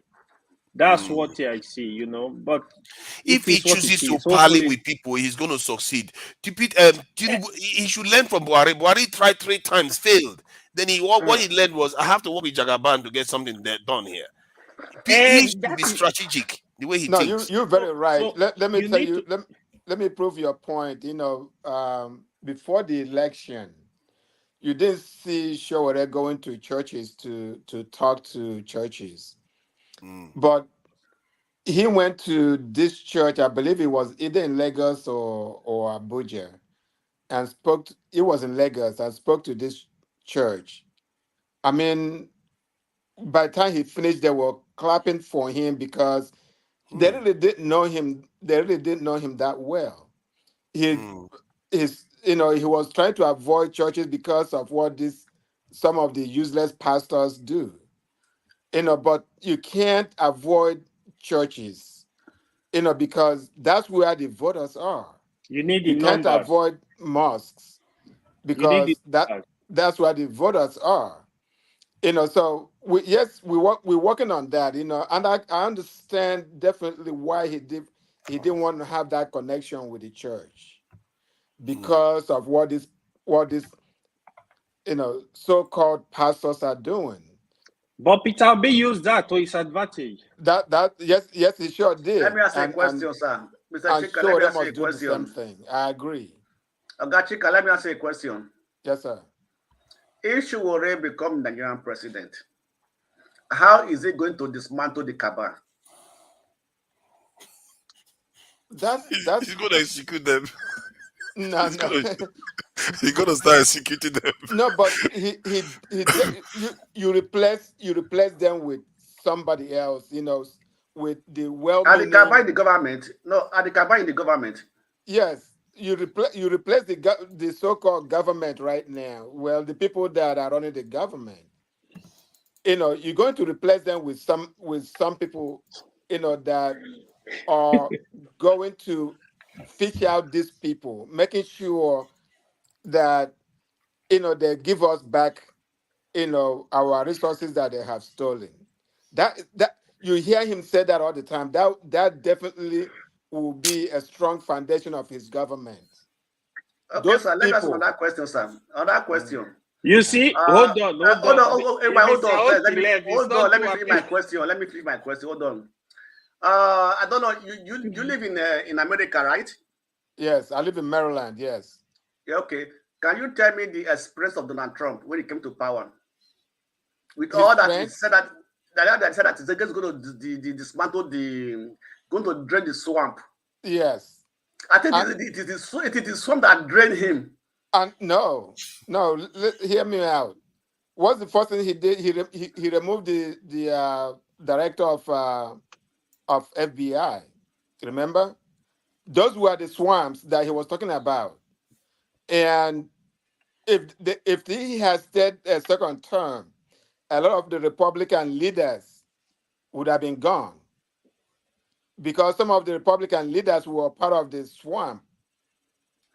That's what I said. I said it is the swamp that drain him. It did not drain the swamp. The swamp that drain him, because all the people that he even appointed, we are even like working against him, bring that secret leaking out information. The Lincoln project, yes.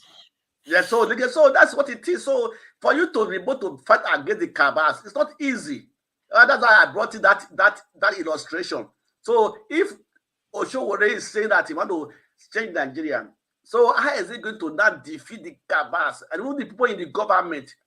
Some of them will even work against him. Even the people, even his own people that even appointed, some of them will even work against him. The system the Blackstone, the system we have right now. Hold on. Let's take Peter Obi, for example. If he had become president, people still going to work at no president, going to say, everybody, yes, of course, definitely. Yes. Anybody goes there, but same issue. But Showore is strong, to where, he's not, if it's not budging right now, imagine when he's the president. So yeah. But I think the question the Blackstone is asking is, because the people he needs to implement those things, and most of them are not going to be on his side. But if you're not on his side, then you can see that his leadership may not last if he tries to do anything radical at all. Just like Trump couldn't do as much as he wanted to do. And in the case of Trump wasn't even as radical as Showore is looking to be, except I'm mistaken. And so that's the dilemma, and that's why I feel like he needs to start branching out. He can't stay where he is if he wants to take over Nigeria.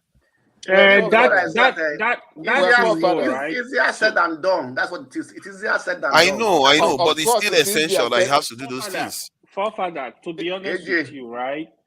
For Showore right now, he does not have the capacity. The truth is, when it comes to Nigeria election, you need that structure to win election. Like, you need the structure. If you don't have that structure, it's not if you think people are just gonna vote for you. No. When we're talking about structure, people will say, no, what do you mean by structure? You need it.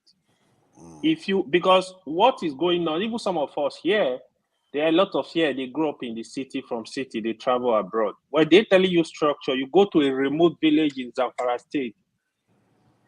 Who will protect your vote there? You need somebody to protect that vote right there.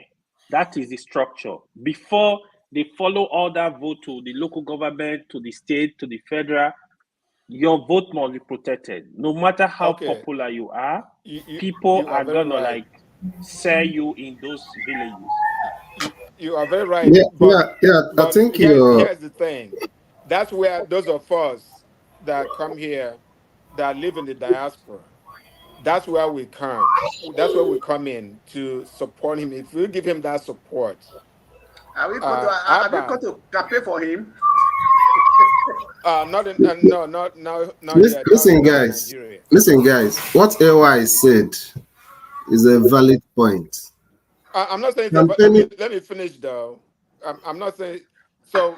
Those of us that are here, unfortunately, I didn't get a chance to go home to physically, campaign for him, but I did virtually, as much as I could. But those of us here, if we make up our mind that whereas we can't go there to campaign, but our money can campaign for him.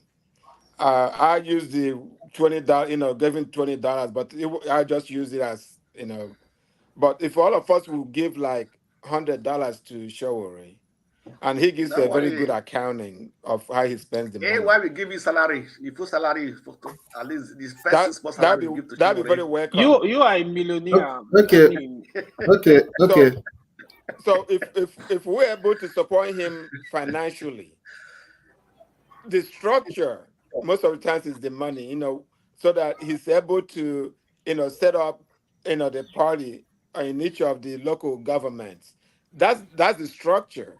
If you pay people, they're willing to do the work for you. So I need us to make a decision. Those of us that live here, I need us to make a decision and not be talking all the time. Okay, so 2026. Yeah, okay. Many of us. For Can your I information, talk? me, I will never give my vote to show. Can I talk? Sure. Go ahead, please. Yeah, I commend you guys, and I don't know why today's discussion had been reduced to Showore and Peter Obi. It's a free advertisement. Yeah. Because so many people were proclaiming their love and loyalty to Showore, so everyone gets curious about it. Let me put my 10 cents. Let us not mistake certain things. Somebody that came this place in the morning, I think his name is also Chike. Dr. Chike.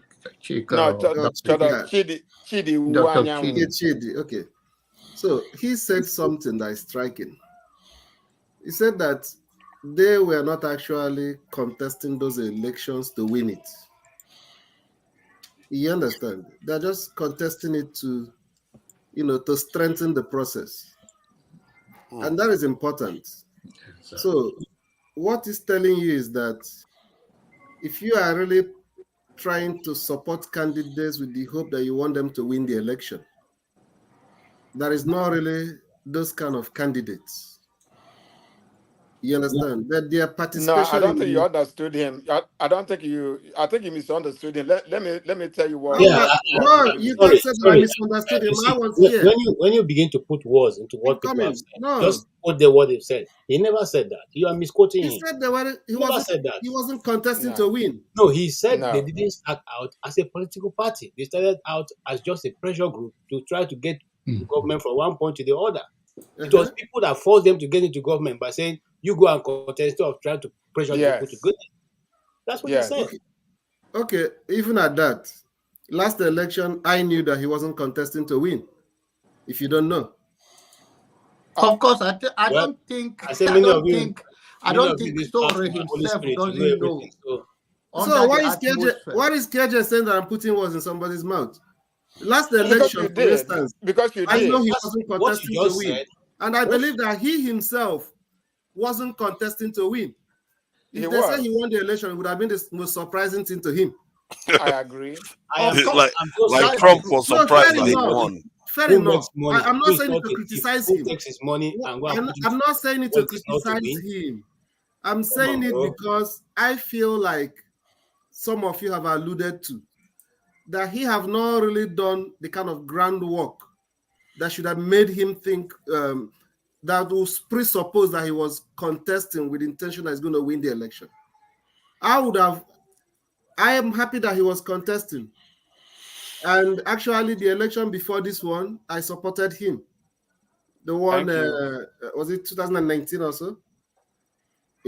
I rooted for him. But then, when you understudy the trajectory of our elections, 6 months or 3 months, 6 months into the election day, you always have an idea of who's going to be the top 3 candidates or top 2 candidates. Yeah, because he was still in jail. You're right. You understand? They're going to be top 2 or top 3 candidates, by then. But I think that we shouldn't really, begin to, quarrel among ourselves or who did not support this person or who did not support this person. 2027 is still a long time to come. Let all the candidates I'm coming. You will understand what I'm saying if you allow me to land. Yes, please do. The candidates that contested the previous election, if they're still interested, let them begin to do the footwork. If there are other ones that still want to contest, let them begin to do the footwork.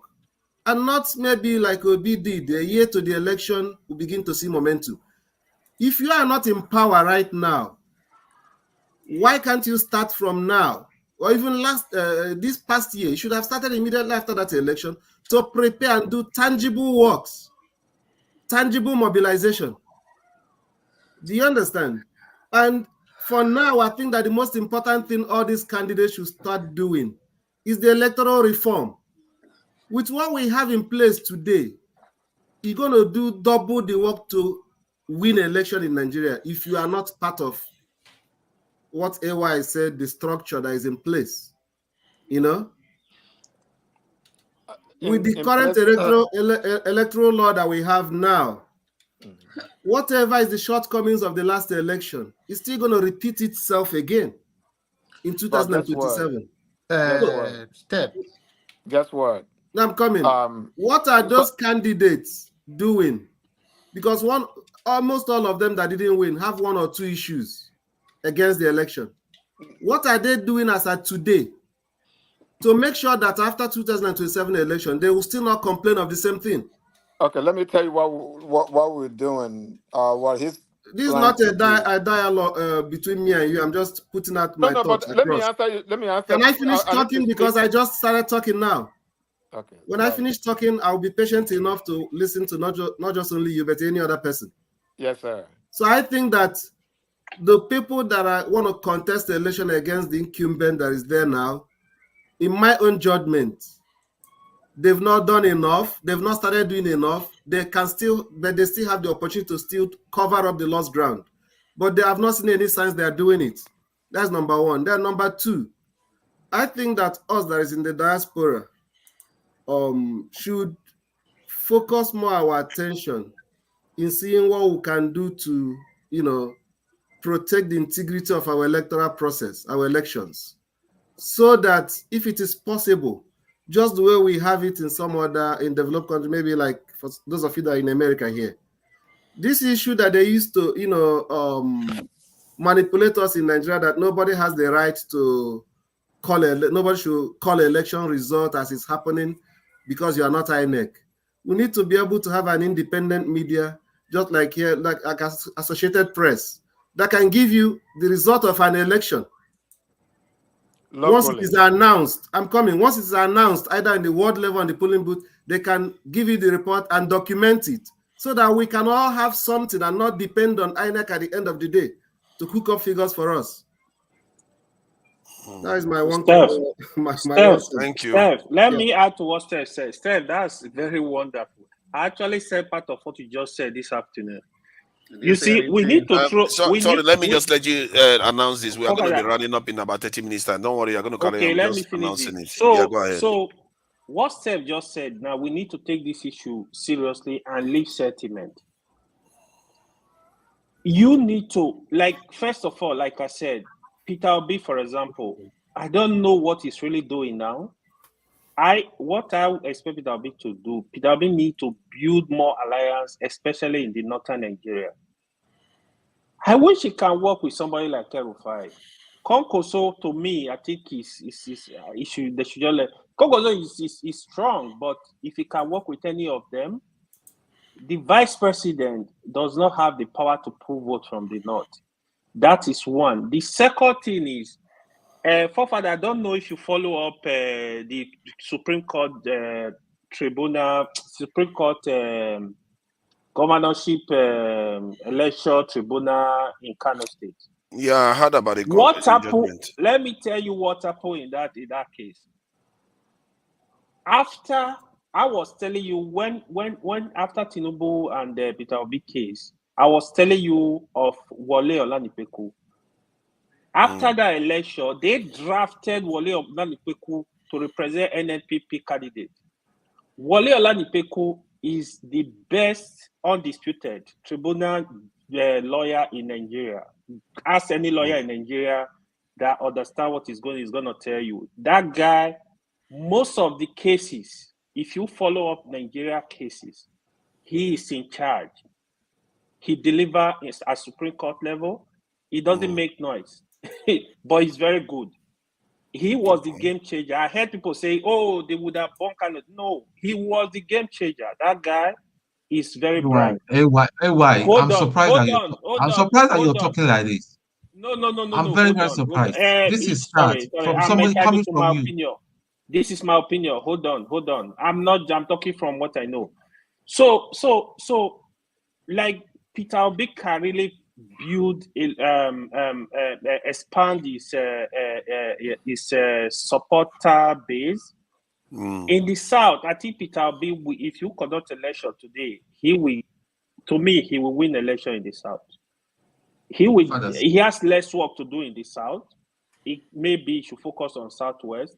Southeast, Peter Obi would definitely win election. Middle belt is doing very well. The core north, Peter Obi need to penetrate those areas. I don't know if you want to work with Atiku, but for me, if Peter Obi make attempt to work with Atiku will not let Peter Obi contest. I can bet you for free. He needs to find his path and build his own alliance to be able to no start matter all this talk, no matter all this talk, if there's no electoral reform, wait. Blackstone, you know, Wait, Tom have been trying to say something. Please go ahead, Tom. See, KY, you're saying that Wole Olanipekun is the best tribunal lawyer. With what sort of judiciary? With a corrupt judiciary system? Yeah. So see, this is the problem we have in this country. Even you know that the judiciary system is the most corrupt. We know. I This is the guy that shakes and but it's better to try though, Tone. Is it not better to try than not to? So you need to calm down. You can do better than this. Because APC didn't win in Kano, did he? APC no, it didn't was win NNPP. yeah. It was NNPP. So He represented even if NNPP, the judiciary is corrupt, it didn't favor APC, did it? No, wait, Yeah. what are you talking?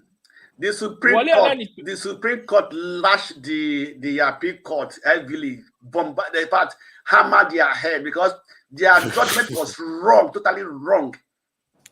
So Nigerian judges, they are crazy the way they judge people. Yes, because that was very wrong. I think. I agree with you, Blackstone. Yes, why I think whether on that case, my question to the Blackstone that is asking about, or the someone says, okay, I think it's my friend Steph.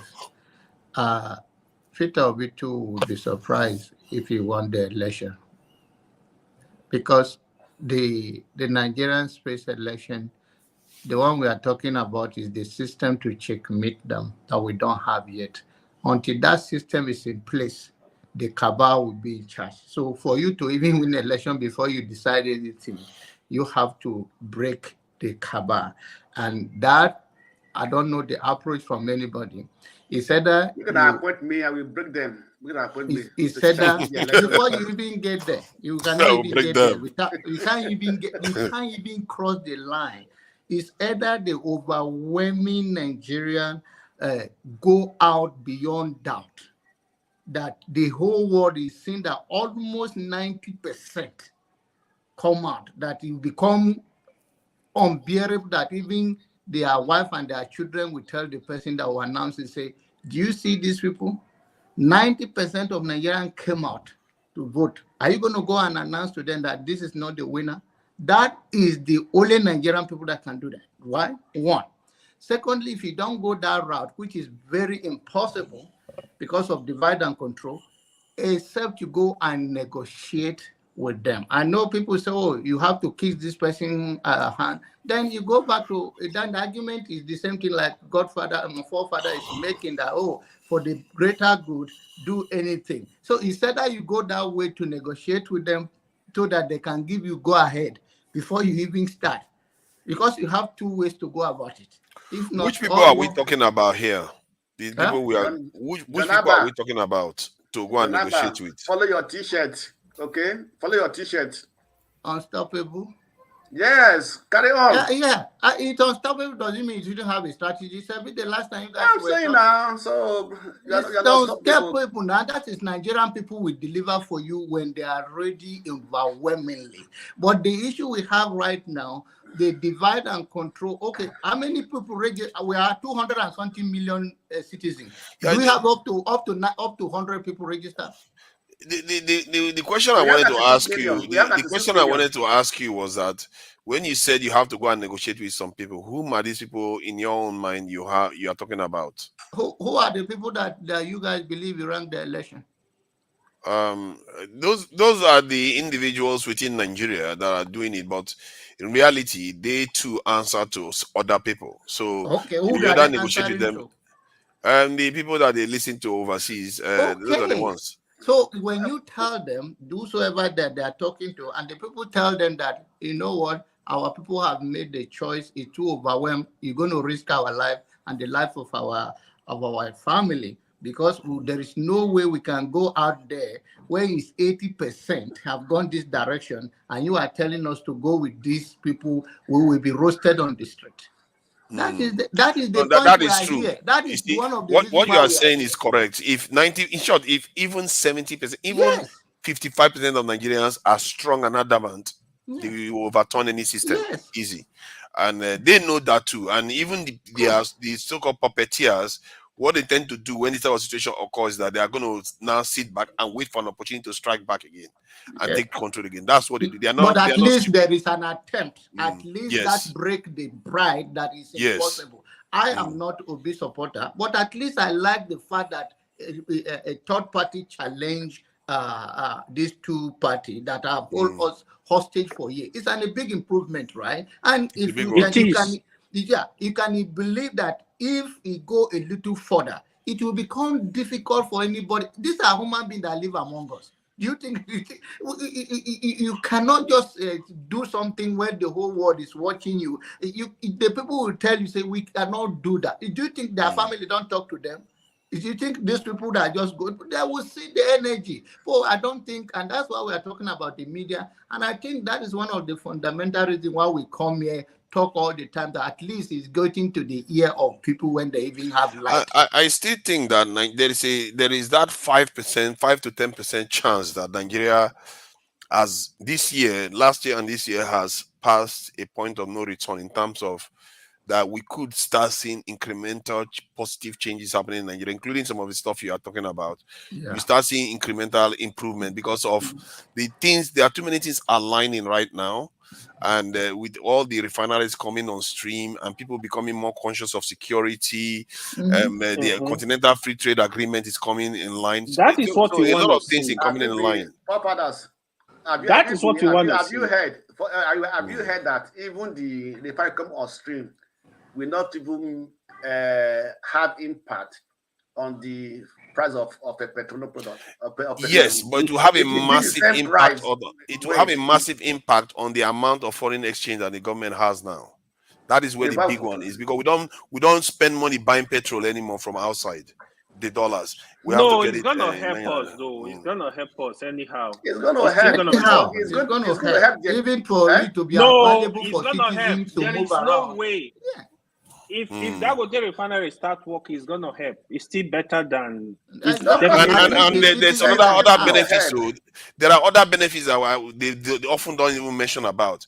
Our petrochemical industry too becomes alive, because there's a lot of chemicals that come from that refinery that we normally use, but we don't have access to. But because they are doing it now, Nigeria can start manufacturing those things and maybe even exporting to the continent. To be honest, if Tinubu is sincere about anything he want to do, I think things are working in his favor. He can take advantage and just work for Nigeria. You would think he's trying to destroy the whole opportunity he's got. That is what I'm saying. If there is any sincerity, he's ready to do anything. Nice meeting you guys. I hope we see. It has some advantage. Thank you for coming in. You see all this one we're talking about. If Tinubu can put Nigeria in line, my friend KJ, if Tinubu can put Nigeria in line, like forefathers. Jonaba, okay. Thank you for coming in.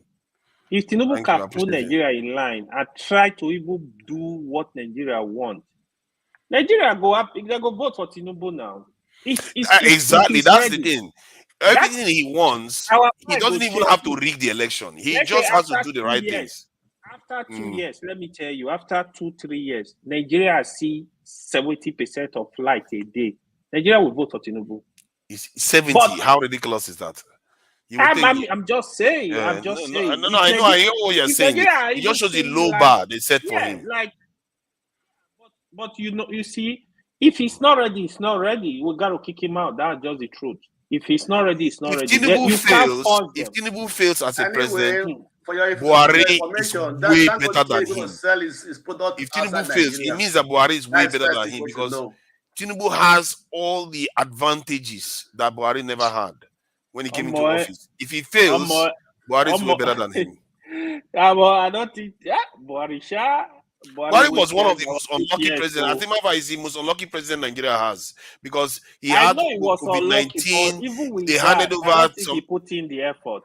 I don't think he put in the effort. If you see, you know what? The other day I was having a discussion, and what occurred to us was that some of the things he's laid down, and he's been saying it, the infrastructure that he has laid down is very, very strategic and important for Nigeria. Like, if we want to do heavy manufacturing and some of all the petrol that Dangote is going to be transporting all over the place in Nigeria, the roads are not sufficient. You have to have rail network, and that's something he has done.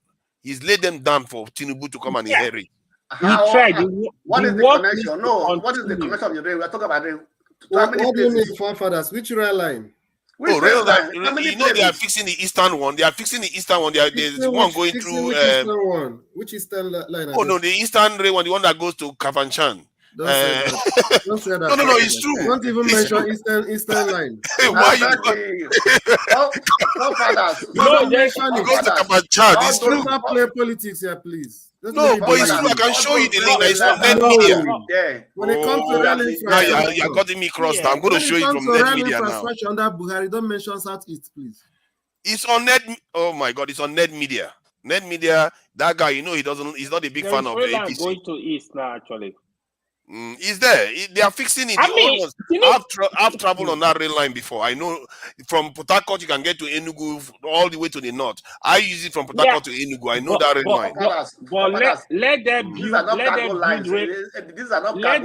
rail line across the whole country. Transportation of cargo products.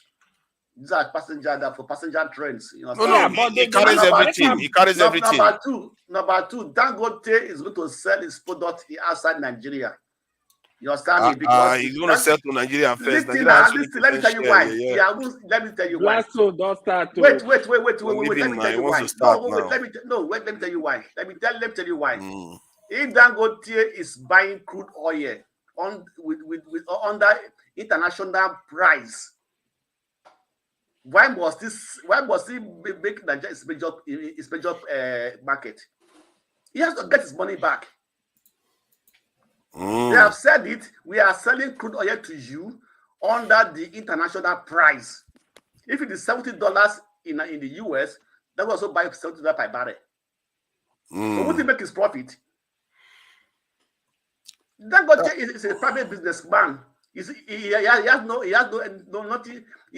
alliance to Nigeria. He can take his. Stop going on. It does. I think you are doing some element of wishful thinking here. It's not true. Have you forgotten that Nigeria government invested in the company? In the refinery? 20%, which is not 20%, not 40, 20%. 20% is equivalent to, because the refinery can generate twice the capacity that Nigeria needs. So it means with that 20%, Nigeria can get almost 40% of its fuel that it needs. So you see what I mean? Maybe we see first. They are giving 6 million barrels now. They are giving 6 million barrels. Let us see. We shall see. Let me show you the real Eastern rail line, because it looks like some people are not aware. Story. I believe you need to stop, you know. I don't know what's wrong with you. I think that's it then.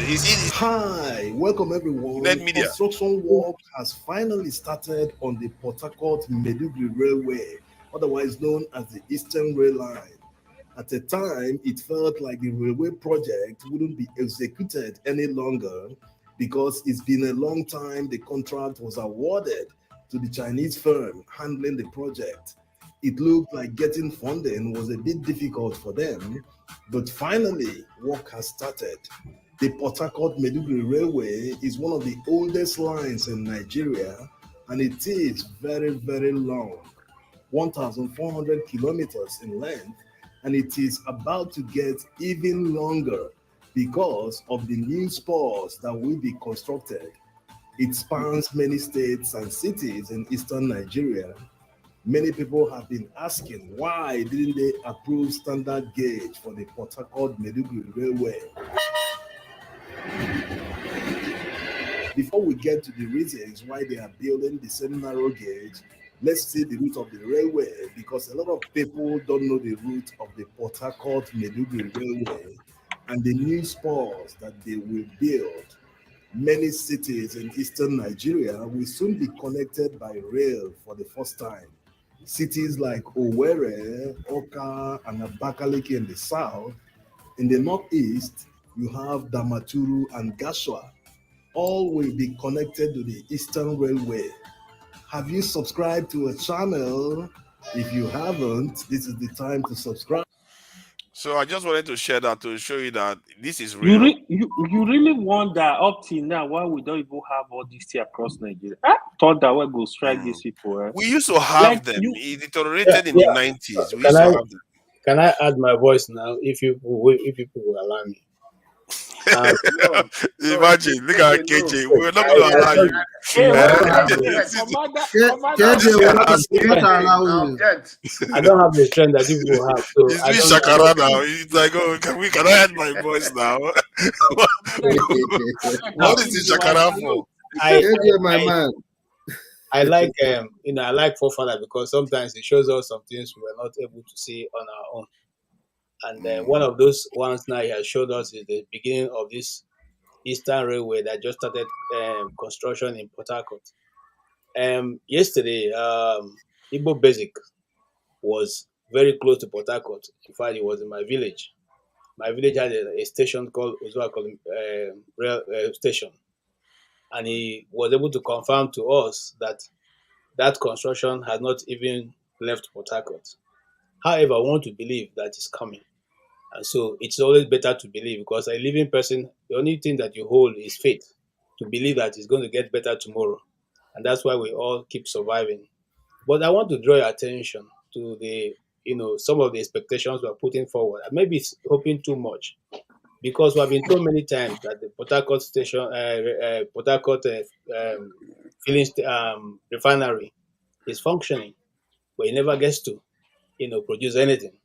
That's one. Two, we are told that Dangote was the saving grace and the turnaround of Nigeria development. Now, I just want to let you guys know that unless you have not been following the news, yesterday or day before yesterday, Dangote spokesperson said that they're not really going to be producing the PMS. They're going to be producing jet fuel. That's what they're aiming for. They're producing jet fuel. That means that it's not going to add anything to the Nigerian situation right now as we see it. Gentlemen, I have been saying this many times. You see, my challenge is that sometimes people are not totally abreast of what is going on in the country. And so sometimes when you speak, you sound like somebody who is always been on the negative part of it. No, it's a moving target. Broken record. It's a moving target. The more you are looking at it, the more you think you are aiming properly, the more the thing is moving away from you. And the people who are supposed to be responsible to give you absolute, correct, direct answer, we keep pushing you around. And once you are a Nigerian journalist and you sit before them and you ask them those tough questions, Oga, this is what you said yesterday. Now you are saying this. You will be blackmailed, you as an individual. If you before you to go, your bit was to go to the villa and get information. You go there. You will not even be allowed to pass the gate. So you now have to depend on your colleagues to try to meet up with your own bit because when they finish, you just copy from them and just change to post because you will be blackmailed. So in order not to avoid that, you ask them those begging questions that sometimes you're wondering if the journalist asking the question is stupid. He's just thinking of how to make his end meet so that he doesn't become a beggar in the streets. So now, why am I saying that? There are many questions that are begging for answers. Okay, but is it that those people are not seeing? They're seeing it. They're seeing. You see, some of the things that Chidi was saying here, some of the things we have done in the past. You even need to write a story and give to your foreign counterparts to publish because look. I give an example, a personal example, and I won't go further from that. When Yaradua was about to, that's when I started being afraid of the system called governance or the establishment. When Yaradua was about to be elected, the night before the election, a friend of mine who was working with ABC News in America here called me and said my name was given to him to work with me when he gets into Abuja, and he has an interview with Yaradua. Now, so I should get ready when he gets in. We will go there. I want to tell you a clear example of how small things happen in Nigeria. So when he came, he said to me, "You know what? Since we are going to the villa, let's rent that or suburban. You know suburban, the big suburban, that American suburban. It's a Ford, so big. So I know. Let's rent suburban." And I said, "But just the two of us." He said, "Yeah, you know how your people think. Let's rent suburban." So we rented a suburban that was totally black and tinted. I'm telling you a true story. Now we got to the residence where Ajaokuta was staying, awaiting the result of the election. And I said to him, "Why are we coming to interview him? He's not even the president, you know." And how are you sure? He said, "My friend, you just relax. These people already know. This interview are going to record right now. They're going to play it at 12 midnight today because they know that by then Ajaokuta would have been declared president." Well, for me, I was a bit skeptical. Election, they never even count on yourself. You say already know who will win. My brother, how does this thing work? Anyway, now let me shock you. When we got to the gate of the place where he was staying, okay, somewhere in Asokoro, the Nigerian journalists, whatever you call them, all of them were locked outside of the gate. I'm telling you a true story. By the time we got to that place with the suburban, the gate was open. They didn't even search us. They didn't even ask us what we are coming for, who we were, what we were, whether we carry ammunition or whether we come to kill them. They just swung open the gate. Wow. To my amazement, the guy whispered to me, "So what I tell you?" Okay. So we went in. As soon as we got in, who did we see inside? Al Jazeera, BBC, CNN, and then ABC. I hope you understand it. The rest of the Nigerian local media, including their NTA, was outside the gate. And we came there and we said, "Hey, we are from ABC News. And we have an interview." We were quickly ushered into a waiting room and we set up, did our interview and left. We were given express. Now, why am I saying that? That's the way that the local media is treated.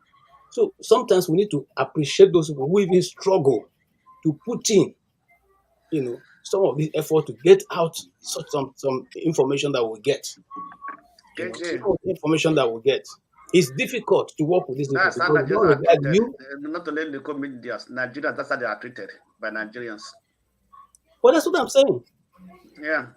In every sector, they see a foreigner, they prefer him to a Nigerian. That is all. That's what I'm saying. So in the context of what we are saying, you see, some of the look, I'm trying not to discuss Shore and P2B because as far as I'm concerned, that part of the wrestling match has been contested and won and lost. It didn't surprise me. That's why here on this platform, I always said this was going to be the result, and I'm not shocked. I would have been shocked if P2B was able to win. Okay, but I'm not shocked. This is the result I expected, and it's going to happen again and again, except we change. Just like most of us have said here, except we change the method. Yeah. Now, this is my conclusion. Yesterday, I've been following the Taiwanese election, and the reporter was making a report, and he said they are counting manually because they are afraid to use the systems, the computers, networks, because we don't want China to interfere in the election. So everything is counted manually, and she used one word, which is very important: transparently. Transparently. They are counted manually. There's a big board. You finish counting, you score your own on the board. Everybody looking at you. Okay? You count out loudly. 1, 2, 3, 4, 5. You count this party, you count that party, you count this party. And when she said that, I felt so pained because this is something we have not been able to do in our own country. Manually, we couldn't do. Electronically, we couldn't do. So how are we going to get to the point where people can now say this election is transparent? How are we going to get there? Because it's only in Nigeria you spend 360 billion naira, and somebody sits in the court and tell you it is not important. That money is spent. Doesn't matter. The result of it, it doesn't matter. The outcome is inconsequential. Where else in this world does it happen? The question is, if any of us was having a company and your director spends 360 billion for no result, are you going to keep the person on that job? Are you going to not even call the police to investigate what he did with the money? No, they will promote him. It's not important what is has Yeah. to do. They will promote him. Sorry. Don't worry. Yeah, because to go back to the previous point you made, because when you talked about Dangote, I was going back to look into it. So they are producing jet fuel and diesel at the moment, from what I gather, what they read there. I don't know what they said about PMS when they are going to start doing that. But it looks like they are doing trial period right now. Who knows when they are going to start? Because petrol is the key ones Nigerians need to calm down, isn't it? But the amount of petrol Nigeria needs the diesel is very important. The diesel is very important in Nigeria. That's what they use in transporting goods. Yeah, that's for heavy goods, and that one has already started. Diesel and jet fuel has started. Is the petrol the one because that's as what the price comes down, as the price of diesel came down, it has not come down. No, it doesn't have to come down. What the point I'm making is that because before we were buying it, now we don't have to buy it from outside anymore. But that is where the point we are making is that majority of Nigerians use fuel, not jet fuel, not diesel. I know. Majority of the vehicles driven in Nigeria, the hair. Yeah, but industry needs diesel. Industry needs diesel. No, KJ, excuse me, KJ. If the price doesn't come down, you understand me? What is the effect on Nigerian people? That's what I'm saying now. So this is the price that that's why I want to talk about the refinery. If the price does not come down, the people still buy the same price. See, so what's the if the price doesn't come down, about the government not buying, they will still buy. They will tell you say they are still pay subsidy. Forget that story. I think what I'm trying to let you understand is that now the government has more money in its pocket to do more things for Nigeria. They can increase salary, they can do so many things. Because before the foreign exchange, they were spending most of it just servicing debt and buying petrol, which is not good. But if they are not spending money doing all those things like for diesel now, they have extra foreign exchange to be able to do more, bring more things into the country to help the country develop. There are so many things that I really feel like we need to be covering. But go and look at the exchange rate last week, and look at the exchange rate last 2 weeks. Are you telling me it's awful? I know. So I have to tell you that it might not even help the exchange rate. That's what I'm trying to tell you. This is the thing about with this guy. He just have left that thing alone. He can be better off now, but he just goes and start messing with stuff. Forefathers, go ahead. Forefathers, I want to give you a little bit of pointer.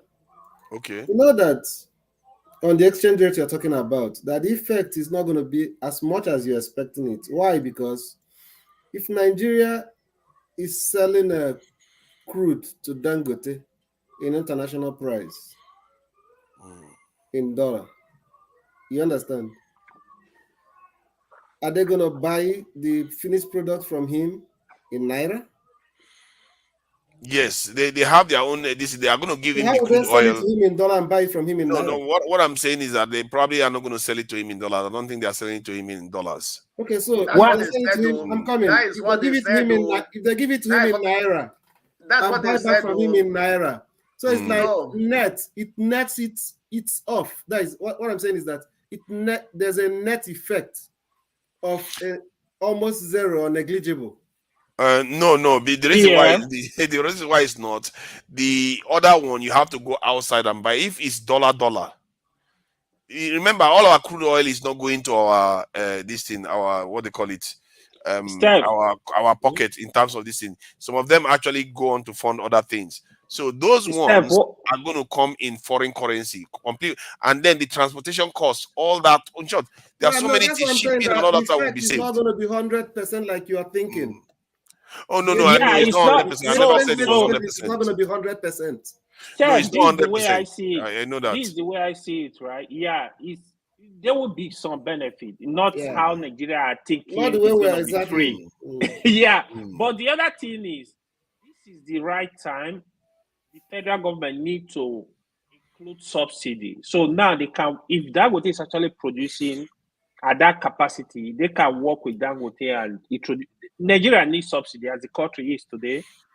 Nigeria needs subsidy. So you need to put back that subsidy. So at least now you'll be able to monitor it, what is going on. You've started again. I think first of all, you should know how much that was saved from the removal. Thank you. Question. Hold on. And also remember that the previous one that they used to buy for, there was profit margins there. But then the profit margin is gone from the point of view of Nigeria. I think what you should say, maybe by now we can know exactly how much we are consuming. How much I don't know before. How much have been saved from that money which we started saving from March last year? Since we stopped paying, I think we are going to save about 30% at least. Where is the money? What we spend. Where is the money now? Where is the money? They are squandering it. Did you not hear me saying that this Tinubu guy is like, if he just left the shop alone, it's not going to cause problems? You have answered it already. So I've been telling you, this Tinubu guy, if he just left things as it was, things would not be too bad. He just came and just scattering everything. Okay. Forefathers. Look, the less you see. Come. Wait first. Actually, let us also be sincere to some extent, right? In August 2023, Delta State got 101 point something billion naira as, which is about double, eh? Yes, as they're getting more money now, though. Yes. What he should have done was only this. He shouldn't have touched anything else, just the subsidies. That currency one was a terrible idea. Hold on, this is my question. What are the states doing with those money? What did you expect? So that's my question. So actually, let's remove our mind from the federal now. Let's go to the state. If a state is getting that type of money, 140 billion every month, and we have not seen anything in that state, can we actually only blame the federal? Okay, let me tell you where the money is. As at 2005, 2006, I know a state in the east that was it 550 million every month as security vote. Yeah, all the states. Are getting. That's 2005. As I was aware, I was in the state then. Yes, that's what they are getting. Happened to be in the Ministry of Finance then. About 550 million every month as security vote. And that money, the way is unaccounted, that is like governor's pocket. That is a gift. No, that is a gift to the governors. It's a gift to the governors. You don't ask what is it. Yeah. It is a gift to the governors. 550 million. By now, it would have been like maybe. That's a lot of money. 550 million. You should use that. How many people can that employ, even if you are using it for proper security? No, that's a lot of people. Mr. Steph, what I'm saying, the way that the number that can be accounted for, are they accounting for it? What are they doing with it? Let's assume since when we talk about, we used to mix things up. When we talk about this state police, if the governors are really sincere, they should be able to work up an arrangement with federal government so that, if you need more police in your state, for instance, and federal government employ more police, then there should be part of it that you're going to fund from your own state, from your own fund. Because if they allow you to do state police, you still use your money to pay them, right?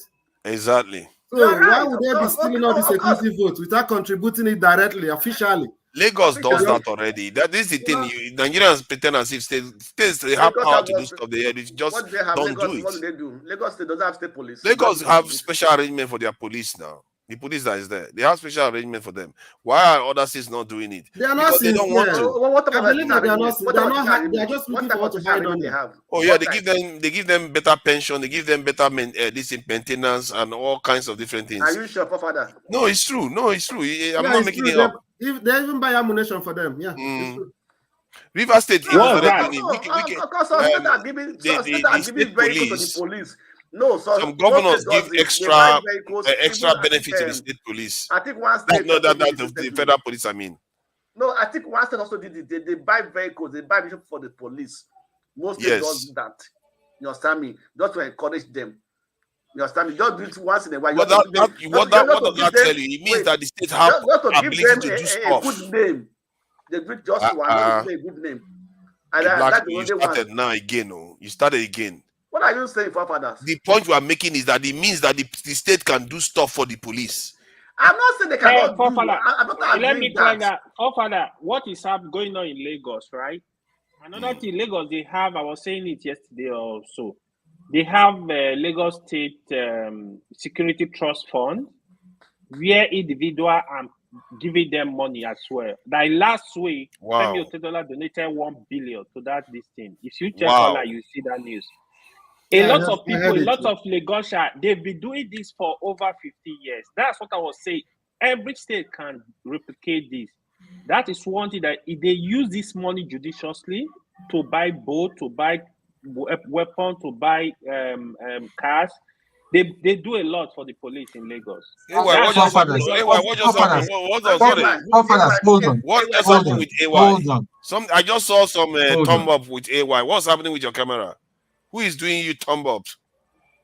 I saw a like button on your camera just now. Did anybody not see that?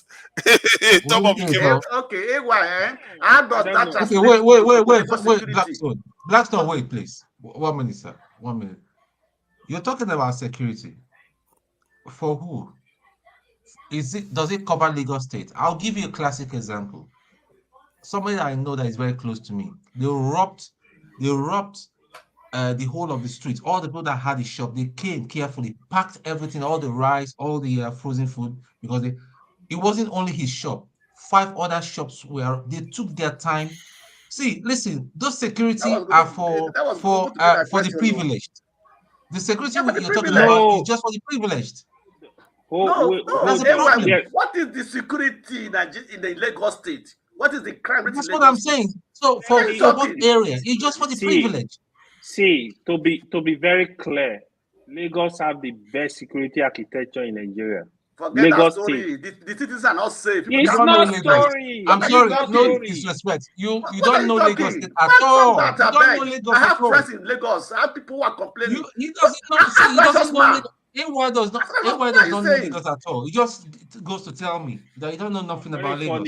Yeah, but they do protect Lagos State. Lagos is more secure than other states. And what we're saying is that in one neighborhood, how many neighborhoods? It's the privileged neighborhood that is safe. If you go down to Apapa Road, you go down to the mainland, you go to Ikeja, see, stuff are happening. It doesn't make the news. You go down to Alimosho, you go to there will not be crime now. We are saying it's not that. We are not talking about like big crimes like kidnapping and all those things. Why is it that people don't want to get an apartment outside the estate? Why is it that anybody want to look for what have an apartment in the estate? If Lagos is secured, the argument are kind of very funny. No, fathers, they are very funny. Until he learns, can you put him on time out again? Who is that? Same guy. Yeah, he started the game, please. Until he learns to be civil. Because else this will not stop. Huh? No crime in London. I think this is Mr. You Triumph. can't compare some certain areas you can't compare London and Nigeria. Who is that for us? Triumph? Yeah, no, he seems to be having a go. He's not. No, he's not a new him. person. Why do you keep making all these funny friends everywhere? No, if you allow this, he will start. You have to send a very strong message to him. Take him out. See, the other day, I was talking to Mr. Triumph in the backstage, and he was like, "Go and tell Tone that you have seen my face." I tell Tone, like Tone is going to be upset about it. I'm like, why? Why do you want to? Why do you want to be picking on Tone? No, it it's not doesn't make Mr. sense. Triumph. If it's Triumph, I know how he talks. It's not Triumph. This guy is not Triumph. Me and Triumph, we were engaging yesterday. He's not Triumph. Will never insult you. I thought Tone. It looks like you have a way of making new friends, Tone. Every time you keep making new friends. Chat. I didn't chat to him. I never spoke to him. I never chat to him. So why? The solution to comment section is that drug dealer from the States. He's on the thing again. Start chatting rubbish. You know, he can't even face himself. We addressed him yesterday. He's now in the comment section. You know, Tone, you may be the most popular person here. You know, because all these people, they are cursing you, but they also like you. No, they like you. They keep coming after you like this. Get a lot of female admirers. He's got a lot of fans now everywhere. They just keep coming after him. They like to. That's the problem. You keep making friends everywhere. Solution to comment section, you gotta ignore, man. No, you know what? As I'm here now, I'm joining I'm using the stream yard. I'm not even seeing the comment section. So that's not their problem. Let the all be Some are nice, though. Some of the comment section are quite no, nice. Some are nice, definitely. No, it's few of them that come and very few ones. Oh no, they are nice to you. AY is a man of the people. They like him. You're not minding me. You always like to sweet talk people. Hey, look at me.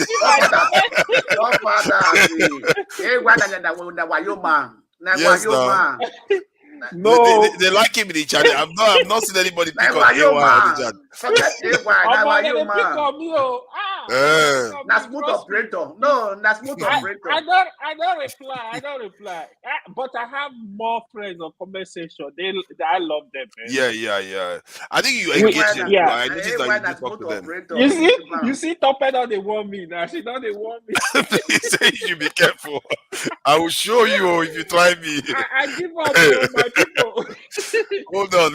Let me acknowledge them before we close out. Boom Ray, thank you for coming in. That sounds like something you hear in America. Tope, I see you there. Tone is there.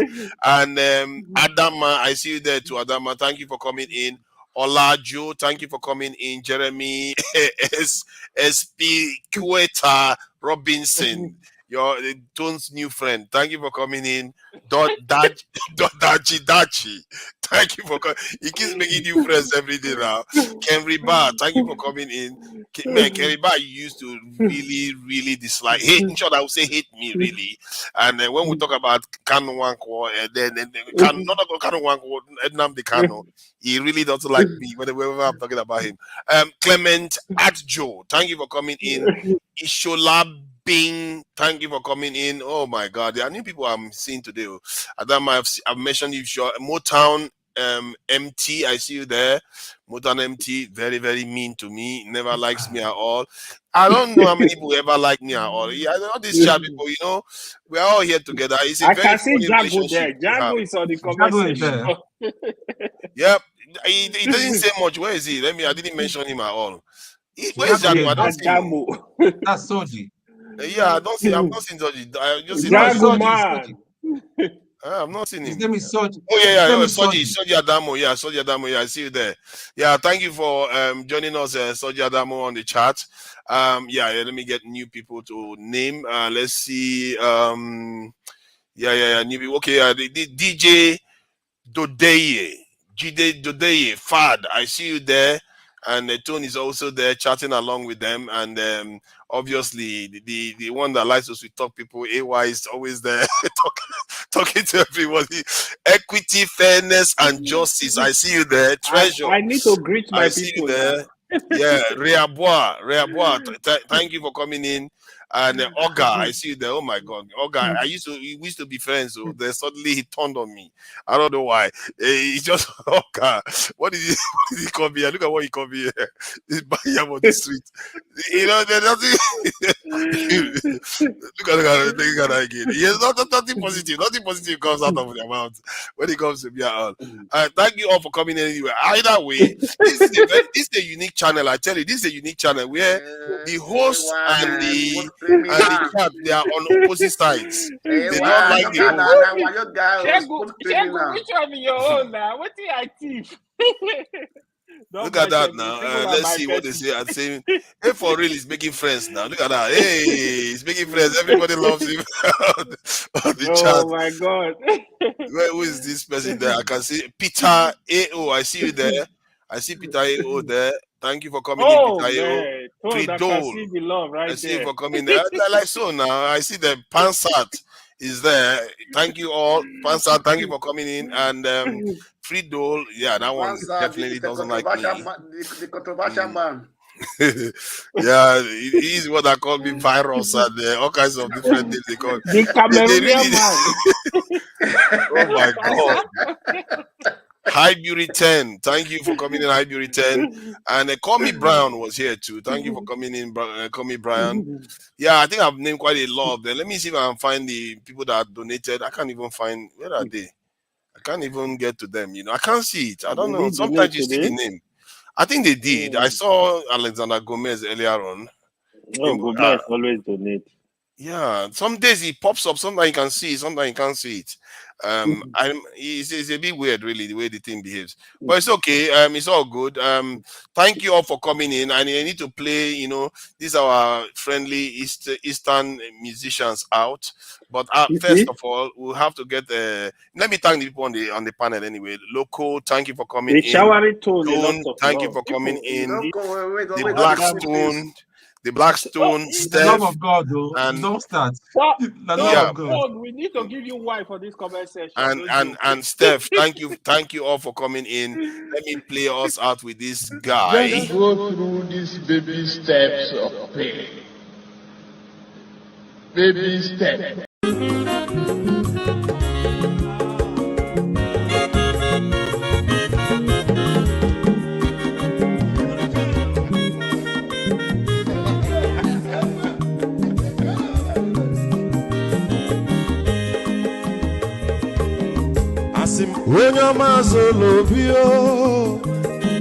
Yeah, I will play this song to the end this time. Max, if you bunye go kwanu mo no fube nazo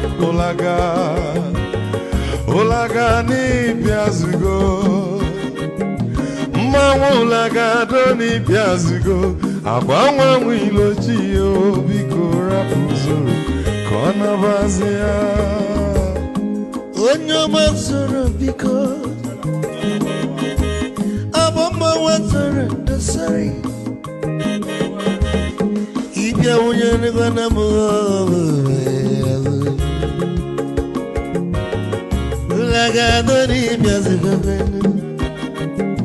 mo ulaga ni biazugo aboma wilo chilo biko rapuzo kona bazia Mazi wekoma odogu no kwere zinenke onyoma nigadele mo mazi ni bazi ibu go with melody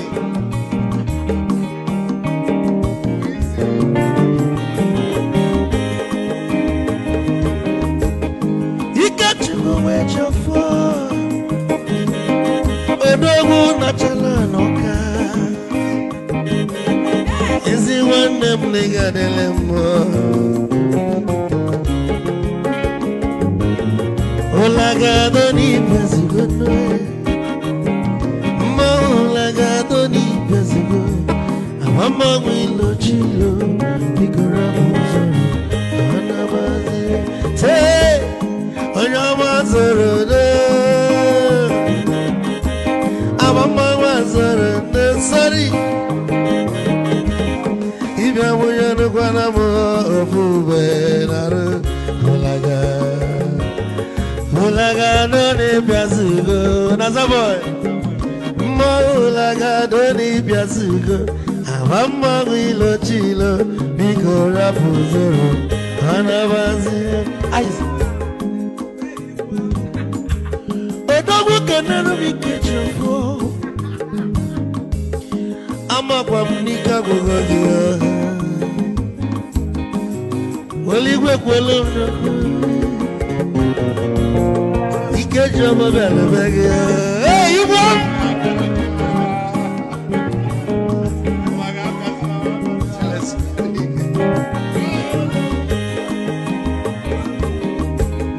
Eku kampune kene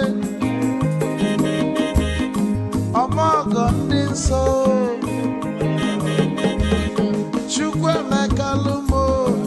Chukwu negaji Esi nwanne mekene Ila puli fenini neme webia Kago sili na nina kibu nwanne wisdom megadi Kanyegi maiki kogo banya begwu Isili maxi obu netiri egwa Malukwa malu ni mego mi fojo Wesigi nwanne m ife ọkụ na-echọlụ na ngeme Wisdom onume ekene gị Ọbama iyo iyo